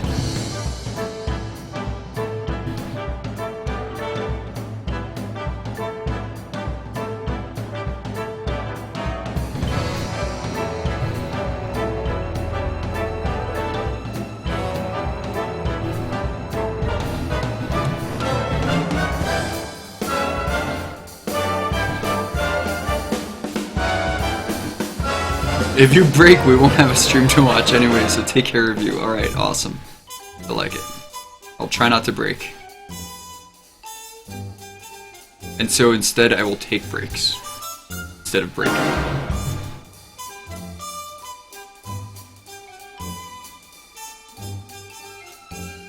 Thanks for the support. You guys are the best.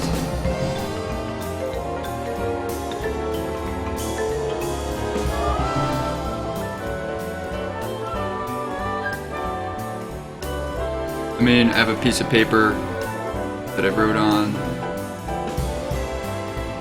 Bread? Did you write bread on it? Is that the 3D bread printer?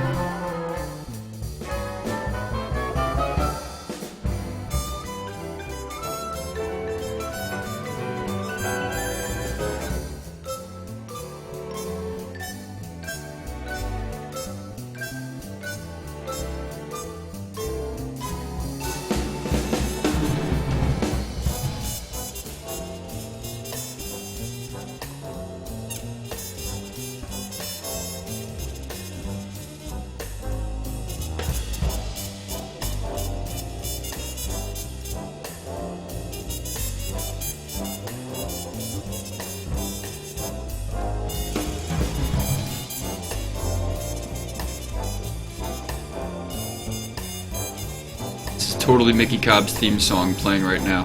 I just feel it. I know it.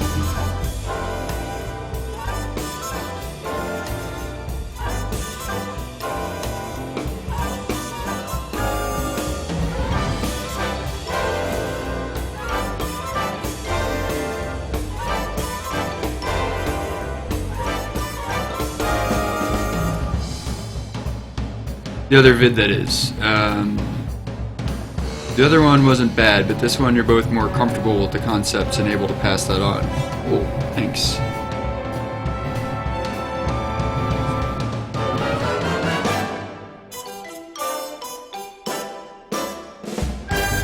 I appreciate it.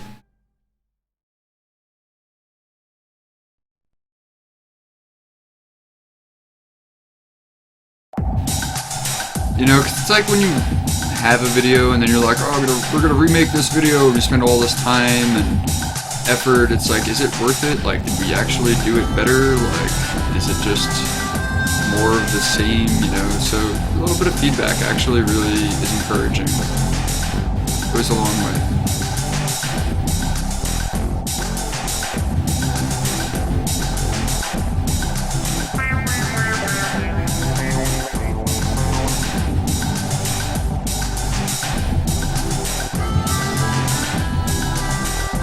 I fear I'm making Mickey Cobb a little too cute.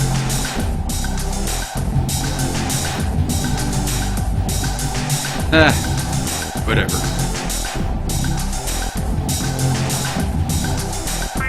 I'm just gonna doodle. Just have fun with it.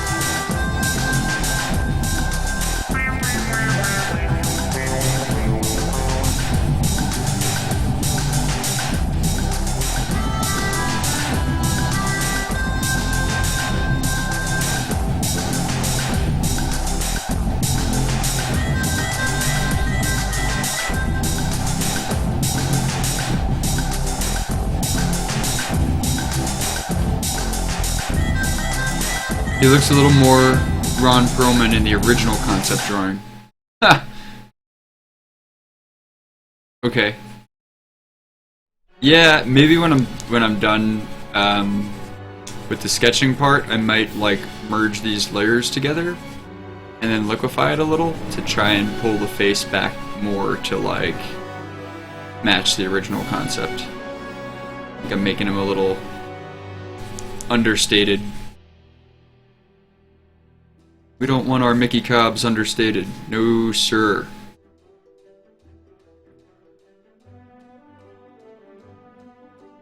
Mickey Cobb is not a man to understate.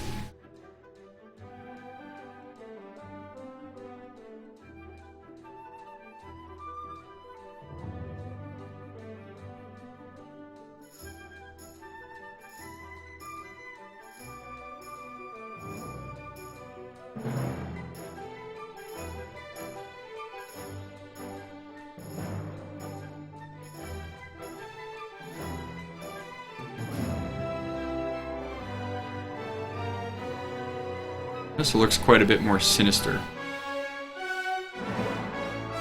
in the original drawing, I think.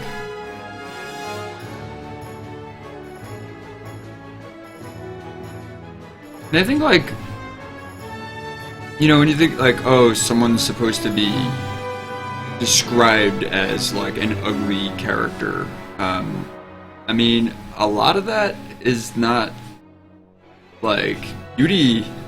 A lot of times it's just like, if someone's sinister, you know, it's ugly. Like, you could give someone messed up teeth and whatever, like, messed up skin, and they could still be really cute, you know, like, or really pretty, or really beautiful, like, in a, you know, in a certain way of looking at it, like, non-conventionally, you know, and I don't really subscribe much to, like, conventional standards. I think it's a load of horse poo, but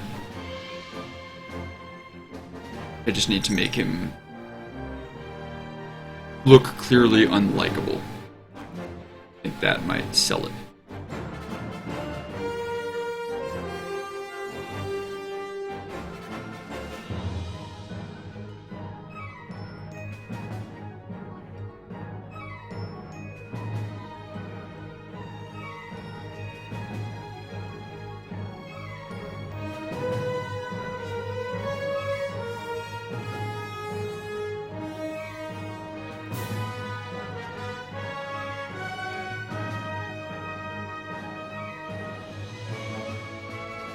He's missing some toofuses. Yeah, well, you know, it happens. He's probably gotten beat up a few times for doing shitty things to people that he shouldn't have done shitty things to. Not that anyone should do shitty things to anyone, but you know, people that were able to exact their toll on him. And maybe just terrible hygiene and drinking serious rot gut.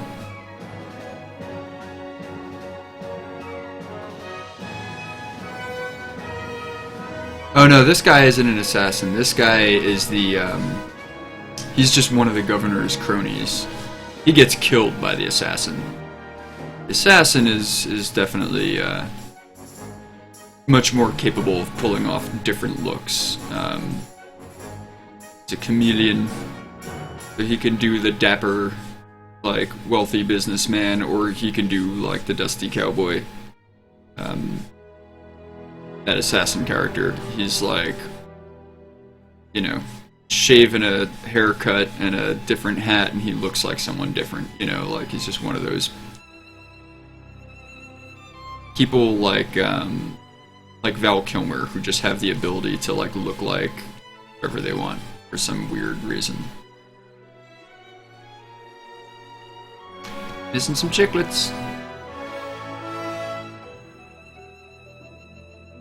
Probably Vargas Oil. Yeah, he doesn't look very assassiny. No, he's just kind of a drunk with a gun who will do whatever he's getting paid to do.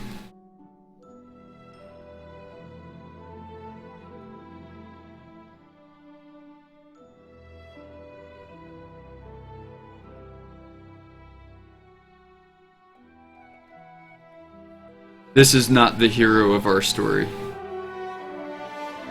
This is a body bag waiting to be filled.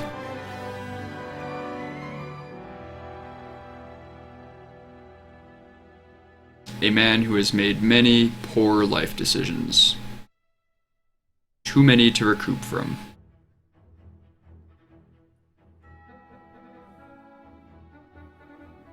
Each one leading to something worse.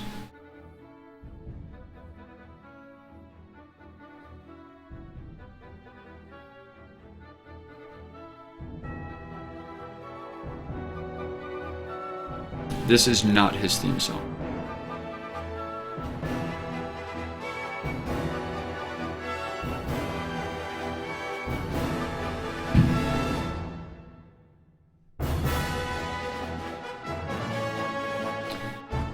Jesus, that was morbid. Yeah, sorry. Harsh. Yeah.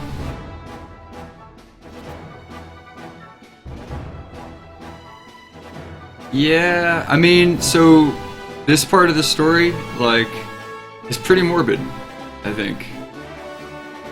This, at least to me, in my view, like,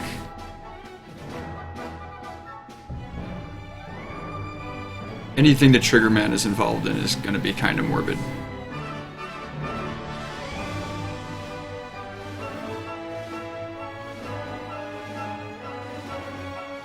And while the Triggerman himself might be a bad guy, sort of, he's also kind of a good guy, depending on how you look at it. And I think he does, you know, end up doing some good, changes his ways, refines his allegiances. But I think these characters, the governor's henchmen, I mean, they're just predatory. You know, they're the kinds of people that, like, have no scruples, no ethical codes, no moral bearing. They're just, you know, they like killing and they like, you know, being above the law, and they'll do whatever they can for money and their next thrill. And by working for a powerful and corrupt person, they're able to, you know, get their rocks off. So they don't really need that much sympathy, I think. I mean, it depends on the, you know, from like a serious, like, you know, maybe like Buddhist perspective, like, you know, everyone deserves sympathy and anyone can change, and you never know what horrible things someone might do that might give them the catharsis to be someone amazing. But I don't think that's in the cards for Mickey Cobb over here.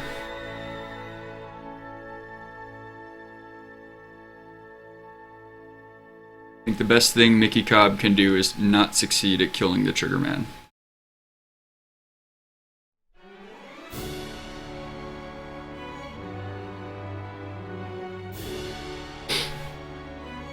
body bag waiting to be filled. Quote ad.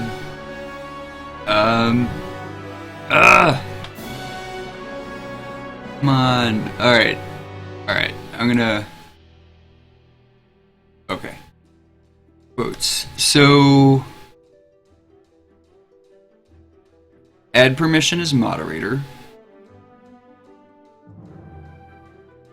What I want. Add info? What is that?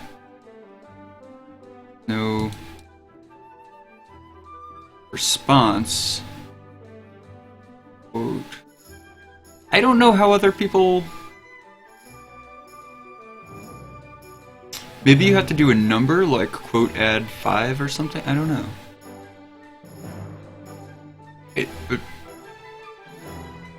Pinkalicious added a quote.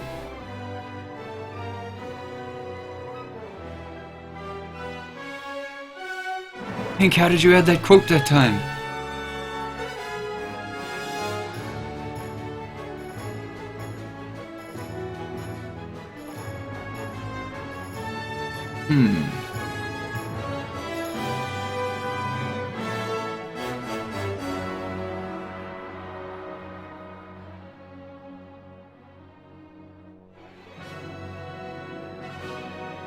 Oh, okay, so... Alright, I just added... I believe I was quoted about... Didn't do it, someone else did it. Oh. Huh. I don't know. It's a mystery. Alright, so I just made Ravenwood an editor now of Uncart, which is my drunk bot, you know, my actual like chat main go-to. So maybe now Ravenwood, if you try it, it might work. I'm gonna get a drink and stuff, be back in a bit. Cool. Awesome. We'll wait for you.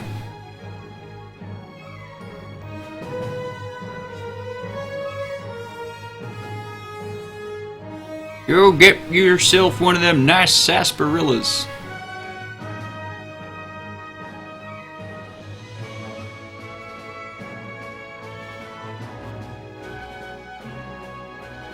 I'll take me another one of them nice sarsaparillas, barkeep.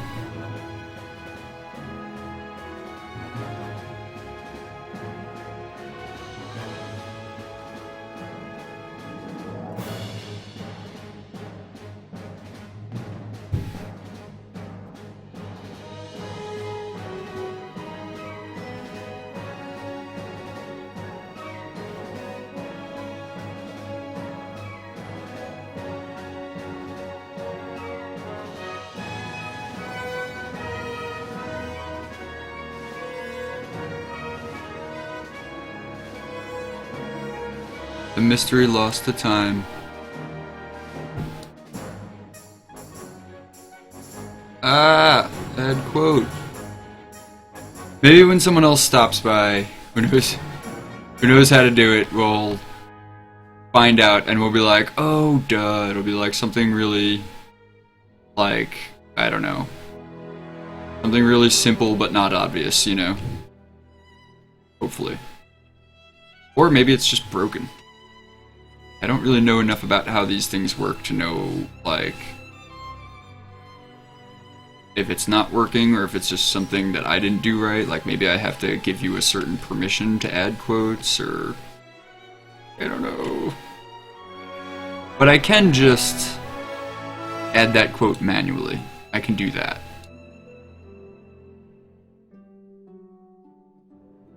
I think.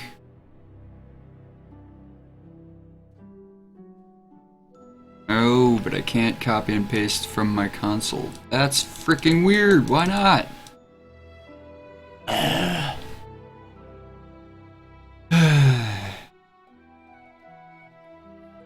Whoa, Nightbot. Whoa. Alright. Nightbot's been holding out. Apparently.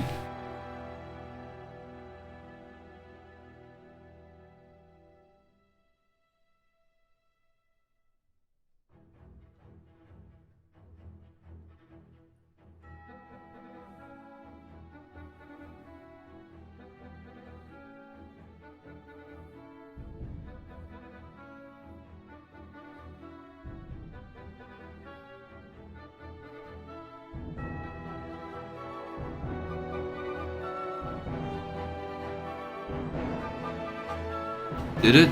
Do it? No.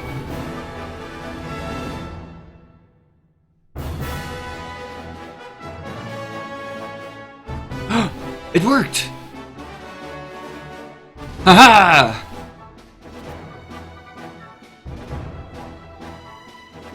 That was the thing. Now the power of quote ad is yours. Like totally leveled up there.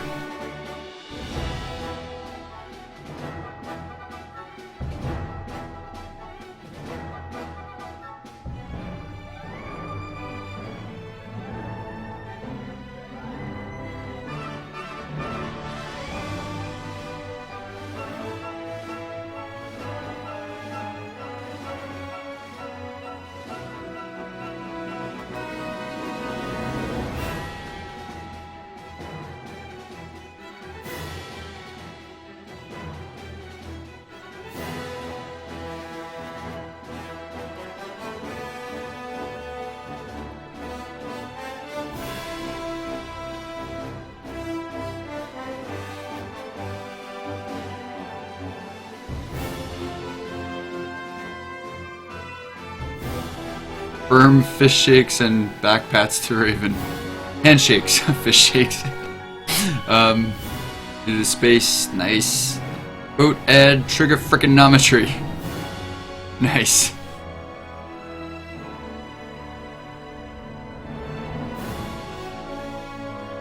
Trigger frickonometry.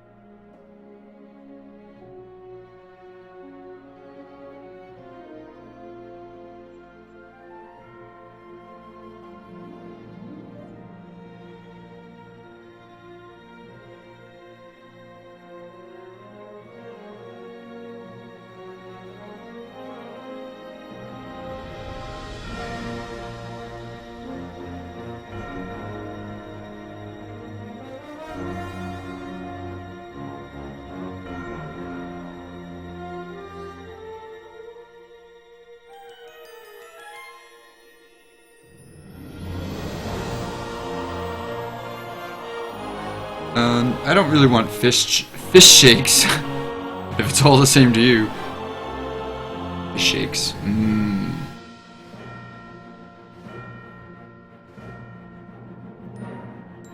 Mmm. Some cod and some salmon. Maybe some mackerel and some herring. Put them all in the blender. Oh yeah. I have a hard time believing that you don't want that.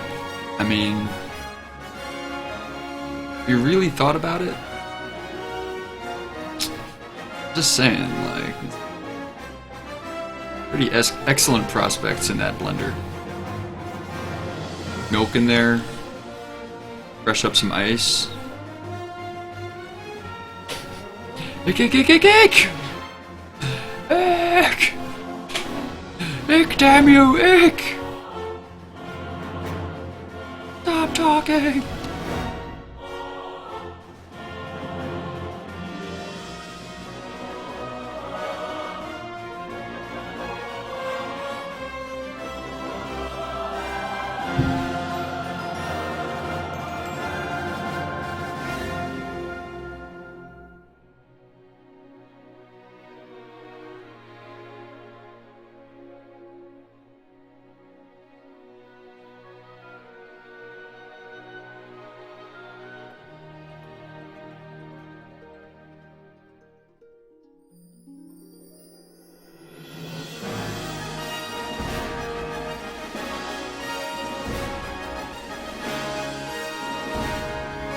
Sounds more like a fish smoothie to me.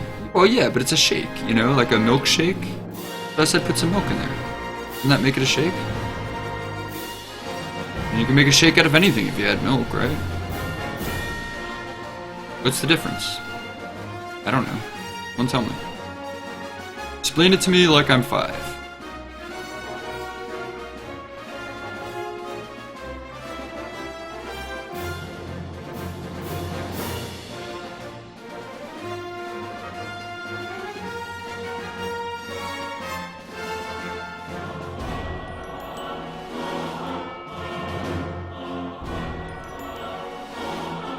I suggest the Synapsils from IKEA with a whole lot of white wine. I'm just being a turd. I'd rather have a fish shake than a turd shake, just saying. No, you raise a valid point.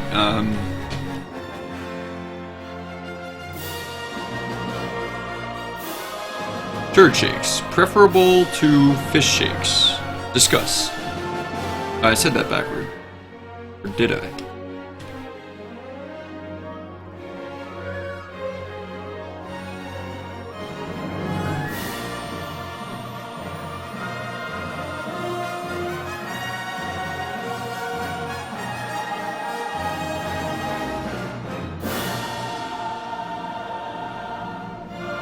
These are always like, you know, figuring out this stuff from Children of Gaia are always interesting because, for me anyway, like, it's various. It's many various, like, what's the word? I mean, it's not, they're not period pieces, these different, like, nations and civilizations, but they're almost like period pieces.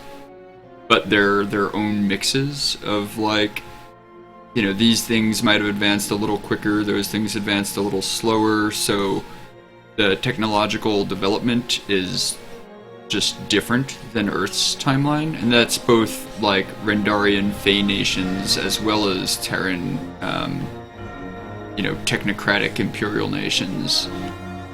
So it's like, kind of have to think about it, decide, like, oh, well, you know, what kind of, like, what things do they have on, like, you know, production lines, and what things are still being made by hand, and, you know, what things would they have to have a smith forge, and what things, like, might be machined, if any, you know. This shake will help you get gains. Drink a protein. Gives Pink a second fish shake. Nice.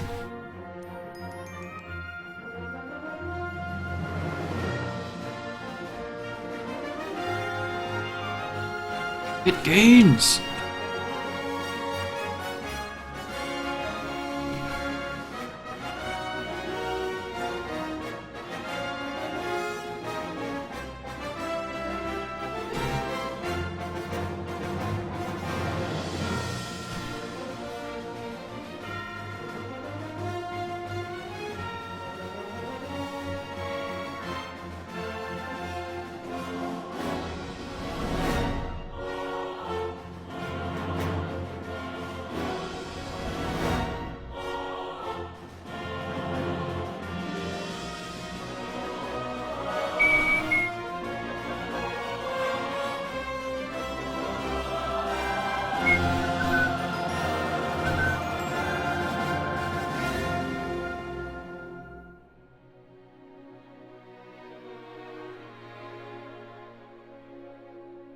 Trigonometry, am I right? Now I want fish sticks though. I can't figure out why they're so delicious, but damn. I'm checking your chat before I sign out. Are you signing out? Oh, did you stream? J Squared? How'd it go? Sorry I couldn't be there, but, well, obviously, you know, I'm streaming, so.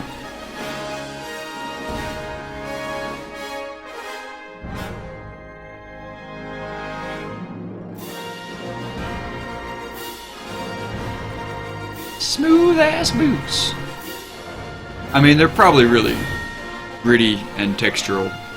They're probably not very smooth. I imagine them being, like, pretty rough, actually. Just kind of a nice little layer of decay on them. Like cracked leather and, you know.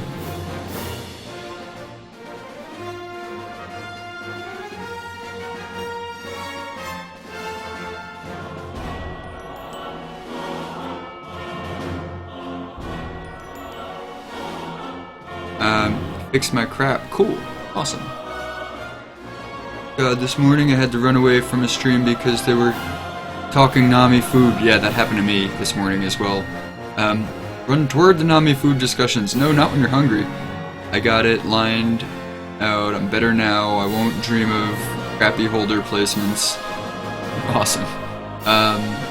Fish sticks are neither fish nor sticks. They are a fungus. Shoulder. Cool.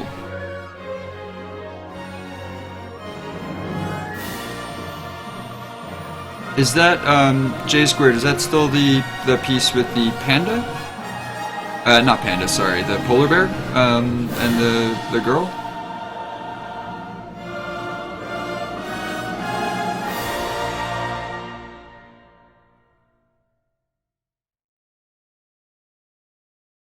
Let's run away from temptation. Foul booty tempters. Yeah, just about done with it. Awesome, cool. Are you, is that a piece that you're only working on stream? Like, the next time you stream, if I catch it, will I see the, finishing up of it? Then I'm doing a Tracy Queen! Woo! Awesome! That is cool. That's exciting.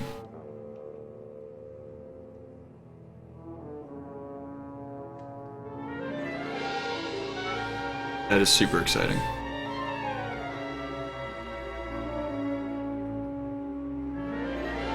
Oh yeah, I'll show it to you. Awesome.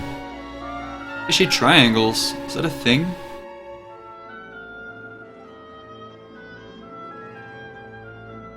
I mean, if you think about it, fish shakes are probably the fastest way to get fish in your bloodstream. So that makes them inherently superior. Because if you injected fish in your bloodstream, like if you tried to like mainline fish, you'd probably die. I'm guessing. I'm not a biologist or a medicinal professional by any stretch. But I'm just gonna put this out there. You might die if you mainline fish. Don't do it. Just don't, please. I like all of you too much. And no one wants to clean up after something like that.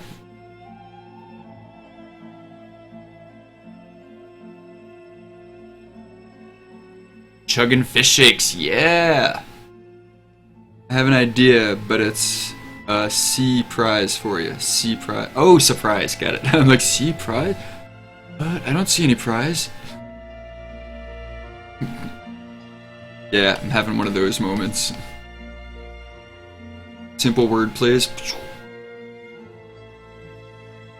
Maybe like a nice lobster bisque. I would definitely chug a lobster bisque. Like, right now. It's in front of me, I would just chug it.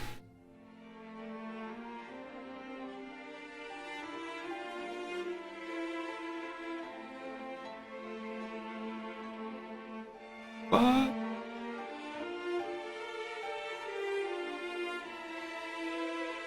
Oh right, I forgot. X switches foreground and background colors in Photoshop. And I meant to hit Z to zoom in. Instead I hit X, and I drawed with the wrong color! Oh, the humanity. Jayel Draco. Talks real good. I talks real purty.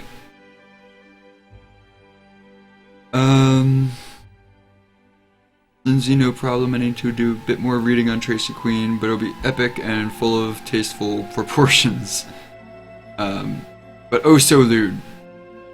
Oh, Warblin the Goblin. Jayel, is this an individual piece? So yeah, this is a character design piece. So Vargas, who is here now but just had to step away for a minute, he drew this, and this is a character from a book that we're working on, from a story that we're co-creating along with Lindsay Lag and a few other people.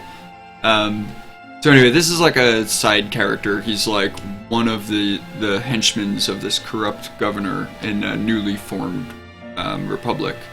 And so I'm just trying to like illustrate him in a way that could pass for an old-timey photo in this book that we're making. Oh hooray, we love lewdness, well I do, that kind of thing. Awesome. Kind of my thing, right? So yeah.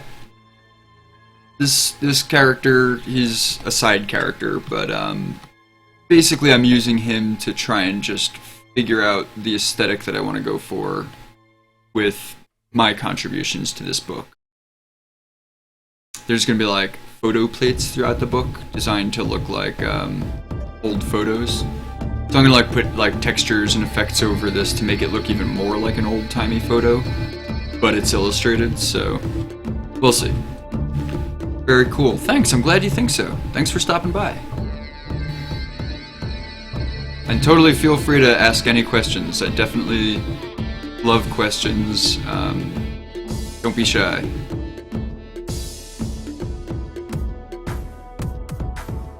I actually really appreciate it. Anytime someone like, you know, is interested in what I'm doing, A, it just feels good to know that someone's interested, but B, it also like gives me something to ramble about. Otherwise I start rambling about making fish shakes. You know, and that's what it sounds like some milk and some ice in a blender with some like cod or something. I don't know how that happened, but it became a thing. Have you made a book before? So actually, our first book is on its way in the mail as a proof, a hardcover proof for Children of Gaia. And it's called The Great Nations of Rendaria. And that should be, hopefully by the end of the month, ready for production. Depending on how many, you know, things we might need to change when we see the proof. We're working on a couple of comic books right now, graphic novels. Awesome! Thank you for the follow, I really appreciate it.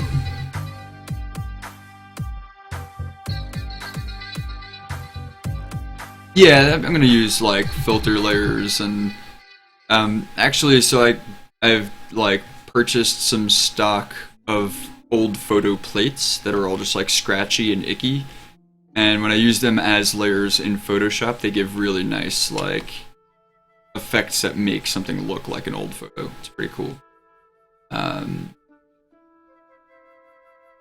Exciting! You'll have to show us the proof. Yeah, I definitely want to. I was thinking, like, when I actually get the proof of maybe doing, like, an IRL stream, which I've never done before. I even actually just learned that there was such a thing as an IRL stream.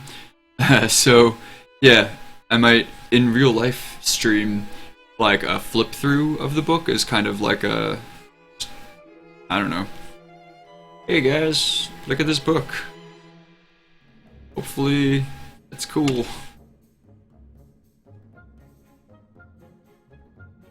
IRL. In real life.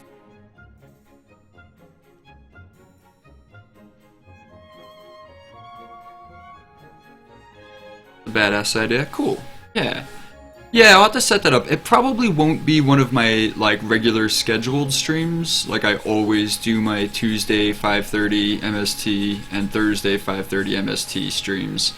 It'll probably be like, you know, I'll announce it ahead of time, but it'll probably be like something I'll do on like a, you know, I don't know, a Friday or Saturday or some other day that isn't normal for me to stream on. And I'll just make it like a special stream, just like to celebrate that I got the proof of my first book. I've been working on it for like 2 or 3 years now, maybe 3 years. And the story itself that it's from, Children of Gaia, I've been working on with Vargas for like 20 years. So definitely, and this is the first book that'll be published from that universe.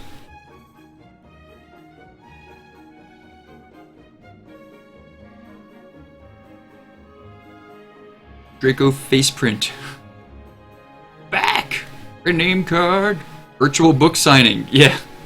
Yeah, I'll just like... You can hold your book up to your monitor, and I'll just like smash my face into the webcam, and I'll face print your book. How's that? Alright, that's probably the worst idea I've had all night. That might actually be worse than fish shakes.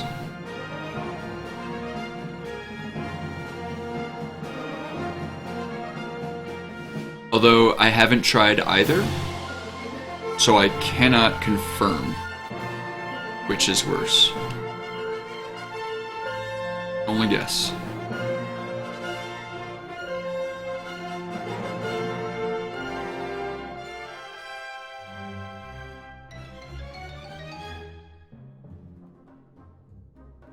That's my idea. I was thinking that's with Draco print. The shakes were worse, in my opinion. Okay. Yeah, I thought so. I thought maybe. But I mean, I guess history will tell, ultimately, what the worst idea is. Or Draco's face print. Draco print. Yeah. Something like that. We'll work out the details. But for reals, what I want to do is actually look into crunching some numbers, seeing how many I can get pre-sold to local distributors. While the book will be online and available on like Amazon.com and BarnesandNoble.com, I want to see if I can get enough hard copies pre-sold that I can order a larger amount. This way, I can have an actual like box of books lying around here that I can sign and mail to people, you know, for like a little bit more money than they would sell on like Amazon or something, but they'll be signed. So like, I don't know, maybe like $5, $10 more for a signed copy or something. I don't know. An idea that I'm toying with. Someone suggested it, and I thought, oh, that sounds like maybe a cool idea, so we'll see.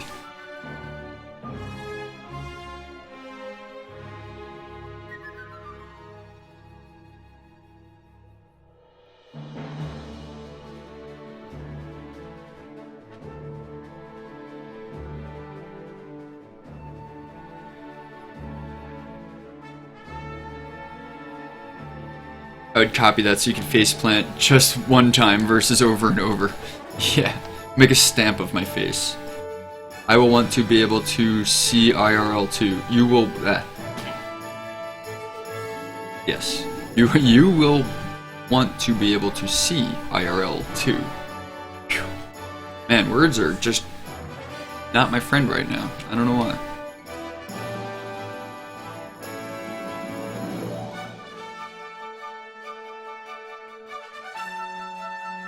I'm having a hard time with all this rot gut.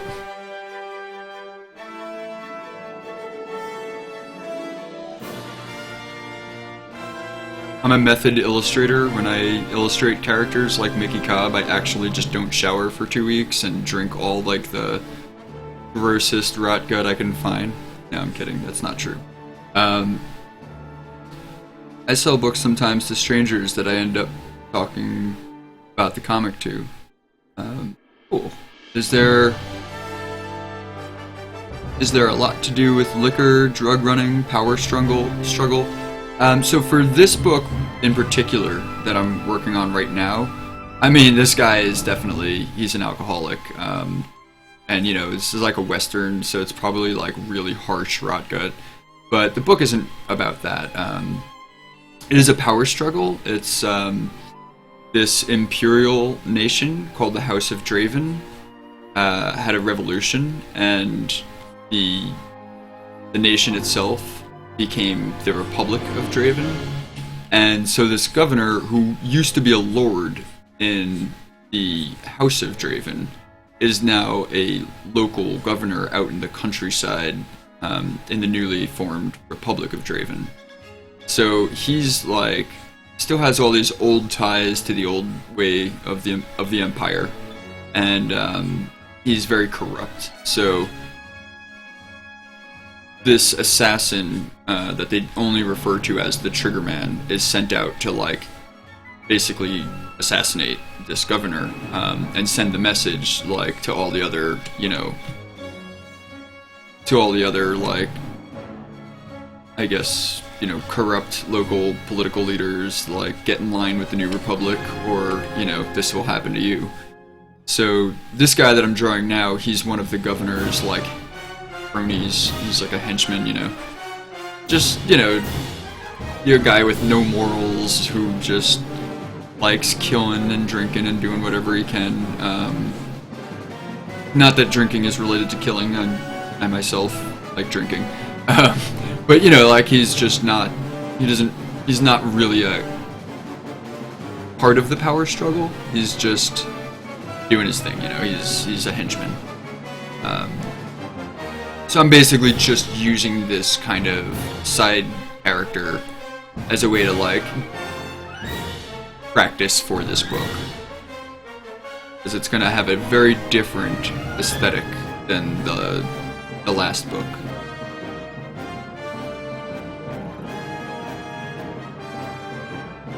The last book was made to look like it was illustrated by one of the characters in the story, who is a scholar.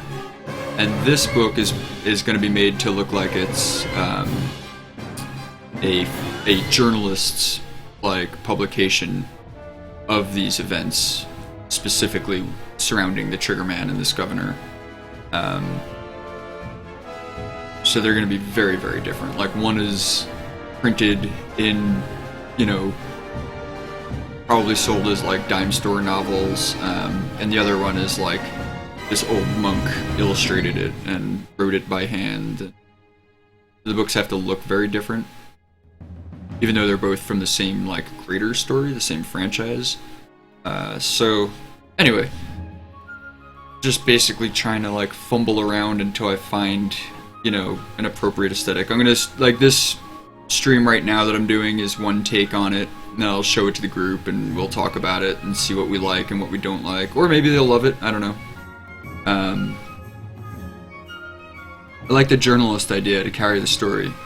Yeah, that's actually probably my favorite part of it too. So it's kind of like, this journalist is this is like hired or funded or whatever. So, like, the journalist himself is just, like, excited to, like, be a journalist and, like, write this awesome story about this crazy, character who's, taking care of bad guys out in the countryside, like, liberating the people. And it's kind of a propaganda piece, though, for the Republic, but I don't think the journalist really knows that. Like, he doesn't think that it's sensationalism. He's just getting hired as, like, a freelancer to, like, write this story and track this guy, and it's something he would love to do. It would be fun, he wants to do it anyway. I think. I mean, that's my understanding of it, but this book I'm actually not writing. I'm just illustrating on it. Whereas the last book, Great Nations of Rendaria, I wrote. So I'm much more familiar with all of the ins and outs of that. And this one is still being written as I'm trying to get into designing the illustrations and the aesthetics.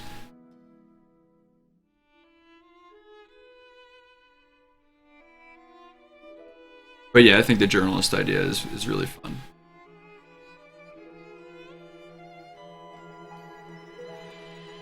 It's kind of different too. I mean, for the genre anyway.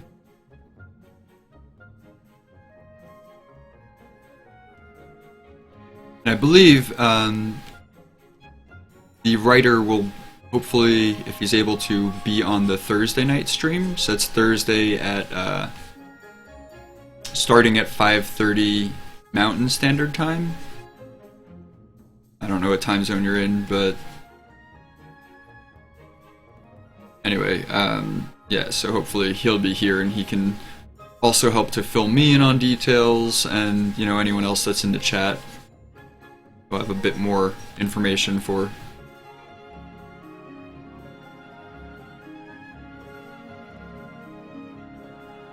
And I have a pretty good amount of information, but it's misrepresent anything.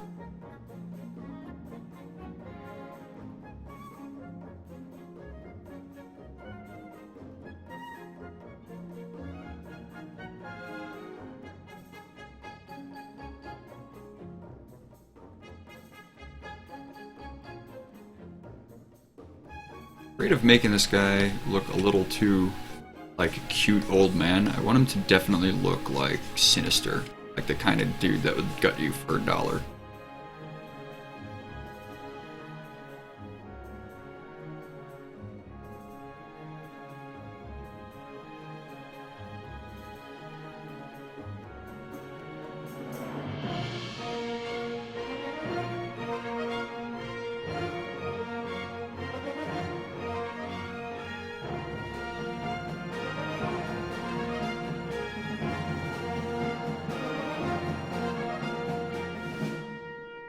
Cracked lips, maybe? Yeah, definitely.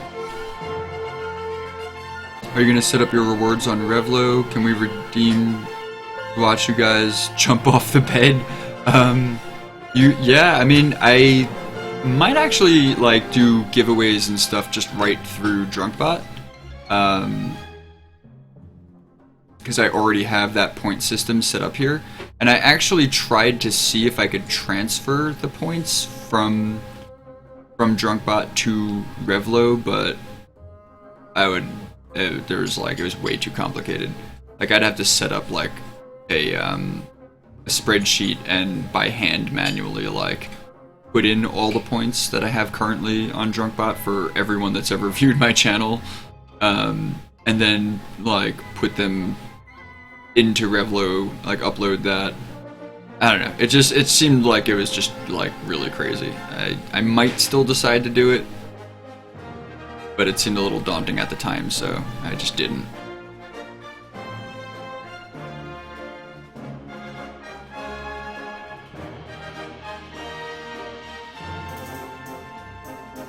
Hairy nostrils, yeah. Totally.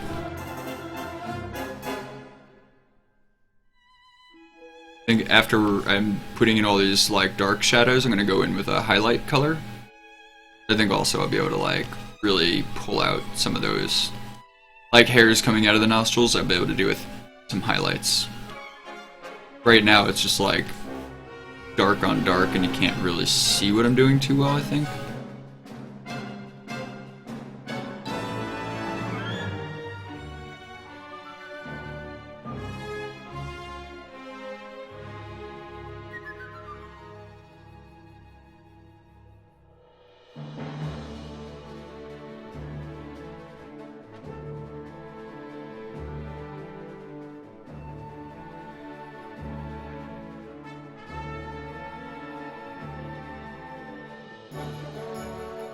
Looks like there's a way, but yeah. Yeah, there's a way, but it seems like a little crazy to transfer from... I wanted to just, like, I was like, oh, why can't I just connect them, like... But I definitely can do, like, rewards and giveaways I can set up through Drunkbot. Like, I don't need Revlo for that. Like, I could do a redeem points thing. Do have a point system in place, so... I need some drunk! I need some drunk! Yeah, this guy needs some drunk. It's never enough for this guy.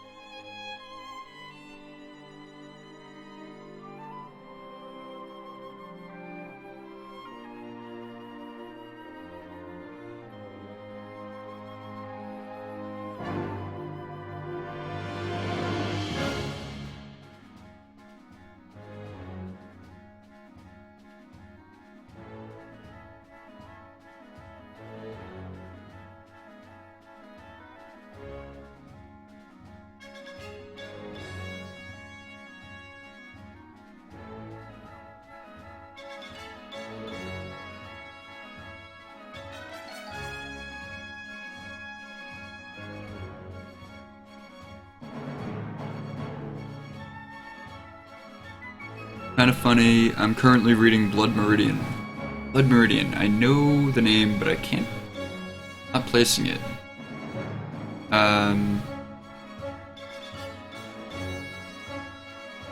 Who wrote Blood Meridian?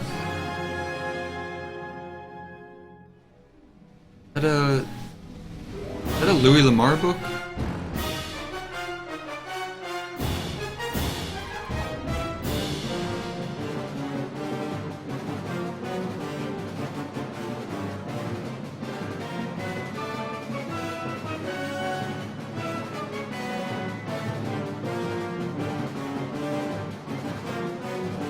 I feel like the name Silas Cobb was famous. Does anyone else, or am I just going crazy?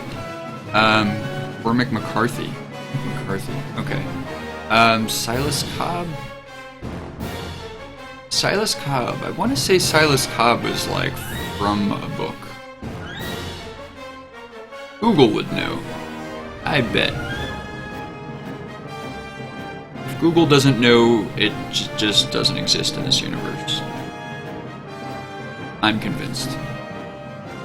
Google even knows things that aren't true. That's how good Google is.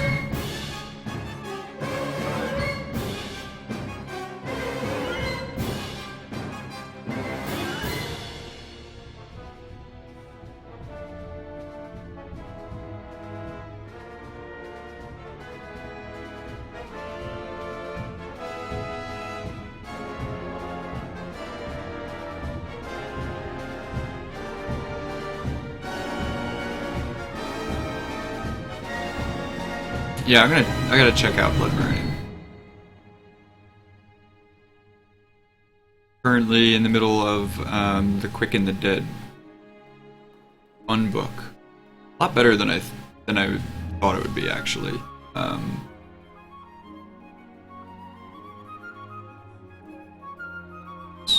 And I didn't think it was going to be bad, but it's just even better than I thought. Pleasantly surprised with how good it is.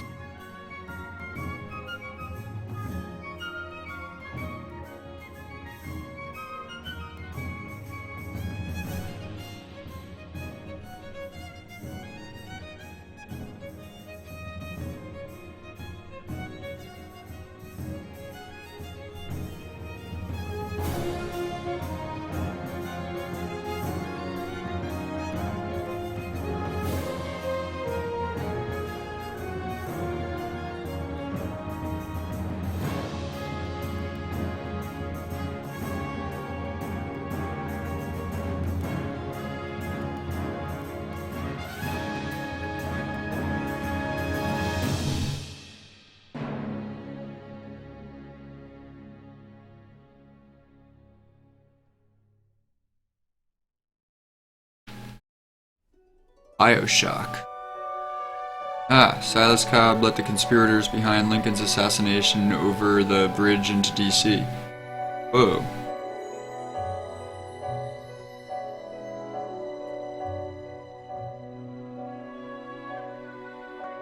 Never trust a Cobb.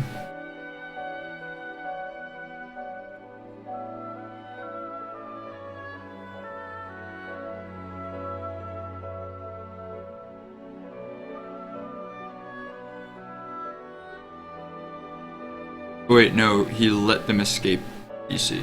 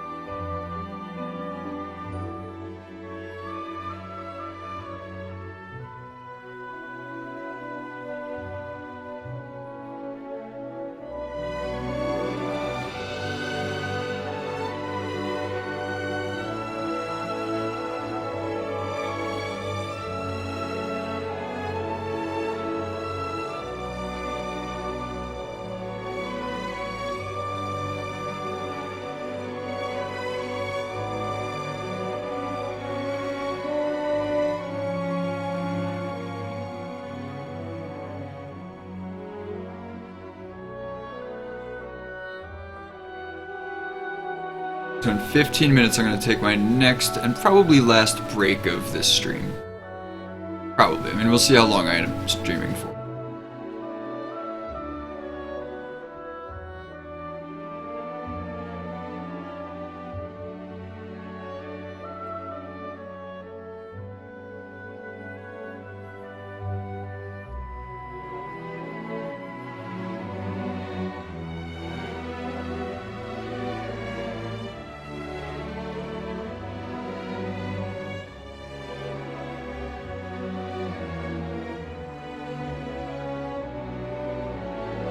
My bell ring was attached to BioShock, but Google has tons of famous Silas Cobbs. Oh.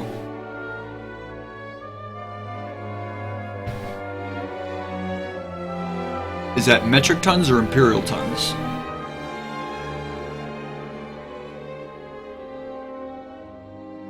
Streaming 4 days!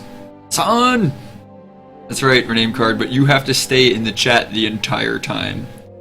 I will stream as long as you are in the chat. How's that? If you can stay up and active in the chat, I'll continue streaming. In fact, let that be true of every time I ever stream from now on. As long as your name card is in the chat. Jane Cobb! Yeah! See, never trust a Cobb.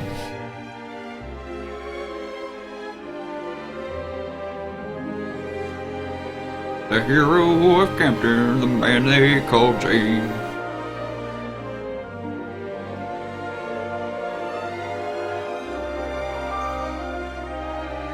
Blood Meridian synopsis. Based on historical events that took place on the... what did I just do? But... Oh, it popped out my thing. There we go. Sorry, give me 1 second. I'm gonna read that. Just having a little bit of a meltdown over here. Okay. Right. So, based on historical events that took place on the Texas-Mexico border in the 1850s, Blood Meridian is an epic novel that traces the fortunes of the kid, a 14-year-old Tennessean who stumbles into a nightmarish world in which the market for Indian scalps is thriving. Whoa. Sounds fucked up. It's a good book, though? Her name card says you don't know what you're saying. Damn, Cormac McCarthy. Damn. Her name card, I know what I'm saying.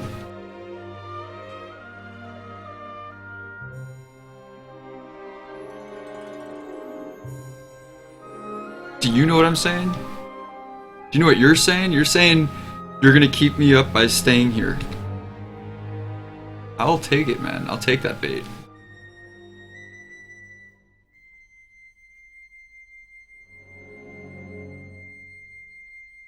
I'm only on chapter 6 so far, but it's pretty good. Cool.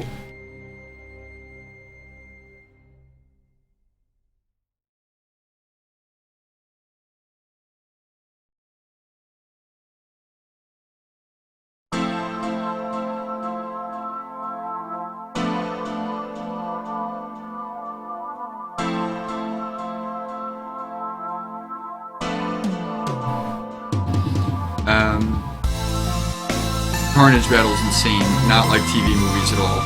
Yeah. I've had McCarthy on my to-read list for ages, but every time I'm ready for a new book, I'm like, these are so depressing. Yeah, that's the thing. But sometimes it's nice to be depressed by fiction, because then you're like, oh, it's fiction. Okay. Like, take your mind off the real, you know, the real gloom.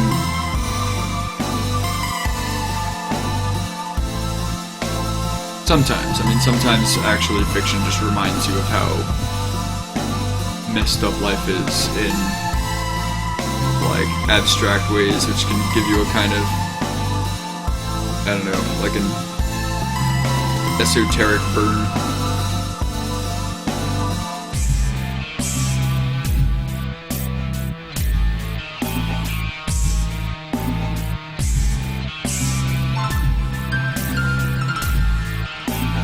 But it burns so good!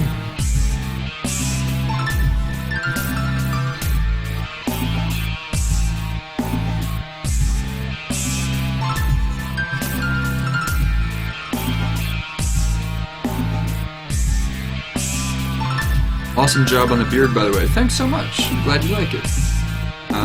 Yeah, I guess I gravitate towards that sort of thing. I hate stories that are sugar-coated, you know? Yeah. Yeah, in the first chapter of, oh, without saying too much, yeah, Children of Gaia is definitely not very sugar-coated. Not sugar-coated at all, really. In fact, it could be argued that maybe, perhaps, we could use a little bit more sugar-coating in it. And that's saying something.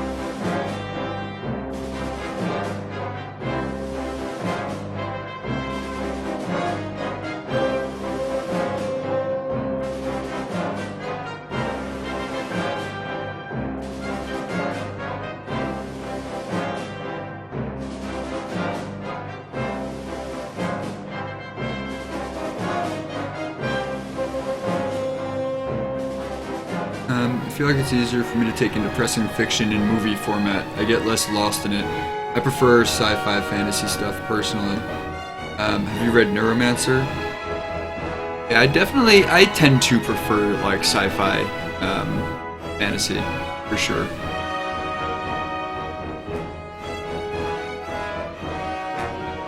It's my fave fiction.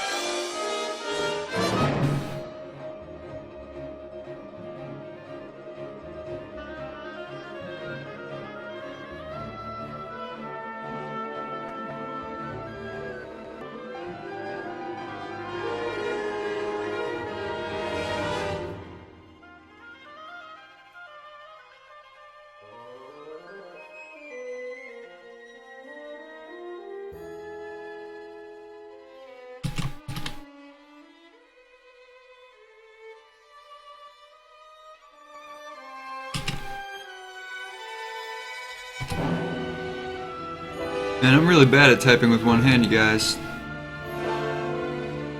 Like, really bad at it.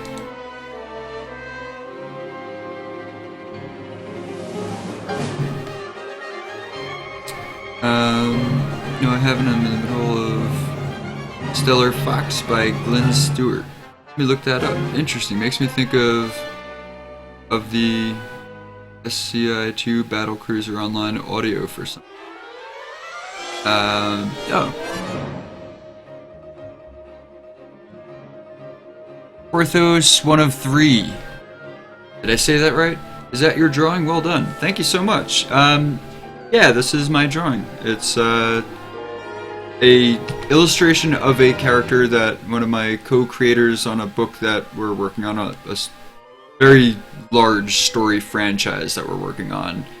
This is from one book out of that story. He did this design sketch of this character.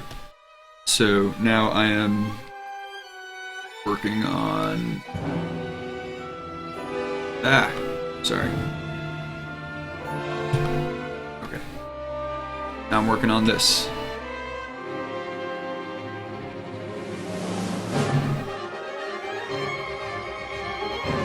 He's a henchman for a corrupt governor out in the country of the newly formed Republic of Draven in this story. Oh, StarCraft 2. Right.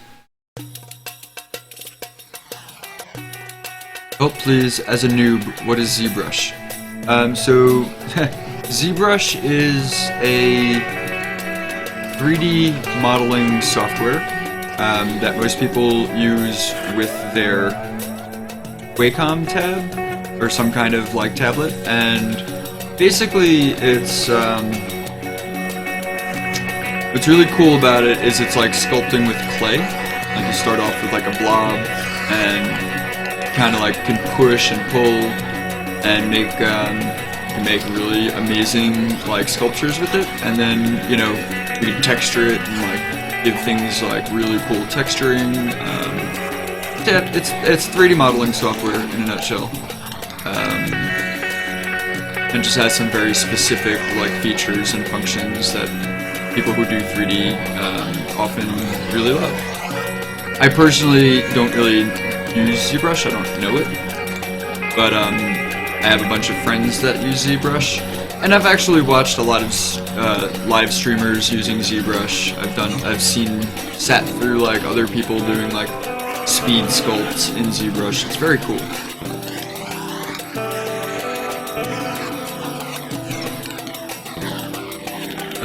Hard to hear you. Oh yeah, sorry, I might have been also mumbling, and some of these songs are a bit louder than others. So I will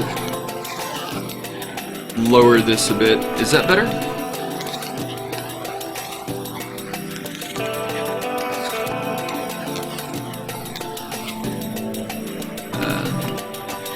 Split the channel or something. As a noob, I do not know how to do that. I definitely can turn down the music separately from my voice, but I'm not sure how to separate audio channels. I mean, one is supposed to be just coming from my, let's see.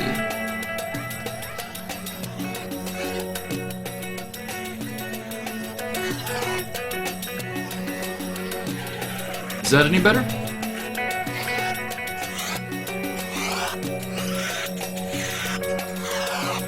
I'm gonna try to just ramble for a minute and you can tell me if this is better volume-wise. Some of the songs in my playlist are just louder than others, and when they come on it's just like for, you know, a minute or two it's just a loud song, and that's, I don't know why. Like, they're all coming from the same player. They should all be, I guess they were just recorded or exported with different settings.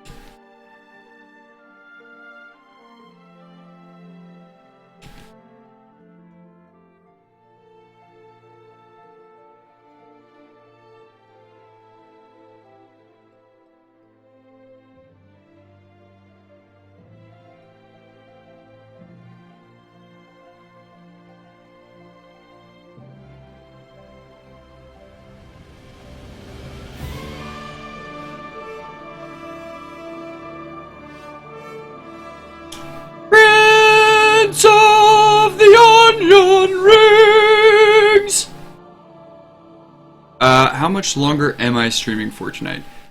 I don't really know. I don't really have a plan. Like, a lot of times for projects, you know, I'm like, oh, I gotta finish this page or that page, but this is kind of me just figuring out this new project, so anyone's guess, but probably I could go for like another hour, maybe. Oh, sheeps! Prince and sheeps? Oh my gosh! Howdy, y'all. I like how your outfit matches your layout. Oh. Ah, I didn't even notice that. You're totally right. I guess these are just my colors. Does that sound better to you? Porthos 1 of 3? I feel like, if anything, maybe... Is this too low now? Can you guys even hear the music? That last song was just, like, way loud.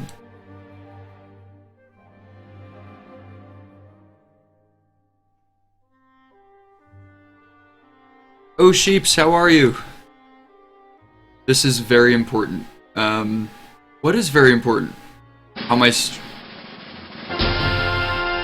Woo! I committed. There we go. Prince of the Onion Rings, thank you for the follow.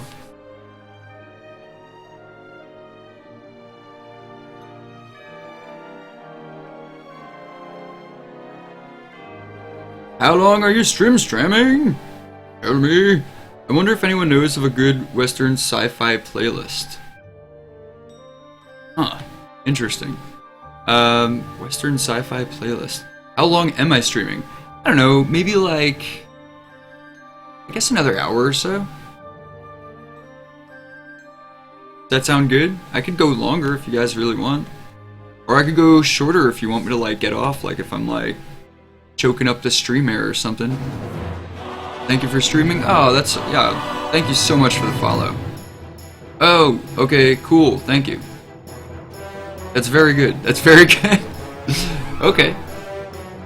Oh, sheeps.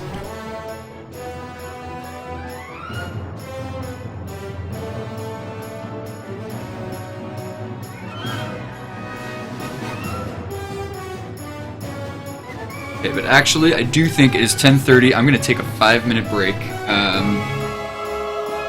I hope I won't lose you all while I step away for 5 minutes. I just need to stretch, and I need to use the restroom, and I need to refresh my beverage, and all these needs. Oh, having a stupid organic body.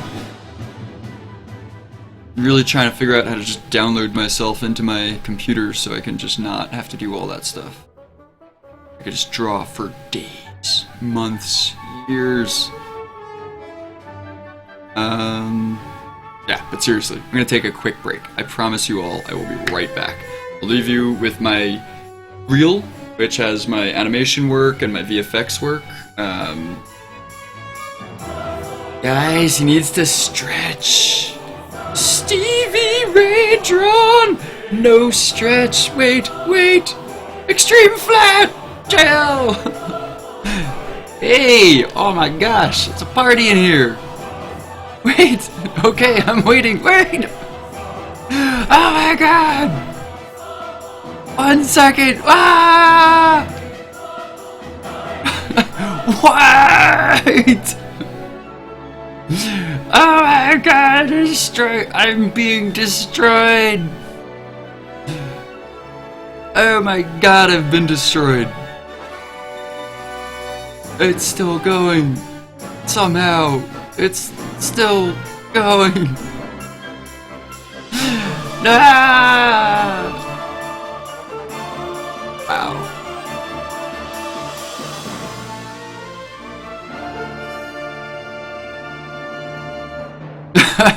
Whoa. Oh, destructinated. Stevie Reed. Stevie.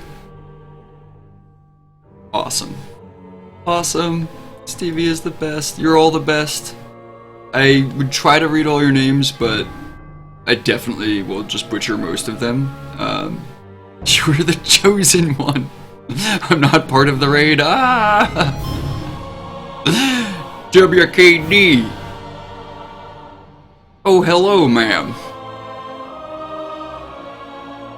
Stevie. Am I the only one reading?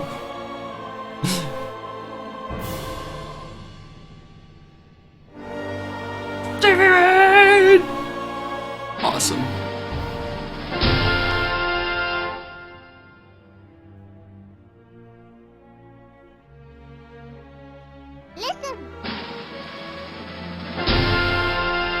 Minnesota followed. Thank you, Minnesota. Wait, was there? Did I miss him? Tristan Grant. Thank you, Tristan Grant. Aw. Thanks, guys. Dude, Stevie Braedron totally brings the Destroyer Nation. I am destroyed. I am destroyed. Thank you. You should stay on long because you are the chosen one. Yes. Alright, I'll stay on as long as it takes. Schmandrew Art! Thank you! I think my notification's a little delayed. Master H! Thank you! Follow Spree!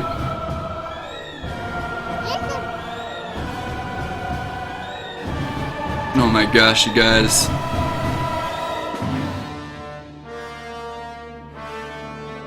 Preferably a long time. I'd like that. Aw. I literally just came back to get thrown into the raid.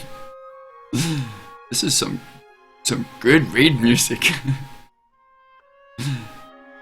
Use your powers wisely. Style, thank you. Talk Rage. Stevie Destroy. Destroy!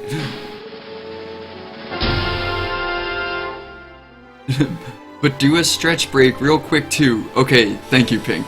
Pink's like, take care of the artist. Artist. Johnny Ray, thank you so much for the follow. Aw, Stevie. Influx of people, it seems. Yep, that was the Destroyer Nation. That was the Destroyer Nation raid. The one and only Destroyer Nation has raided me. And I couldn't be happier. Sadly, I'm 2 hours ahead of you and must go to sleep so I can get back to work in the morning. Okay, Ravenwood, well, thank you so much for hanging out. It was so awesome having you around, as always. You're wonderful. And I hope to chat with you again soon. Good night. Sleep well.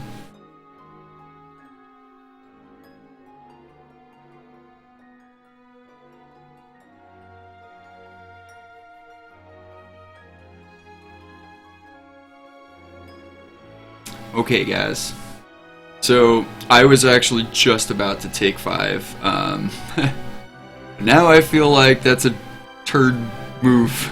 So I should just, like, not. I don't know. Help! I don't know what to do!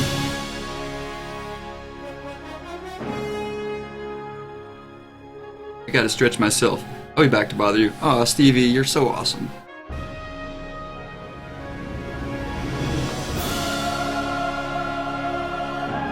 I gotta start these highlights.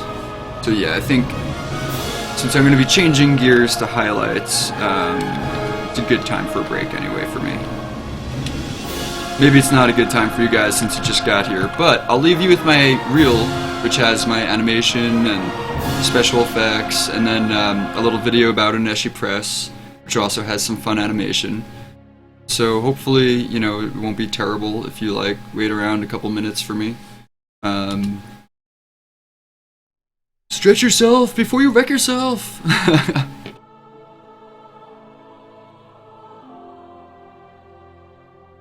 And listen to the X-Men song. Yeah, it's like the knockoff X-Men song. I stick around for this break, it's good. Aw, thank you, Extreme Flat, you rock. Alright. I shall return momentarily.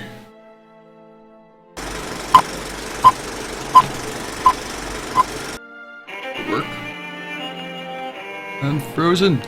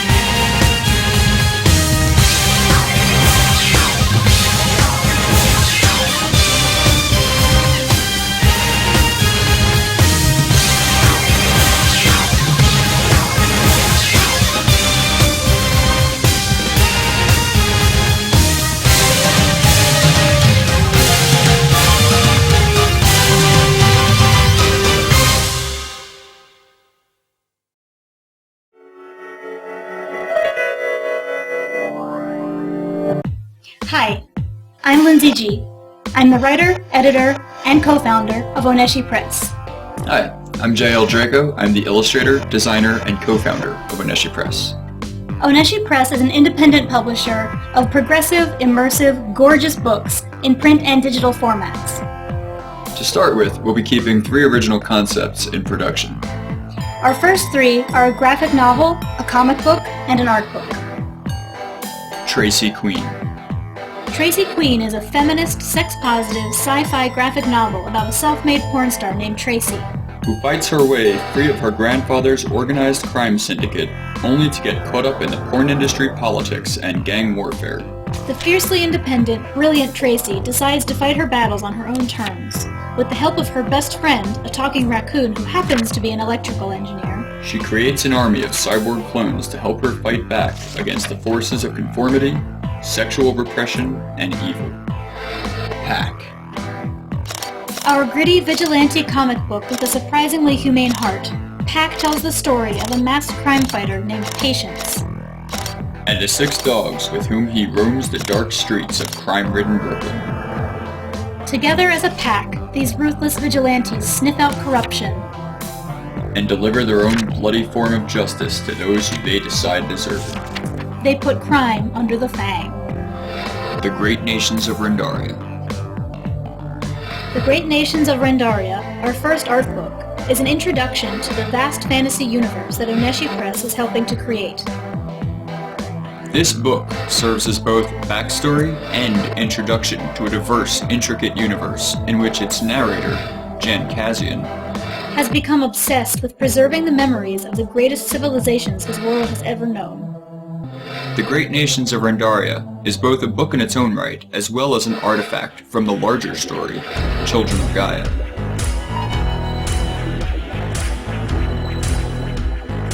Oneshi Press is creating a community of fans who enjoy progressive and immersive worlds like the ones that we're building, and we want to invite you to join us. We're using Patreon, a subscription-based crowdfunding platform, to accept support from fans who love gorgeous books, and to give them rewards in return for their support. Our supporters can opt in to receive all kinds of goodies when they become part of the Oneshi community. Personalized letters and selfies from characters, 3D drawings, even cameos in our books. And access to exclusive works in progress as work continues on all of our projects. One of our favorite rewards, which is made possible by our patrons, is the weekly live stream, during which Jayel streams live on Twitch TV as he creates art for our projects. Join me live every Tuesday night to watch me create art and to chat with me and other Oneshi Press fans and supporters. Watch in real time as the art takes shape. At Oneshi Press, we build immersive, progressive, gorgeous worlds. And you're invited to explore them. Come join us.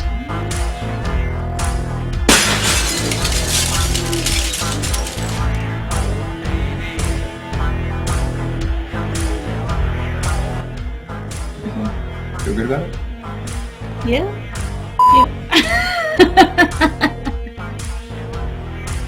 Woo!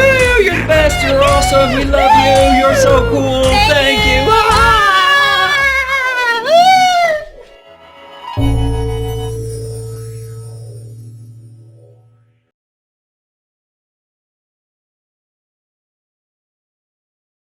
Okay, I'm back. What did I miss? Stevie is the best person ever. Just so you all know, like, Stevie is a magical sunshine fairy that flits about the internet making people's days better. It's just true. It is fact, scientifically proven. There's been many studies about it.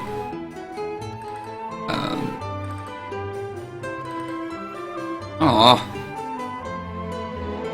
Oh, you guys like my videos? Sweet.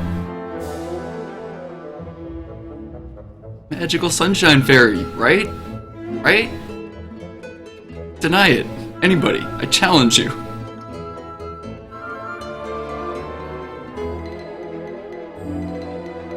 Haven't seen anything like that on the creative channels. Well done, Jayel. Wow, thank you. Yeah, Stevie is great. It is true. Definitely, like, you know, I get the the notification on my phone, like, Stephen Ray Drawn just went live on Twitch, and I'm like, shit, can I get to my computer right now? Forgot to take a break. Oh, well, you guys can... I'm never gonna be able to go to sleep. Well, I think I said I'd stay streaming as long as Rename Card stays active in my chat, so... But that also means, Rename Card, if you're listening, you can't, like, take a nap and, like, set an alarm to wake up and say something every, like, hour. You have to, like, stick with me. And also, how the heck could I go to sleep with all you wonderful, awesome people here in my chat? Is that Diet Dr. Pepper? No, it's a Rainier, or Rainier, as some might say. Not a shitty beer, but it's a cheap beer. I like it. It's alright.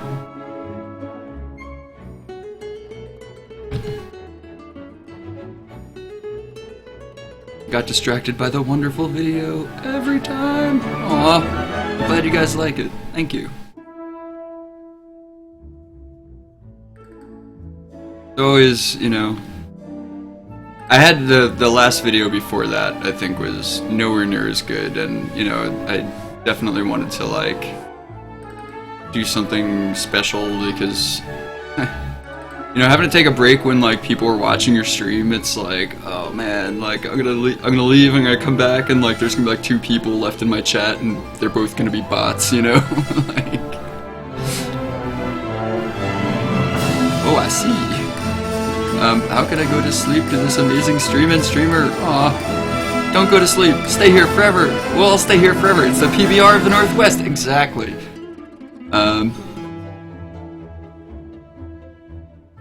Okay, BRB for real. Alright, Stevie. I will try to still be here. Doing my thing. Now I'm gonna try to go over this with some highlights. Let's see how this goes.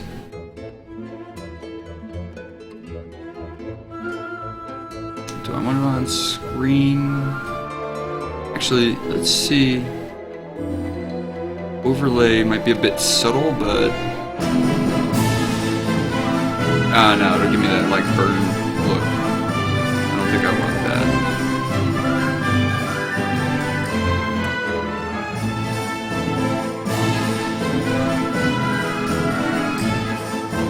Okay, so if this is a linear dodge layer, it'll be my most intense highlights.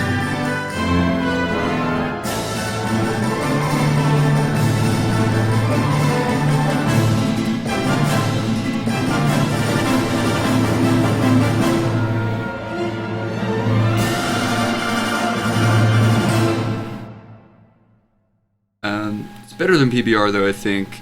They're made with something or other hops. Yeah, there's something or other hops. That's like really where it's at. Not going to sleep. I cannot.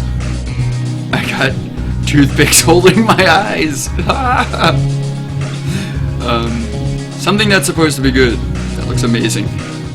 But the beer? It's pretty amazing. I mean, for how cheap it is.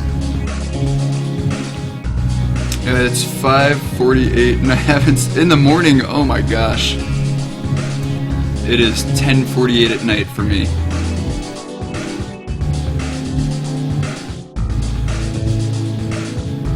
Well, I mean, if you made it this far though, right? Like, maybe the thing is to just not go to sleep. We used to call it pulling a burn, you know, where you just like, my sleep schedule is so messed up, I just have to skip a night of sleep to get back on it, you know? I think that's a real thing. I think that's a thing that humans do.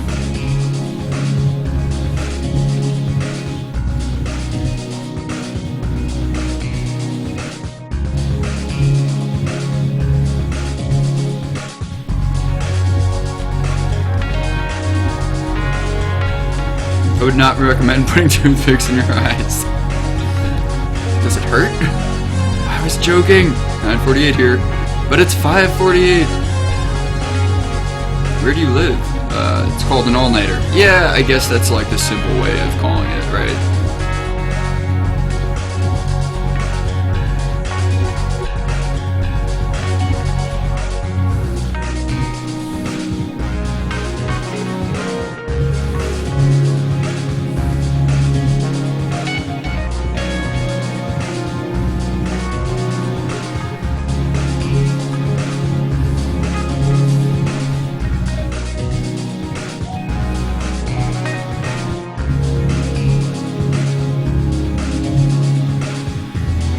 Okay, so I think we're gonna put away this Mickey Cobb reference. I think I've got what I need out of it for now. And just give me a little more screen real estate to focus on.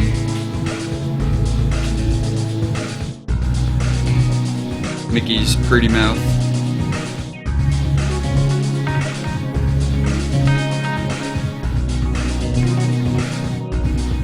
I'm really excited. So, Thursday morning, hopefully, my proof of the first book, The Great Nations of Rendaria, should be arriving in the mail. It's a hardcover, heavy stock, photo quality prints, art book. You guys saw it in that video. Well, you saw a preview of it in that video. It should be coming in the mail. And based on that proof, you know, I might have to tweak a few things before it goes into actual production. But soon it will be available. We're putting it on Amazon and Barnes & Noble and Diamond Distribution and like a whole bunch of other places. But then I'll also hopefully be getting like actual hard copies of it that I can sign and mail to people who want to pay a little bit extra for a signed copy.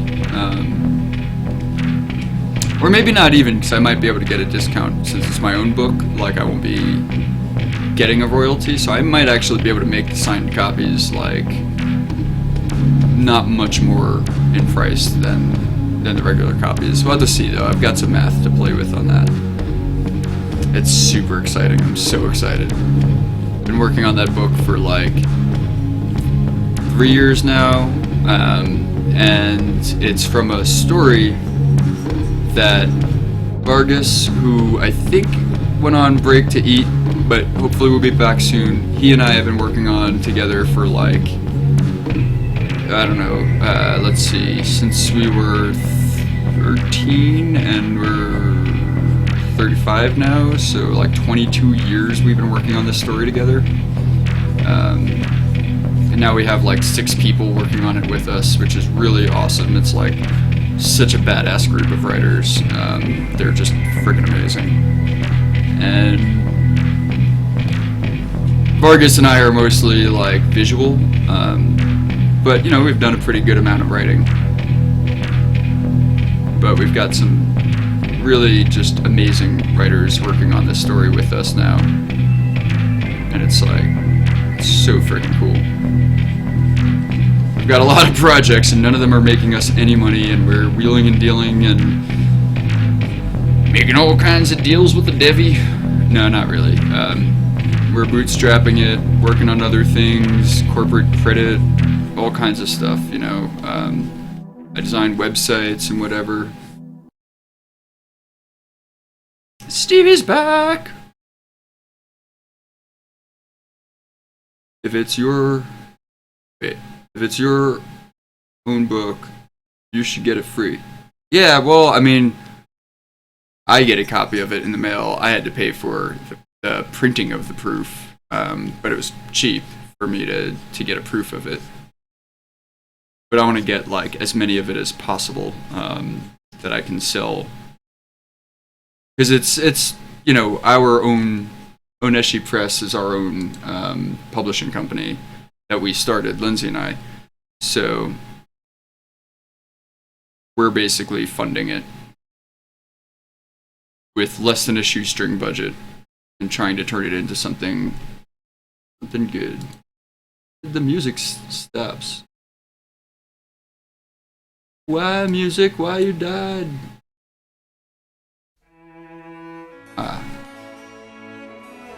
Rename card. Hey dude, I'm fading. Gotta go get some rest. Oh, now I have to end my stream because Rename card is leaving. Just kidding. You see Rename card? I knew what I was getting into.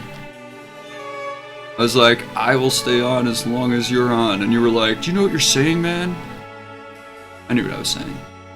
Alright, good night, Rename card. Thank you so much for hanging out. It was great talking to you. We'll talk soon.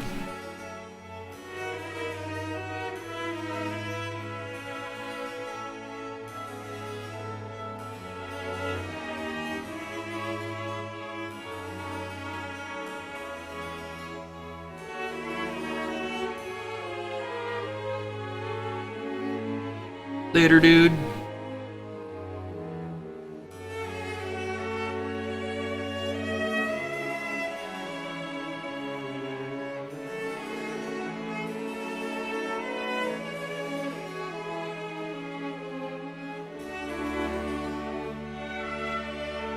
I'm gonna have to get some sleep now. It's 6 a.m. Yeah, thank you so much for hanging out, Master. Yeah, I hope to see you around again. Have a great night.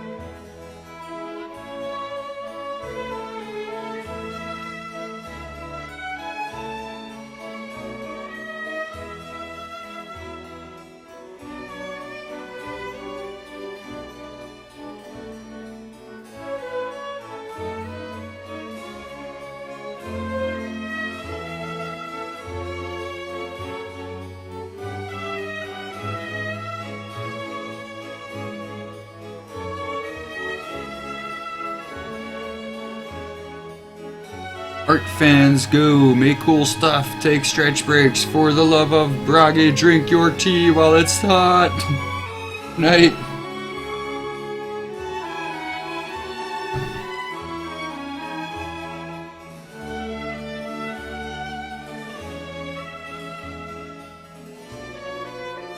This is going to sleep music for those of you who need to do that. Or is it?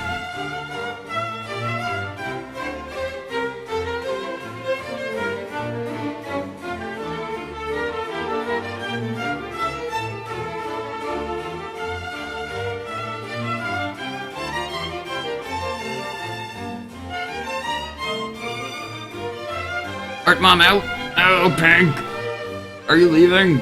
Pink is leaving! Ah, Pink! Good night, Pink, we love you! Very soothing music, yeah. It has its dips. I am feeling really thankful for this little corner of the creative community. I am... Yes, absolutely, Stevie. Thank you. Thank you for pointing out the gratitude. It's so vital to like stop and feel gratitude. It's so easy not to, and then everything just gets shitty. We don't want things to get all shitty. We want them to be all not shitty.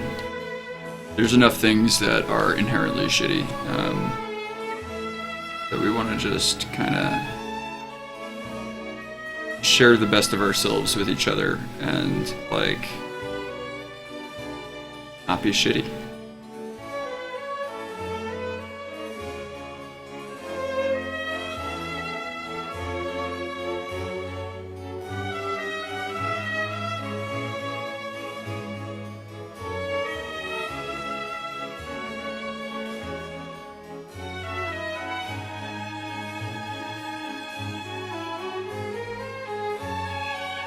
Sleep so hard!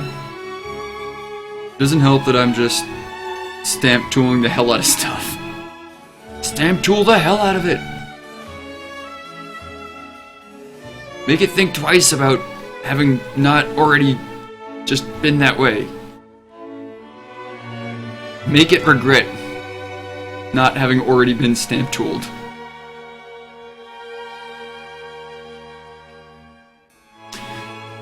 Like, this group of people, including you, Jayel Draco, Lindsay Lags, Pinkalicious, Schmandrew, Wicked West, are sort of forming a new segment of creative community that is fresh and positive, and I love it. Aww. Forgot that cultures and groups are constantly... You forget that cultures and groups are constantly changing. Wow. Awesome. I definitely if I can do one thing, it would be to find the people who are just putting their all into making the world a little softer, a little more beautiful, a little sweeter, and just giving those people all the love and support that I can. Which isn't, you know, always the support they need. Like, a lot of times those people need help paying their bills, or like getting their projects out into the world, and that requires money. I am not at a place yet where I can do that. But, you know, sometimes it's just like having someone to just be there and be like, hey, you're awesome. Dig it. And I think that's really important. Stevia! Ah, Stevia! I can feel it down in my plums. We're mind melding. Mind melded. Of course, Nightbot finally speaks up and it's something terrible. Ooey gooey. Stevia is the best.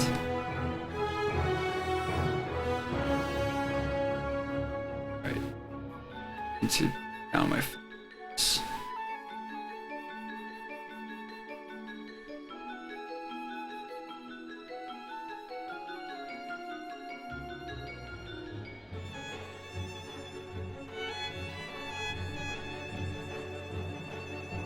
There's no reason that this terrible, terrible man named Mickey Cobb can't have nicely rendered buttons. We can give him that at least. Poor Mickey Cobb. I wonder what his life was like that he ended up such a terrible man. Terrible man. And unfortunately, as the story is written, he will not learn the error of his ways.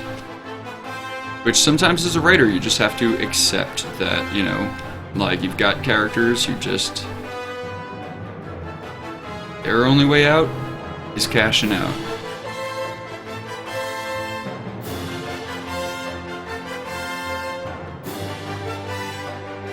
I saw the beginning of this awesome love fest happening, and then the cat climbed on my keyboard and turned off my internet and closed my browser. Love everyone here. Aw, Bob Ross, yeah. Bob fucking Ross, man.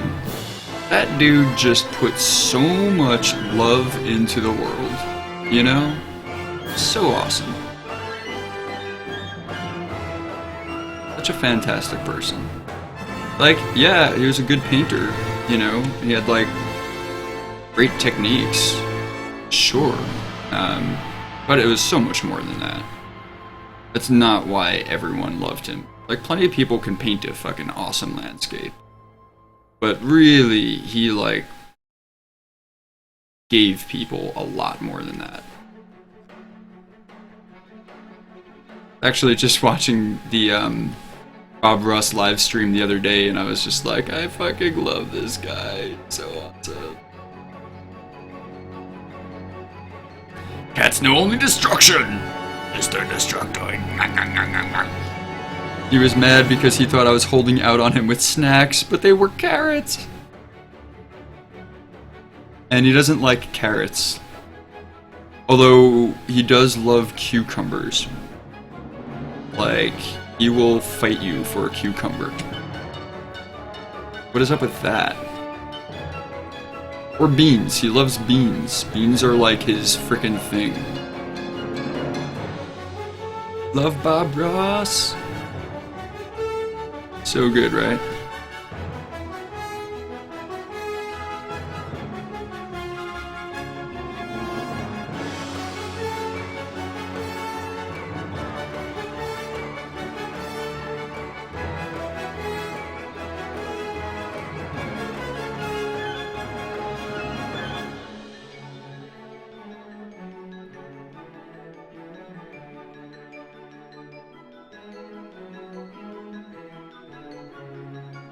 You know, I really think some revolutions are fought with people simply being kind.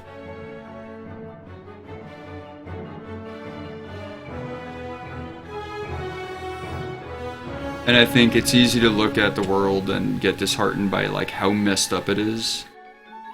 But it's also like if you consider what we are as animals and like how much destructive power we have and how much love there still is in the world and how we haven't been destroyed yet. We haven't destroyed ourselves yet. We've given ourselves so many chances to destroy ourselves and each other, you know, like, and yet there's still so many good people fighting the good fight. Like, I actually think it's to our credit. I think we're an amazing species, that we have so much that we have yet to understand. And still, like, kindness is around us all the time. People still try to do their best. You know? Really important to, like, have those moments of gratitude.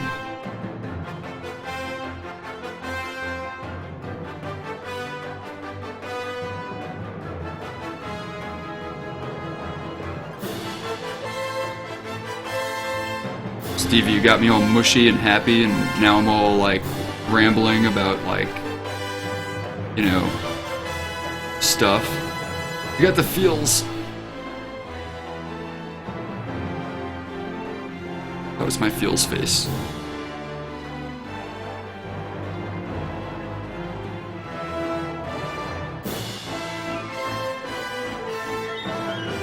Oh my god, let's hear the spiel! You've been warned. Oh wait, that was Skynet. Ah, drunk bot, shut up! Also Rockwell. Yeah, Norman Rockwell, seriously. Although I think a lot of his art was a lot more statement-y,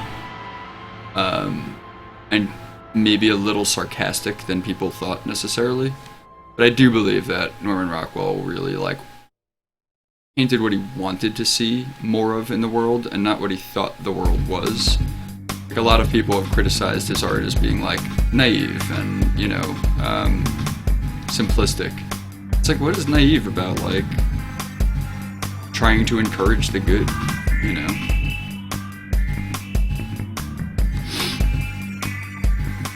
Drunk bot Stevie, baby! So many books on Rockwell. Ooey gooey! I'm all ooey gooey now. I got the ooey gooey feels. I don't know what to do with them. I got the ooey gooey feels.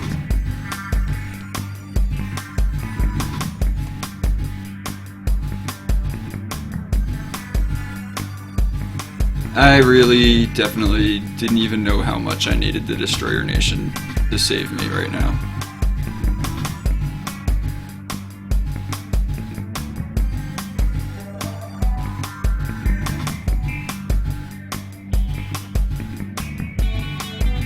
You know, it's like sometimes you don't know you're missing something until it's there.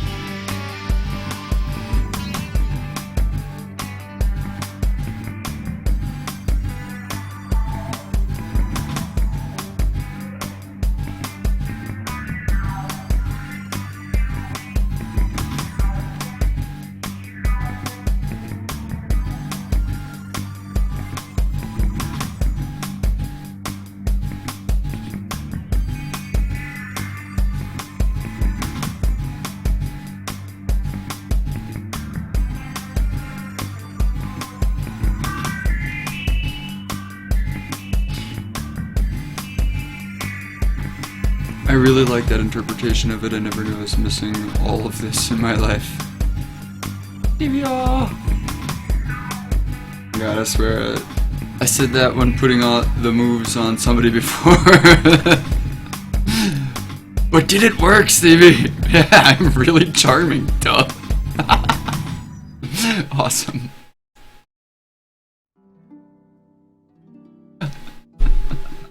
I just messed up my life. Awesome.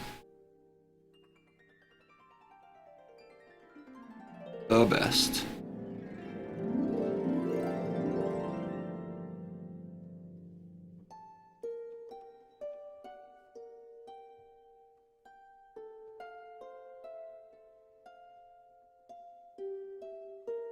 I know, I gotta get that Lazy Nizumi plugin. I just don't know if my computer could even handle that and streaming at the same time.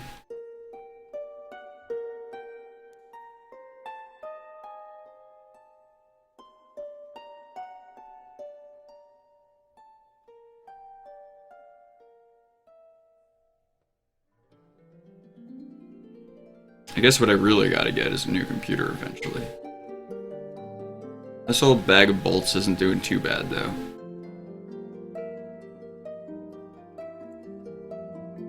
I think I just made myself sound like way more of a player than I could ever be.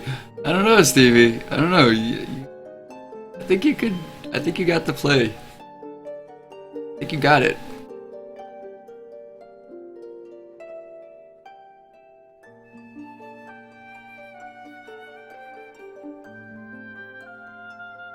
That should be your next emote, Stevie Playa.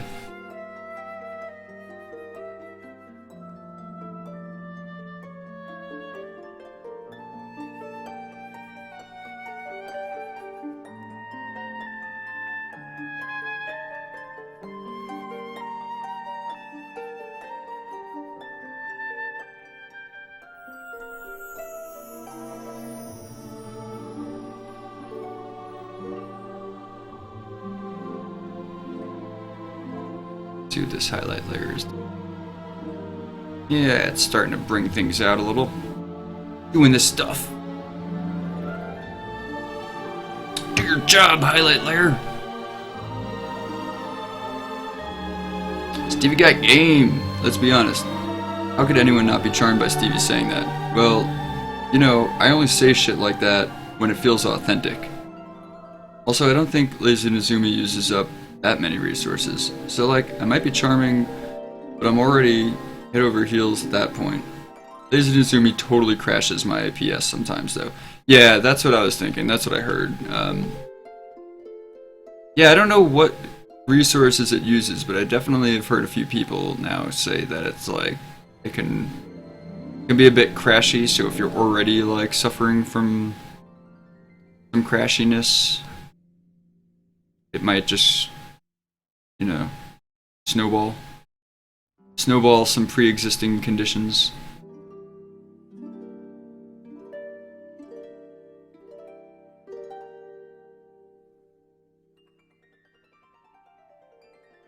I just have to make my wrist better than I can make it somehow. I defy the laws of biology. I can get on fine without it. Steve, you kill me with the authenticity. Heals me! Pew pew! Authenticity gun. Pew pew!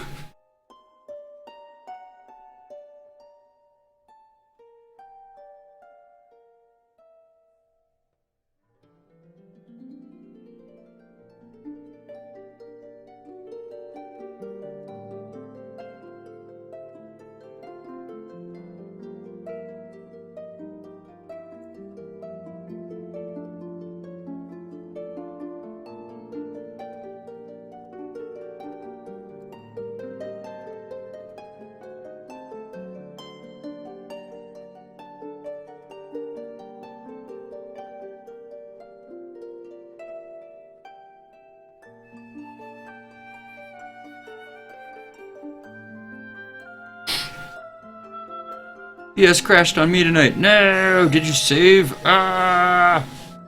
My gun. Because pew pew! Because I like it. Authenticity is Craigasm. Please tell me you made that wobbling. What is it? I gotta see.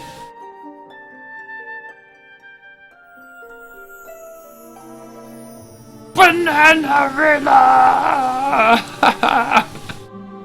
I wish. I just wanted to share.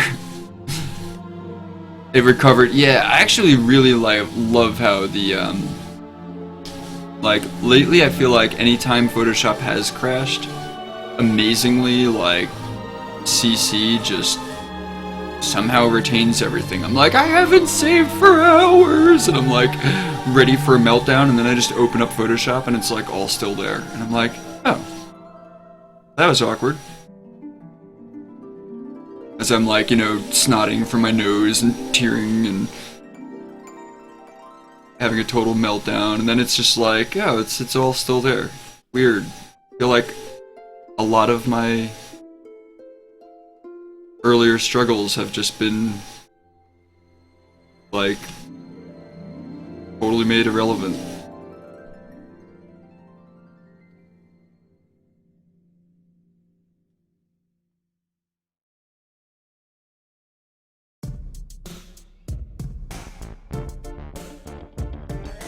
Also, pew pew! Banana.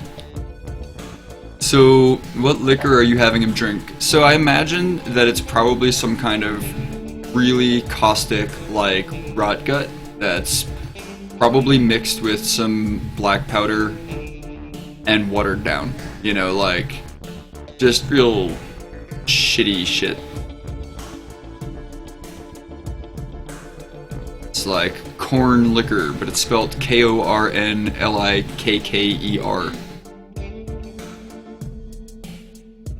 That's what I imagine.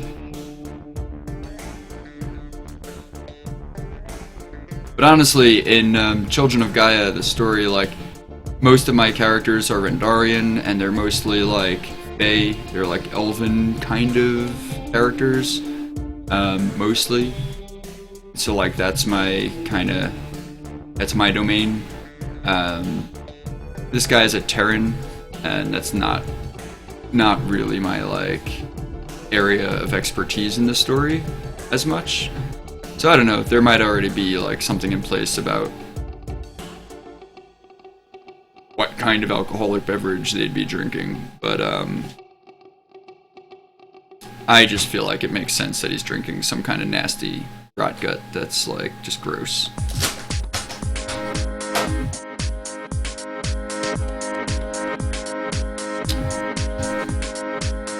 Pixel Juice. Well, tomorrow I'm going to spend the day painting really hard. Gotta finish this mole painting.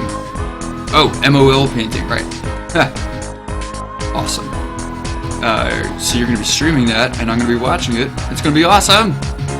The worst thing that has ever happened to me on a client project I had worked on for hours, and then I was transferring it to a drive. Long story, but I ended up writing over the new version with the old version, and I lost about 4 hours of work.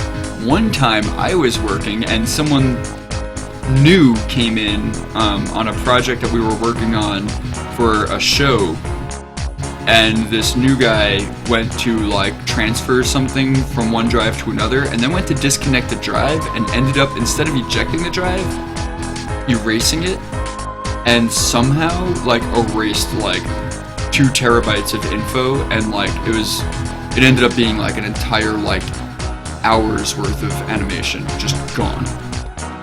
I've never seen someone like, and it was for like a large scale like production, like really big, and it was just, I had so many compassions for this fellow. Lost an entire comic page, about 8 hours at once. Yeah, that's ouch. On the bright side, I know how to fix all the issues that cut down on time redoing it. Yeah, sometimes, you know, I find like when I lose something and I redo it, it ends up being like, oh, you know what, this actually came out way better than the first time I did it. For whatever reason, like maybe that's just me like forcing myself to do better the second time so that I don't feel as bad about it, or, you know, maybe there was something more to it, you know, like, I don't know.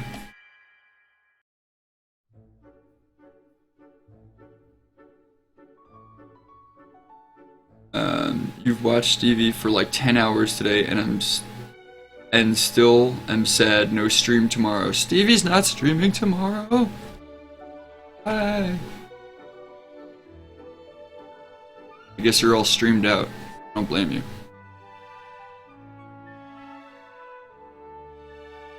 I have yet to attempt the 12-hour stream.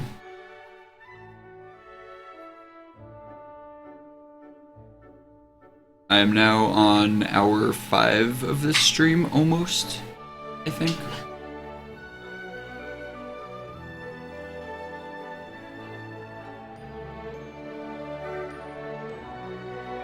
She never streams on Wednesdays. Oh yeah, tomorrow's Wednesday. Well, stop not streaming on Wednesdays. Jeez.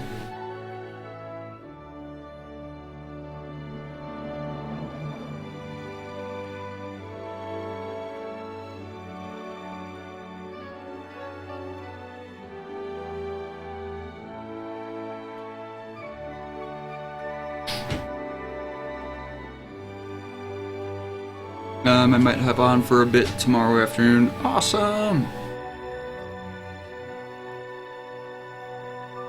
You can go hang out at Smandrew. Awesome! Need to knock out a portrait piece ASAP. Cool, I'll hopefully be there. Cool.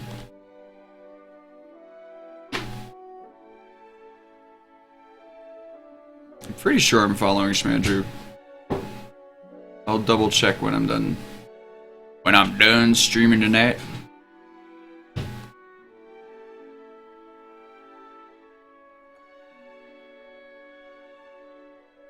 I know, like, every time I'm watching one of Stevie's streams, I end up following, like, 8 people. Which is awesome. Like, most of the people that I'm following now, I've found out about because of Stevie hyping them.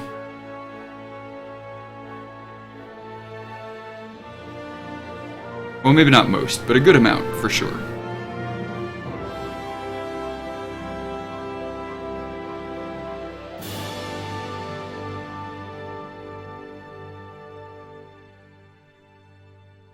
I'm going to curl up. Oh, Stevie, thank you so much. Seriously, like, thank you so much. It's really freaking awesome. You totally just, you rocked the night, you rocked it. Hope you sleep really super well. And yeah, I'll see you soon. Team at Jayel Draco. Alright, as everybody's going to sleep. Alright. If y'all are going to sleep, I might be going to sleep too.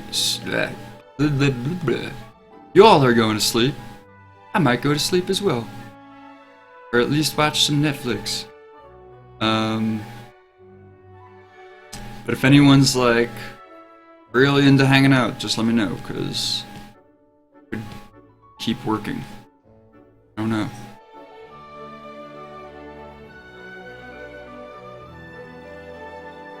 Thank you all so much. Thanks for the raid. Thanks for hanging out.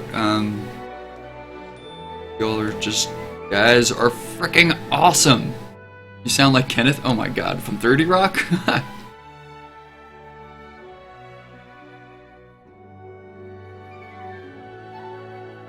Everyone is drained from after all this hype is dying down. Yep.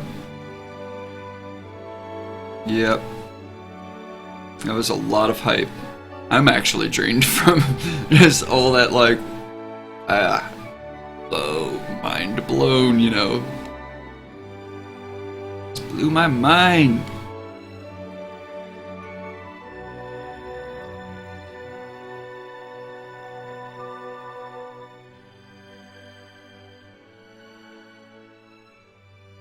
Aw, Extreme Flat. Thank you so much. Stevie is awesome. Extreme Flat is awesome. Everyone is awesome.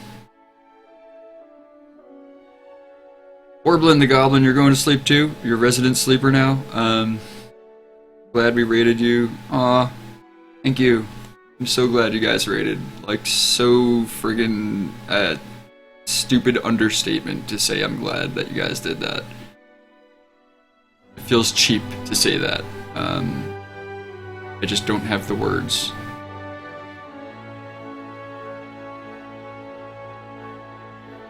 I really don't.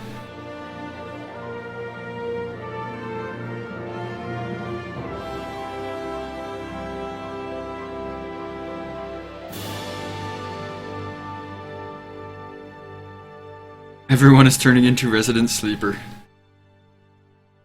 Resident Sleeper. Not cheap, that sounds genuine to me. I mean, yeah, it is genuine, I wish I could say it even more, you know? Like, I wish I knew how to say it without sounding like I'm exaggerating.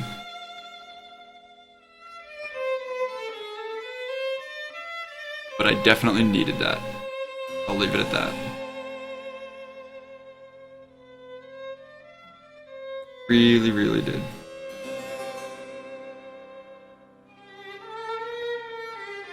Now I have more fuel to continue fighting the good fight.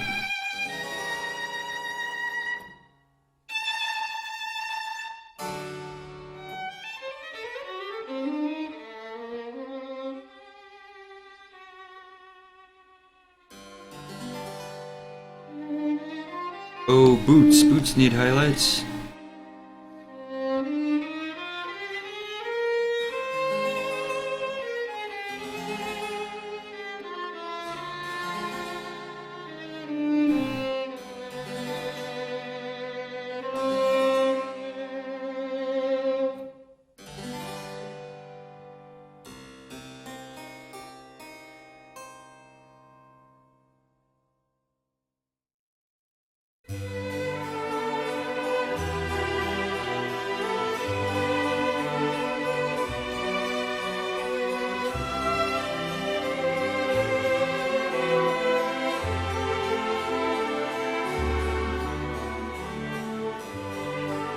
This is the fullest my cup has ever been. I mean, granted it's a brand new cup, but still, that's awesome.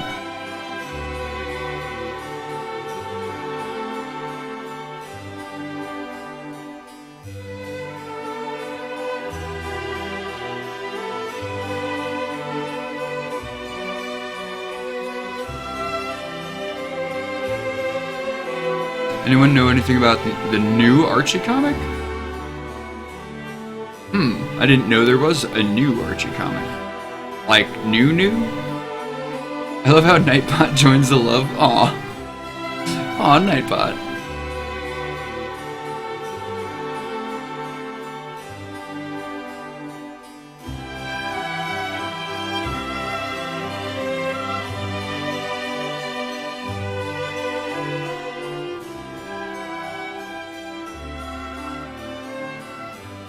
Yep, with new up-to-date character designs. Whoa, that's serious. And those characters are like really established characters. So if they're like updating the character designs, it's a big move. No, I didn't know anything about it. I didn't even know it was a thing. So wait, you have to do a piece of one of the new Archie designs? I am intrigued. We are all intrigued. Plus more.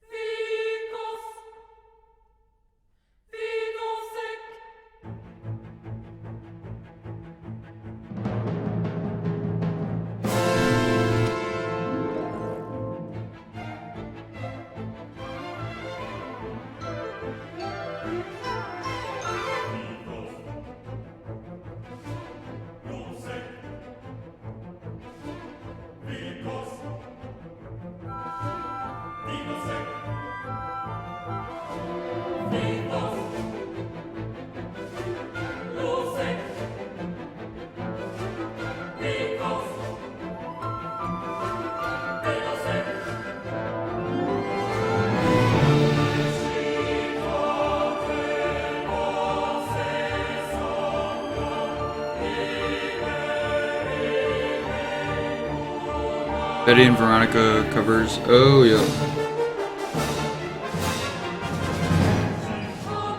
Go to the library and draw all day! Yes, awesome. Good idea, Warblin. Best way to do is because I need to get it out the door. Yes, I submit work to a gallery out in California that does pop culture themed shows. They just wrapped on a Rick and Morty show. Awesome. And an Archie show is coming up. Cool. Not sure, Lindsay. I literally just started looking this stuff up. I swear that my art weakness is comic book covers. I want to do covers so badly. I could definitely see some of your stuff on covers someday. Awesome. Yeah, I'm definitely. So, Shmandra, you said you're streaming at 2 p.m. tomorrow? What time zone are you in?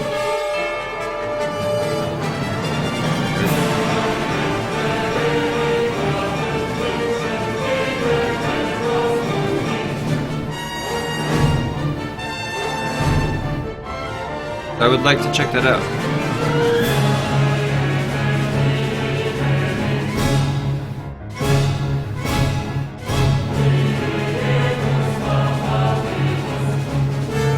Don't normally stream on Wednesdays, but I'm gonna give it a shot. Cool. Awesome.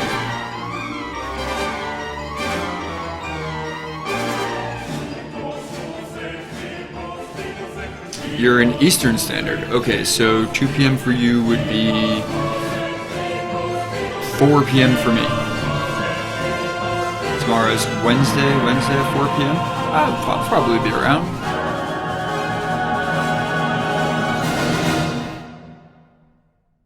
In the good old Midwest. Yep, I'm here in Montana. Actually, Mickey Cobb is sitting across from me right now. I'm just drawing him from life. This guy.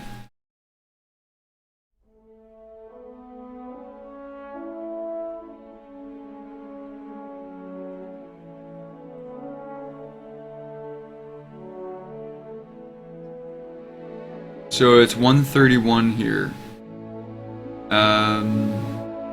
Right, it's 11:31 here. Right, you're later, not earlier. I always reverse that. So 2:30 for you would be 12:30 for me. Or did you say 2? Where's my brain going? The longer I stream, like, the less brain I have. I can't imagine doing a 12-hour stream. Like, how Stevie was still able to, like, be, like, thoughtful and, like, speak good and stuff. And, like, I don't know. How? How?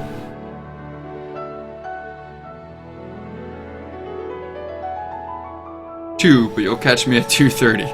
Okay, so it's 2 o'clock for you. Yeah, okay, 2 o'clock for you is 12 o'clock for me, right?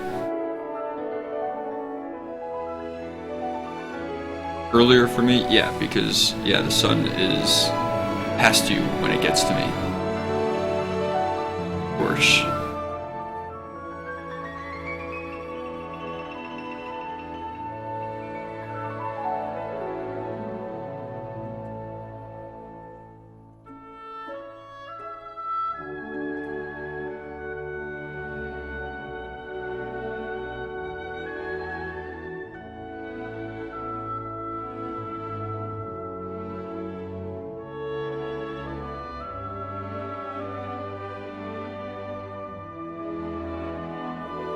I did a 6-hour stream last week, but it was because I had to complete an illustration that night, print the next day.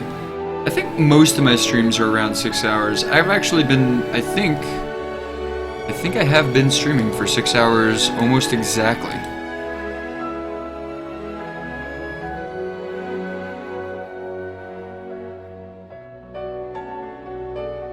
Six hours, 3 minutes, and 22 seconds. Word.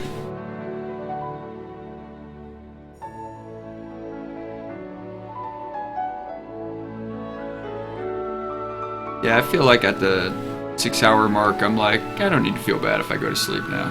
Or if I just call it quits, whatever. Whether I'm going to sleep or hanging out on the couch. Giving myself the night off.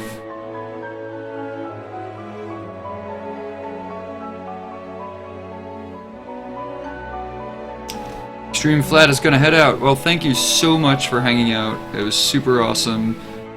Thank you for following Stevie's raid here. I really appreciate it. Yeah, it was awesome. Have a great night. Gonna do some research on Archie. Awesome. Well, have a great night, everybody. I think I'm about to head out as well.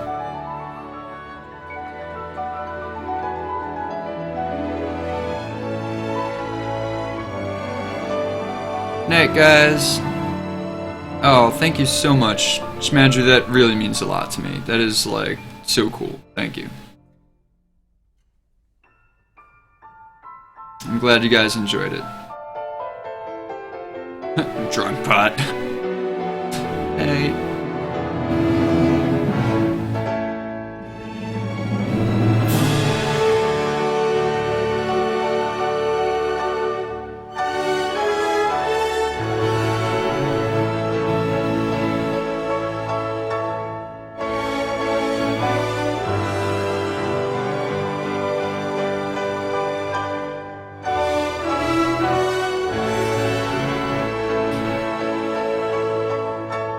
You heading out too, Warblin?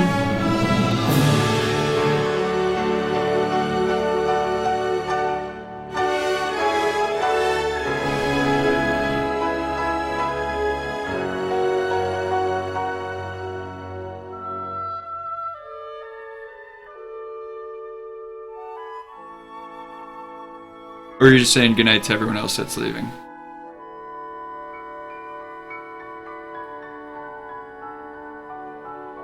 But everyone was leaving. I mean, apparently there's still a couple people here. Although some of them might be asleep and just have left the, you know, the stream open to give me a view, which is nice of them.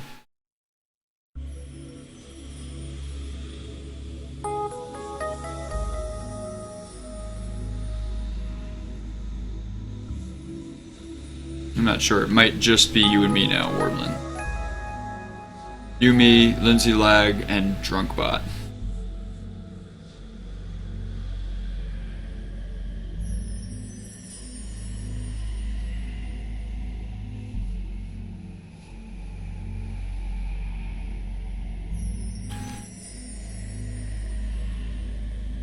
Historic parties have been started with less.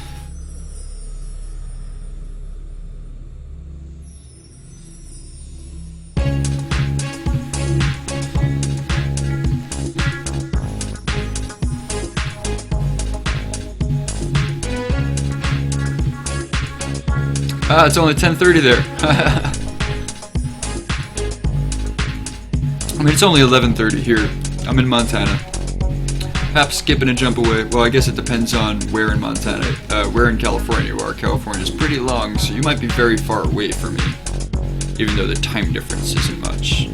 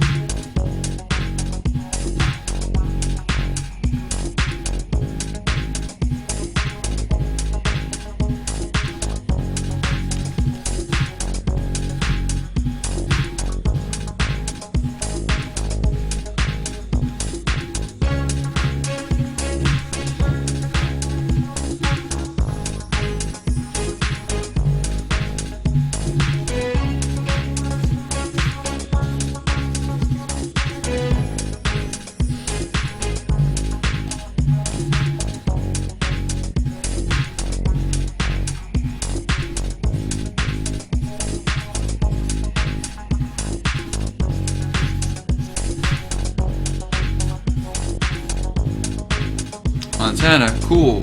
Thought about getting a homestead there at some point, but I'm heavily leaning toward Oregon now.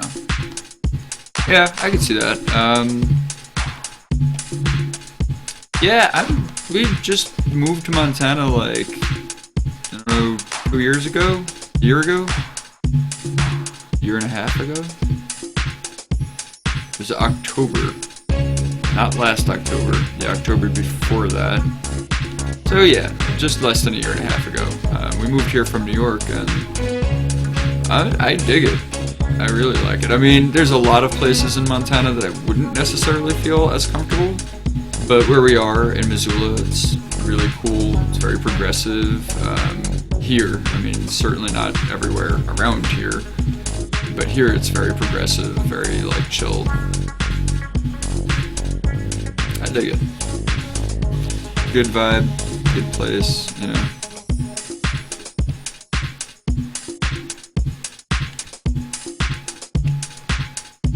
It's very artsy.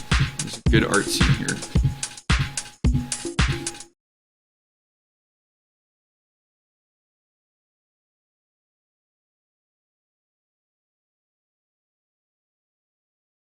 Yeah, buying a homestead, that would be awesome.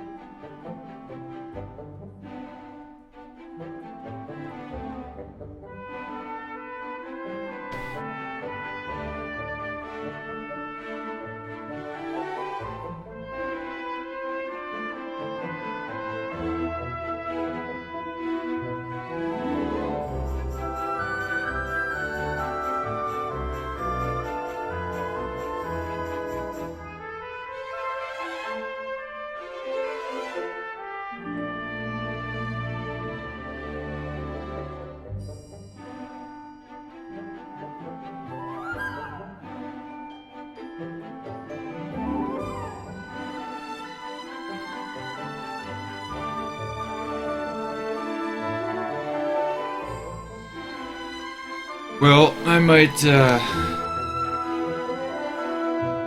end up just like saving the background and grass for like Thursday night stream.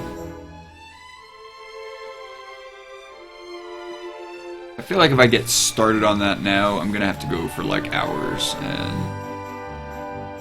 I don't know if I have that in me.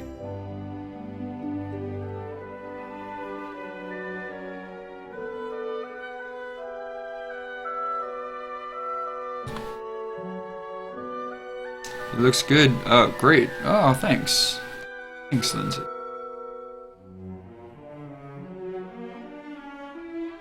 Glad you think so.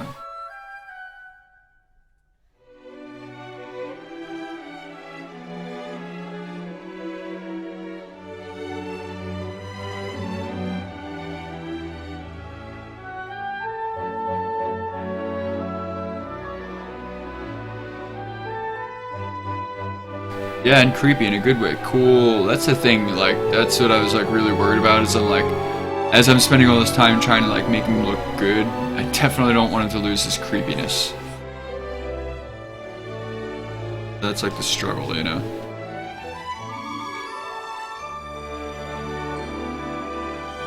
I appreciate that. Thank you.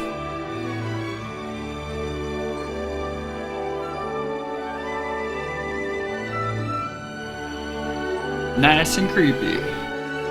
Yeah.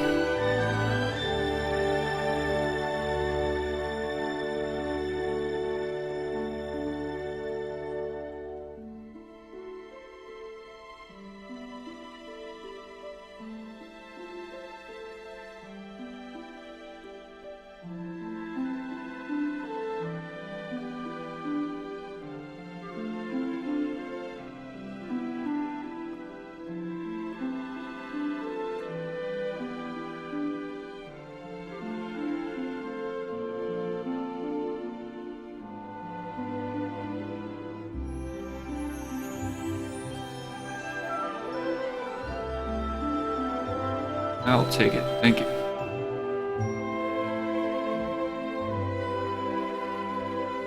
Yeah, the one thing that's like a threat about, you know, I think making visual art when you're at a stage where you're like kind of tired, but you push yourself because you're excited about what you're working on. I think a lot of times you can make a lot of mistakes when you're pushing yourself that you don't even realize you're making because you've stopped seeing things clearly, you know?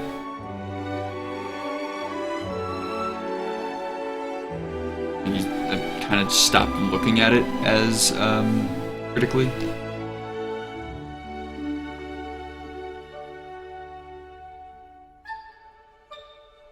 Well, there's old Mickey Cobb. Yeah. I haven't saved once in the last 6 hours. Saving now. Oh, saved. Alright.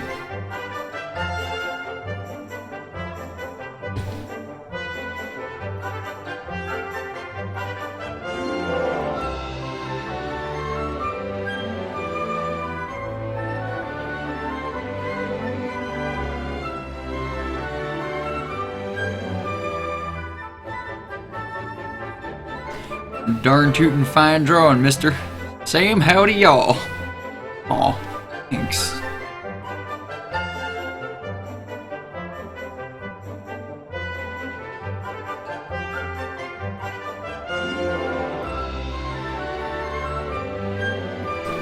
Why is my layer frozen? Ah!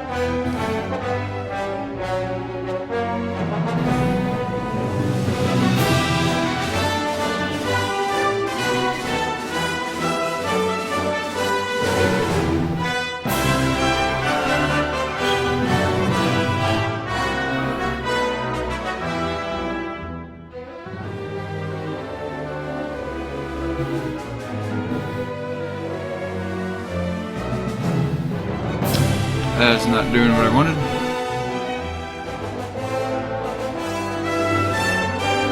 Got to experiment here a little bit.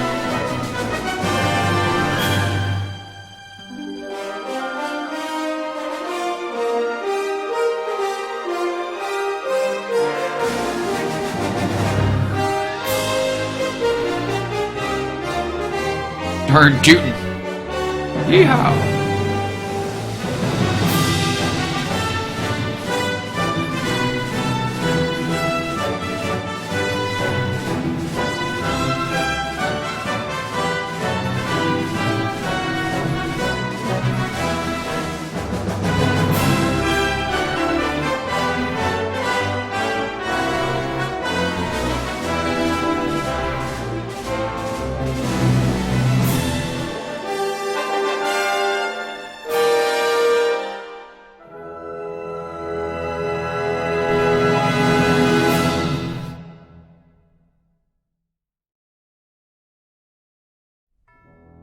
No sleep till grassy meadows. It's all over now. 5 hours later.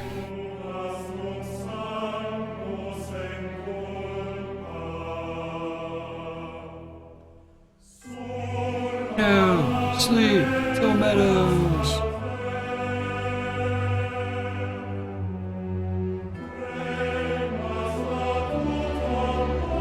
I mean, I could put in some foreground grass without getting too lost, I think. 5 hours later. Poor little troll where Jayel used to sit, all hunched over and like, you know, just horrible pallor, my face melting off, and I mean, its face melting off.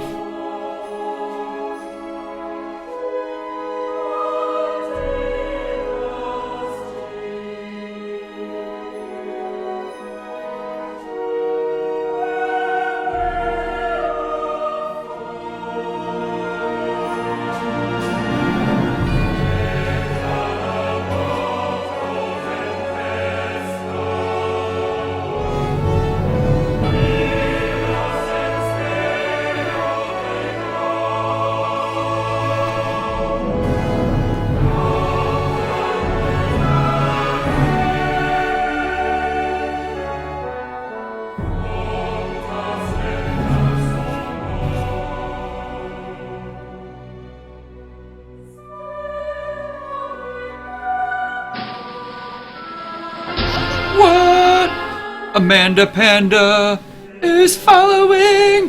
Thank you. Awesome.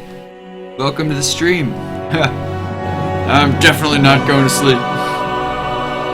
How are you doing tonight?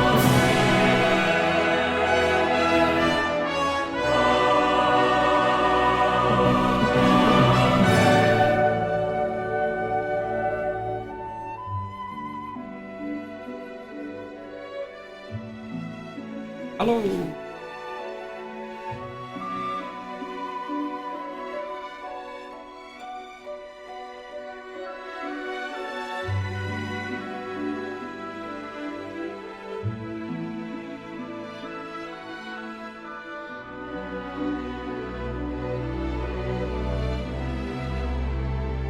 Glad to see you around these parts, ma'am.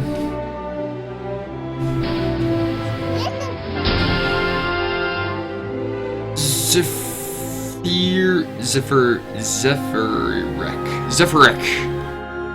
Did I say that right? Zephyrek. Awesome name. I'm not sure if I pronounced it right. You could totally feel free to write a pronunciation in there. Thank you so much for the follow. That's awesome.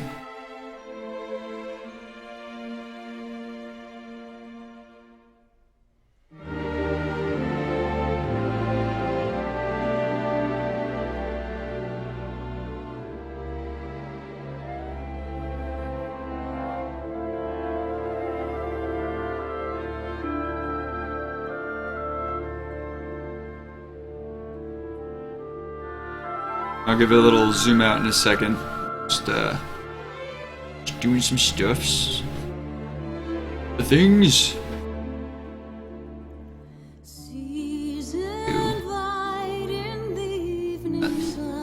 Cut it and paste it in place on a new layer.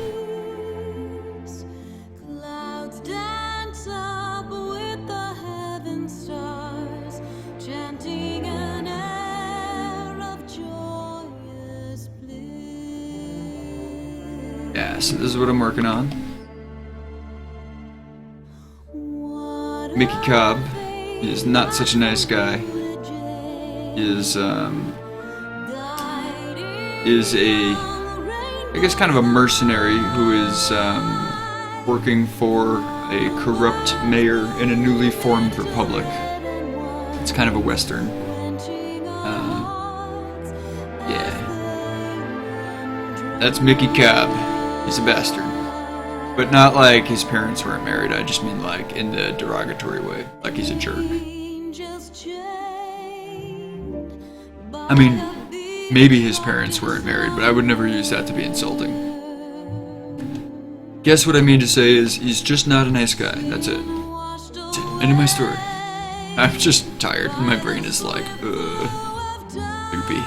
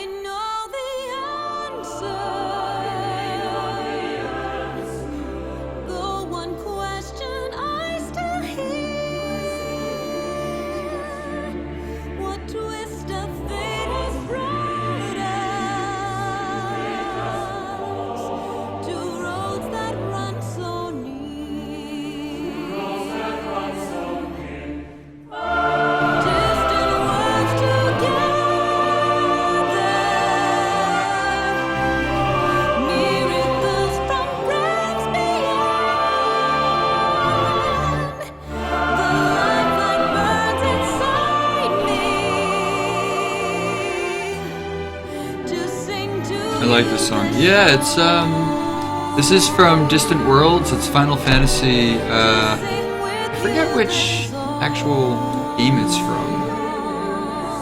I think it's Final Fantasy 11. Distant Worlds is just like a collection of different, you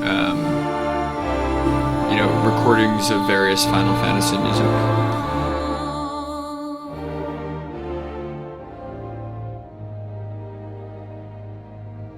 Like, I feel like each time I hear it, I like it a little bit more. The first few times I heard it, I was like, I guess this is cool, but now it's like really in my head.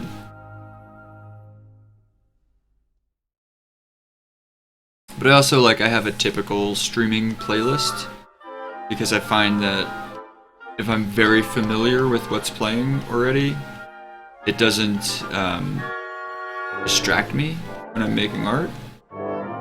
So like, I like to just kind of like know the songs and know what's coming up next, and you know.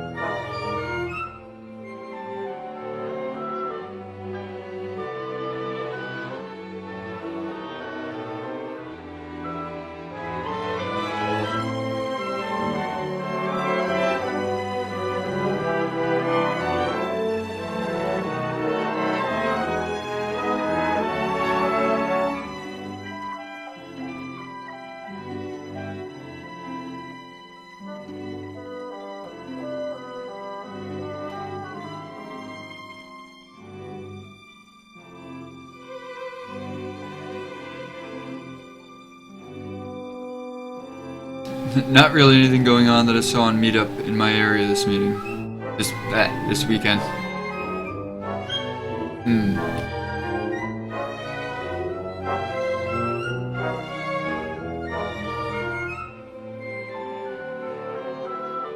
Yeah, I pretty much just stay inside.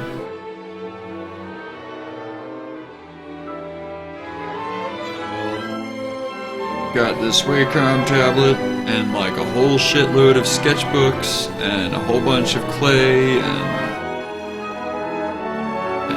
Netflix and Kitty and Lindsay, and that's all I really need.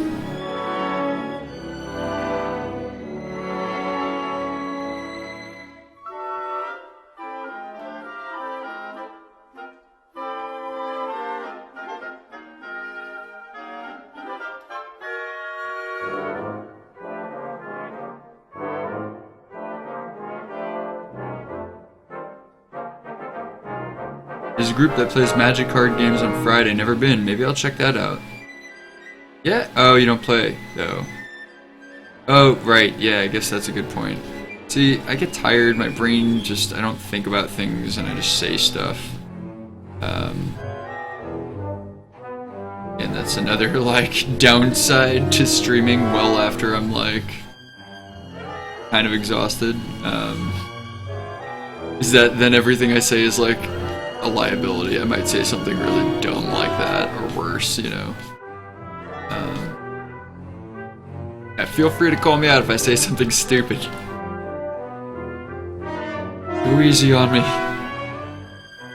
No worries. Awesome.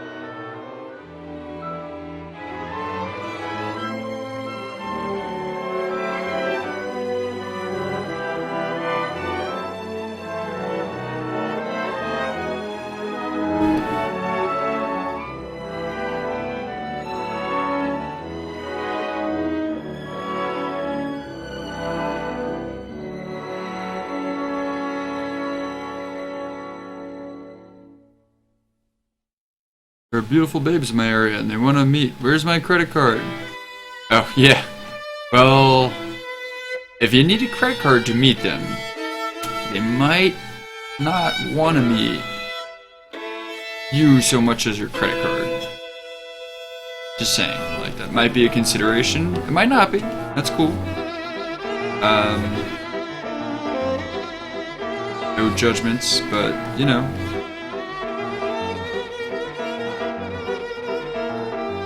I'd say learn how to play Magic, man. Like,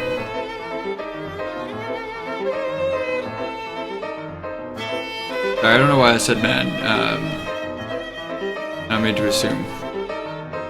Actually, don't know what your preferred pronoun is. And you don't have to tell me, but you can if you'd like to.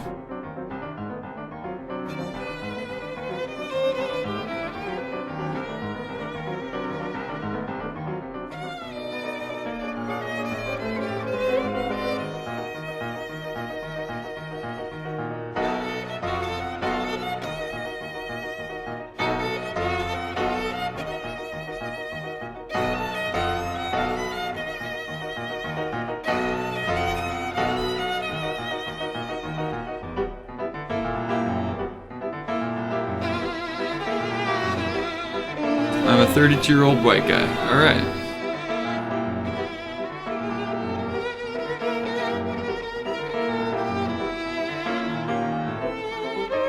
Yeah, I realize, like, in text, there's, like, no way to really tell. And, you know, like, names, like, all different kinds of people have all different kinds of names. Like, that doesn't really say much. So, like, I catch myself just, like, assuming, like, if someone's, like, I'm like, yeah, dude, or like, yeah, man, and then I'm like, oh, that could totally not be man, and you know, I don't want to like subject people to my assumptions or whatever, you know, like make me feel bad or whatever.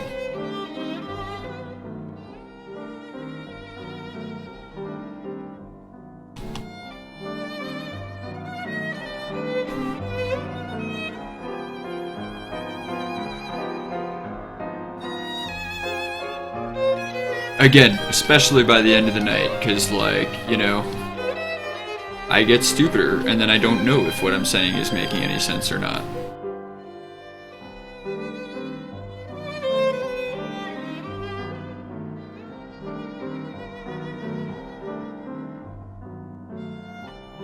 My brain's like, on a scale of 1 to 10, how offensive might that have been if you were wrong? Drool. Passes out, you know, like, on a scale of 1 to 10, I'd say that was a...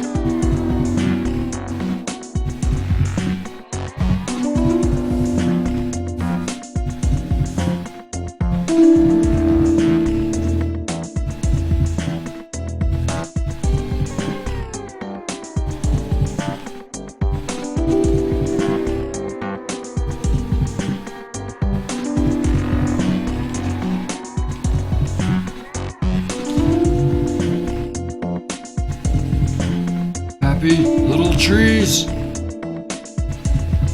Not really trees. They're shrubberies. Sagey shrubberies.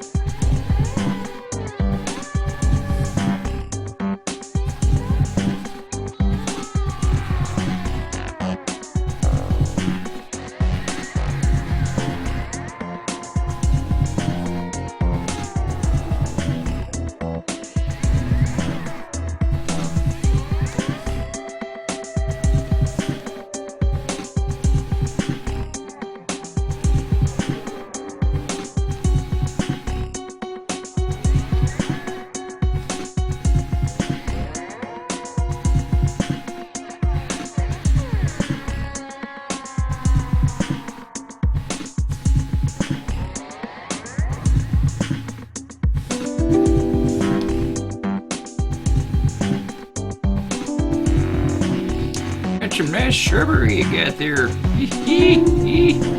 Oh, old Mickey Cobb likes that shrubbery.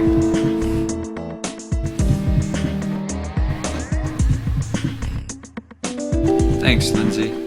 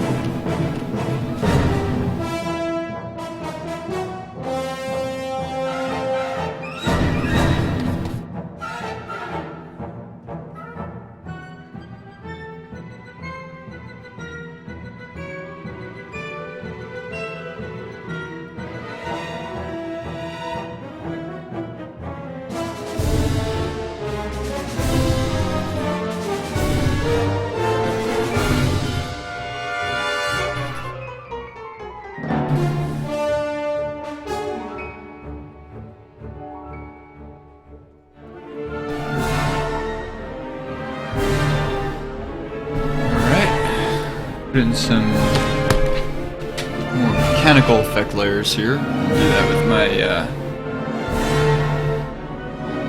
mouse.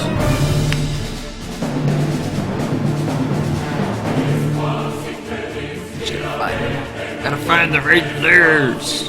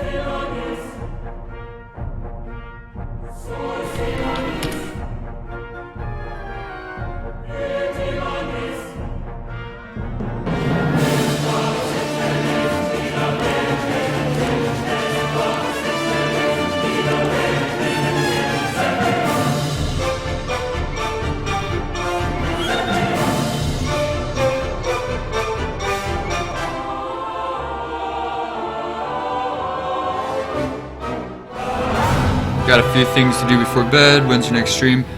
So I will be streaming again on Thursday night, 5:30 MST. So that would be what, 4:30 for you.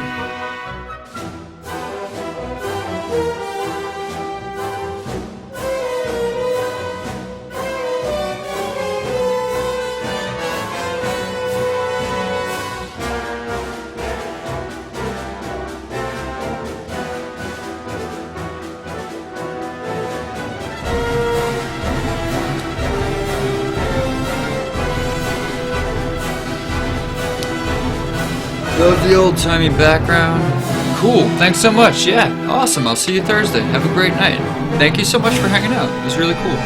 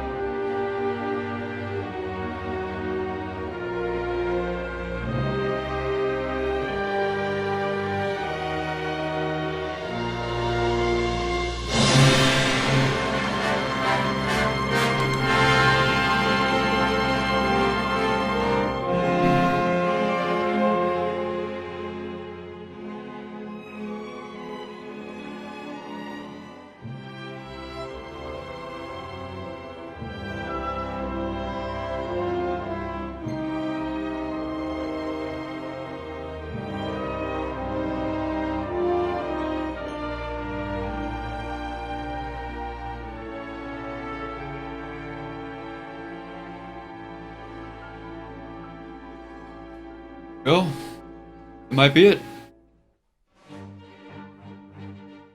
Mickey Cobb.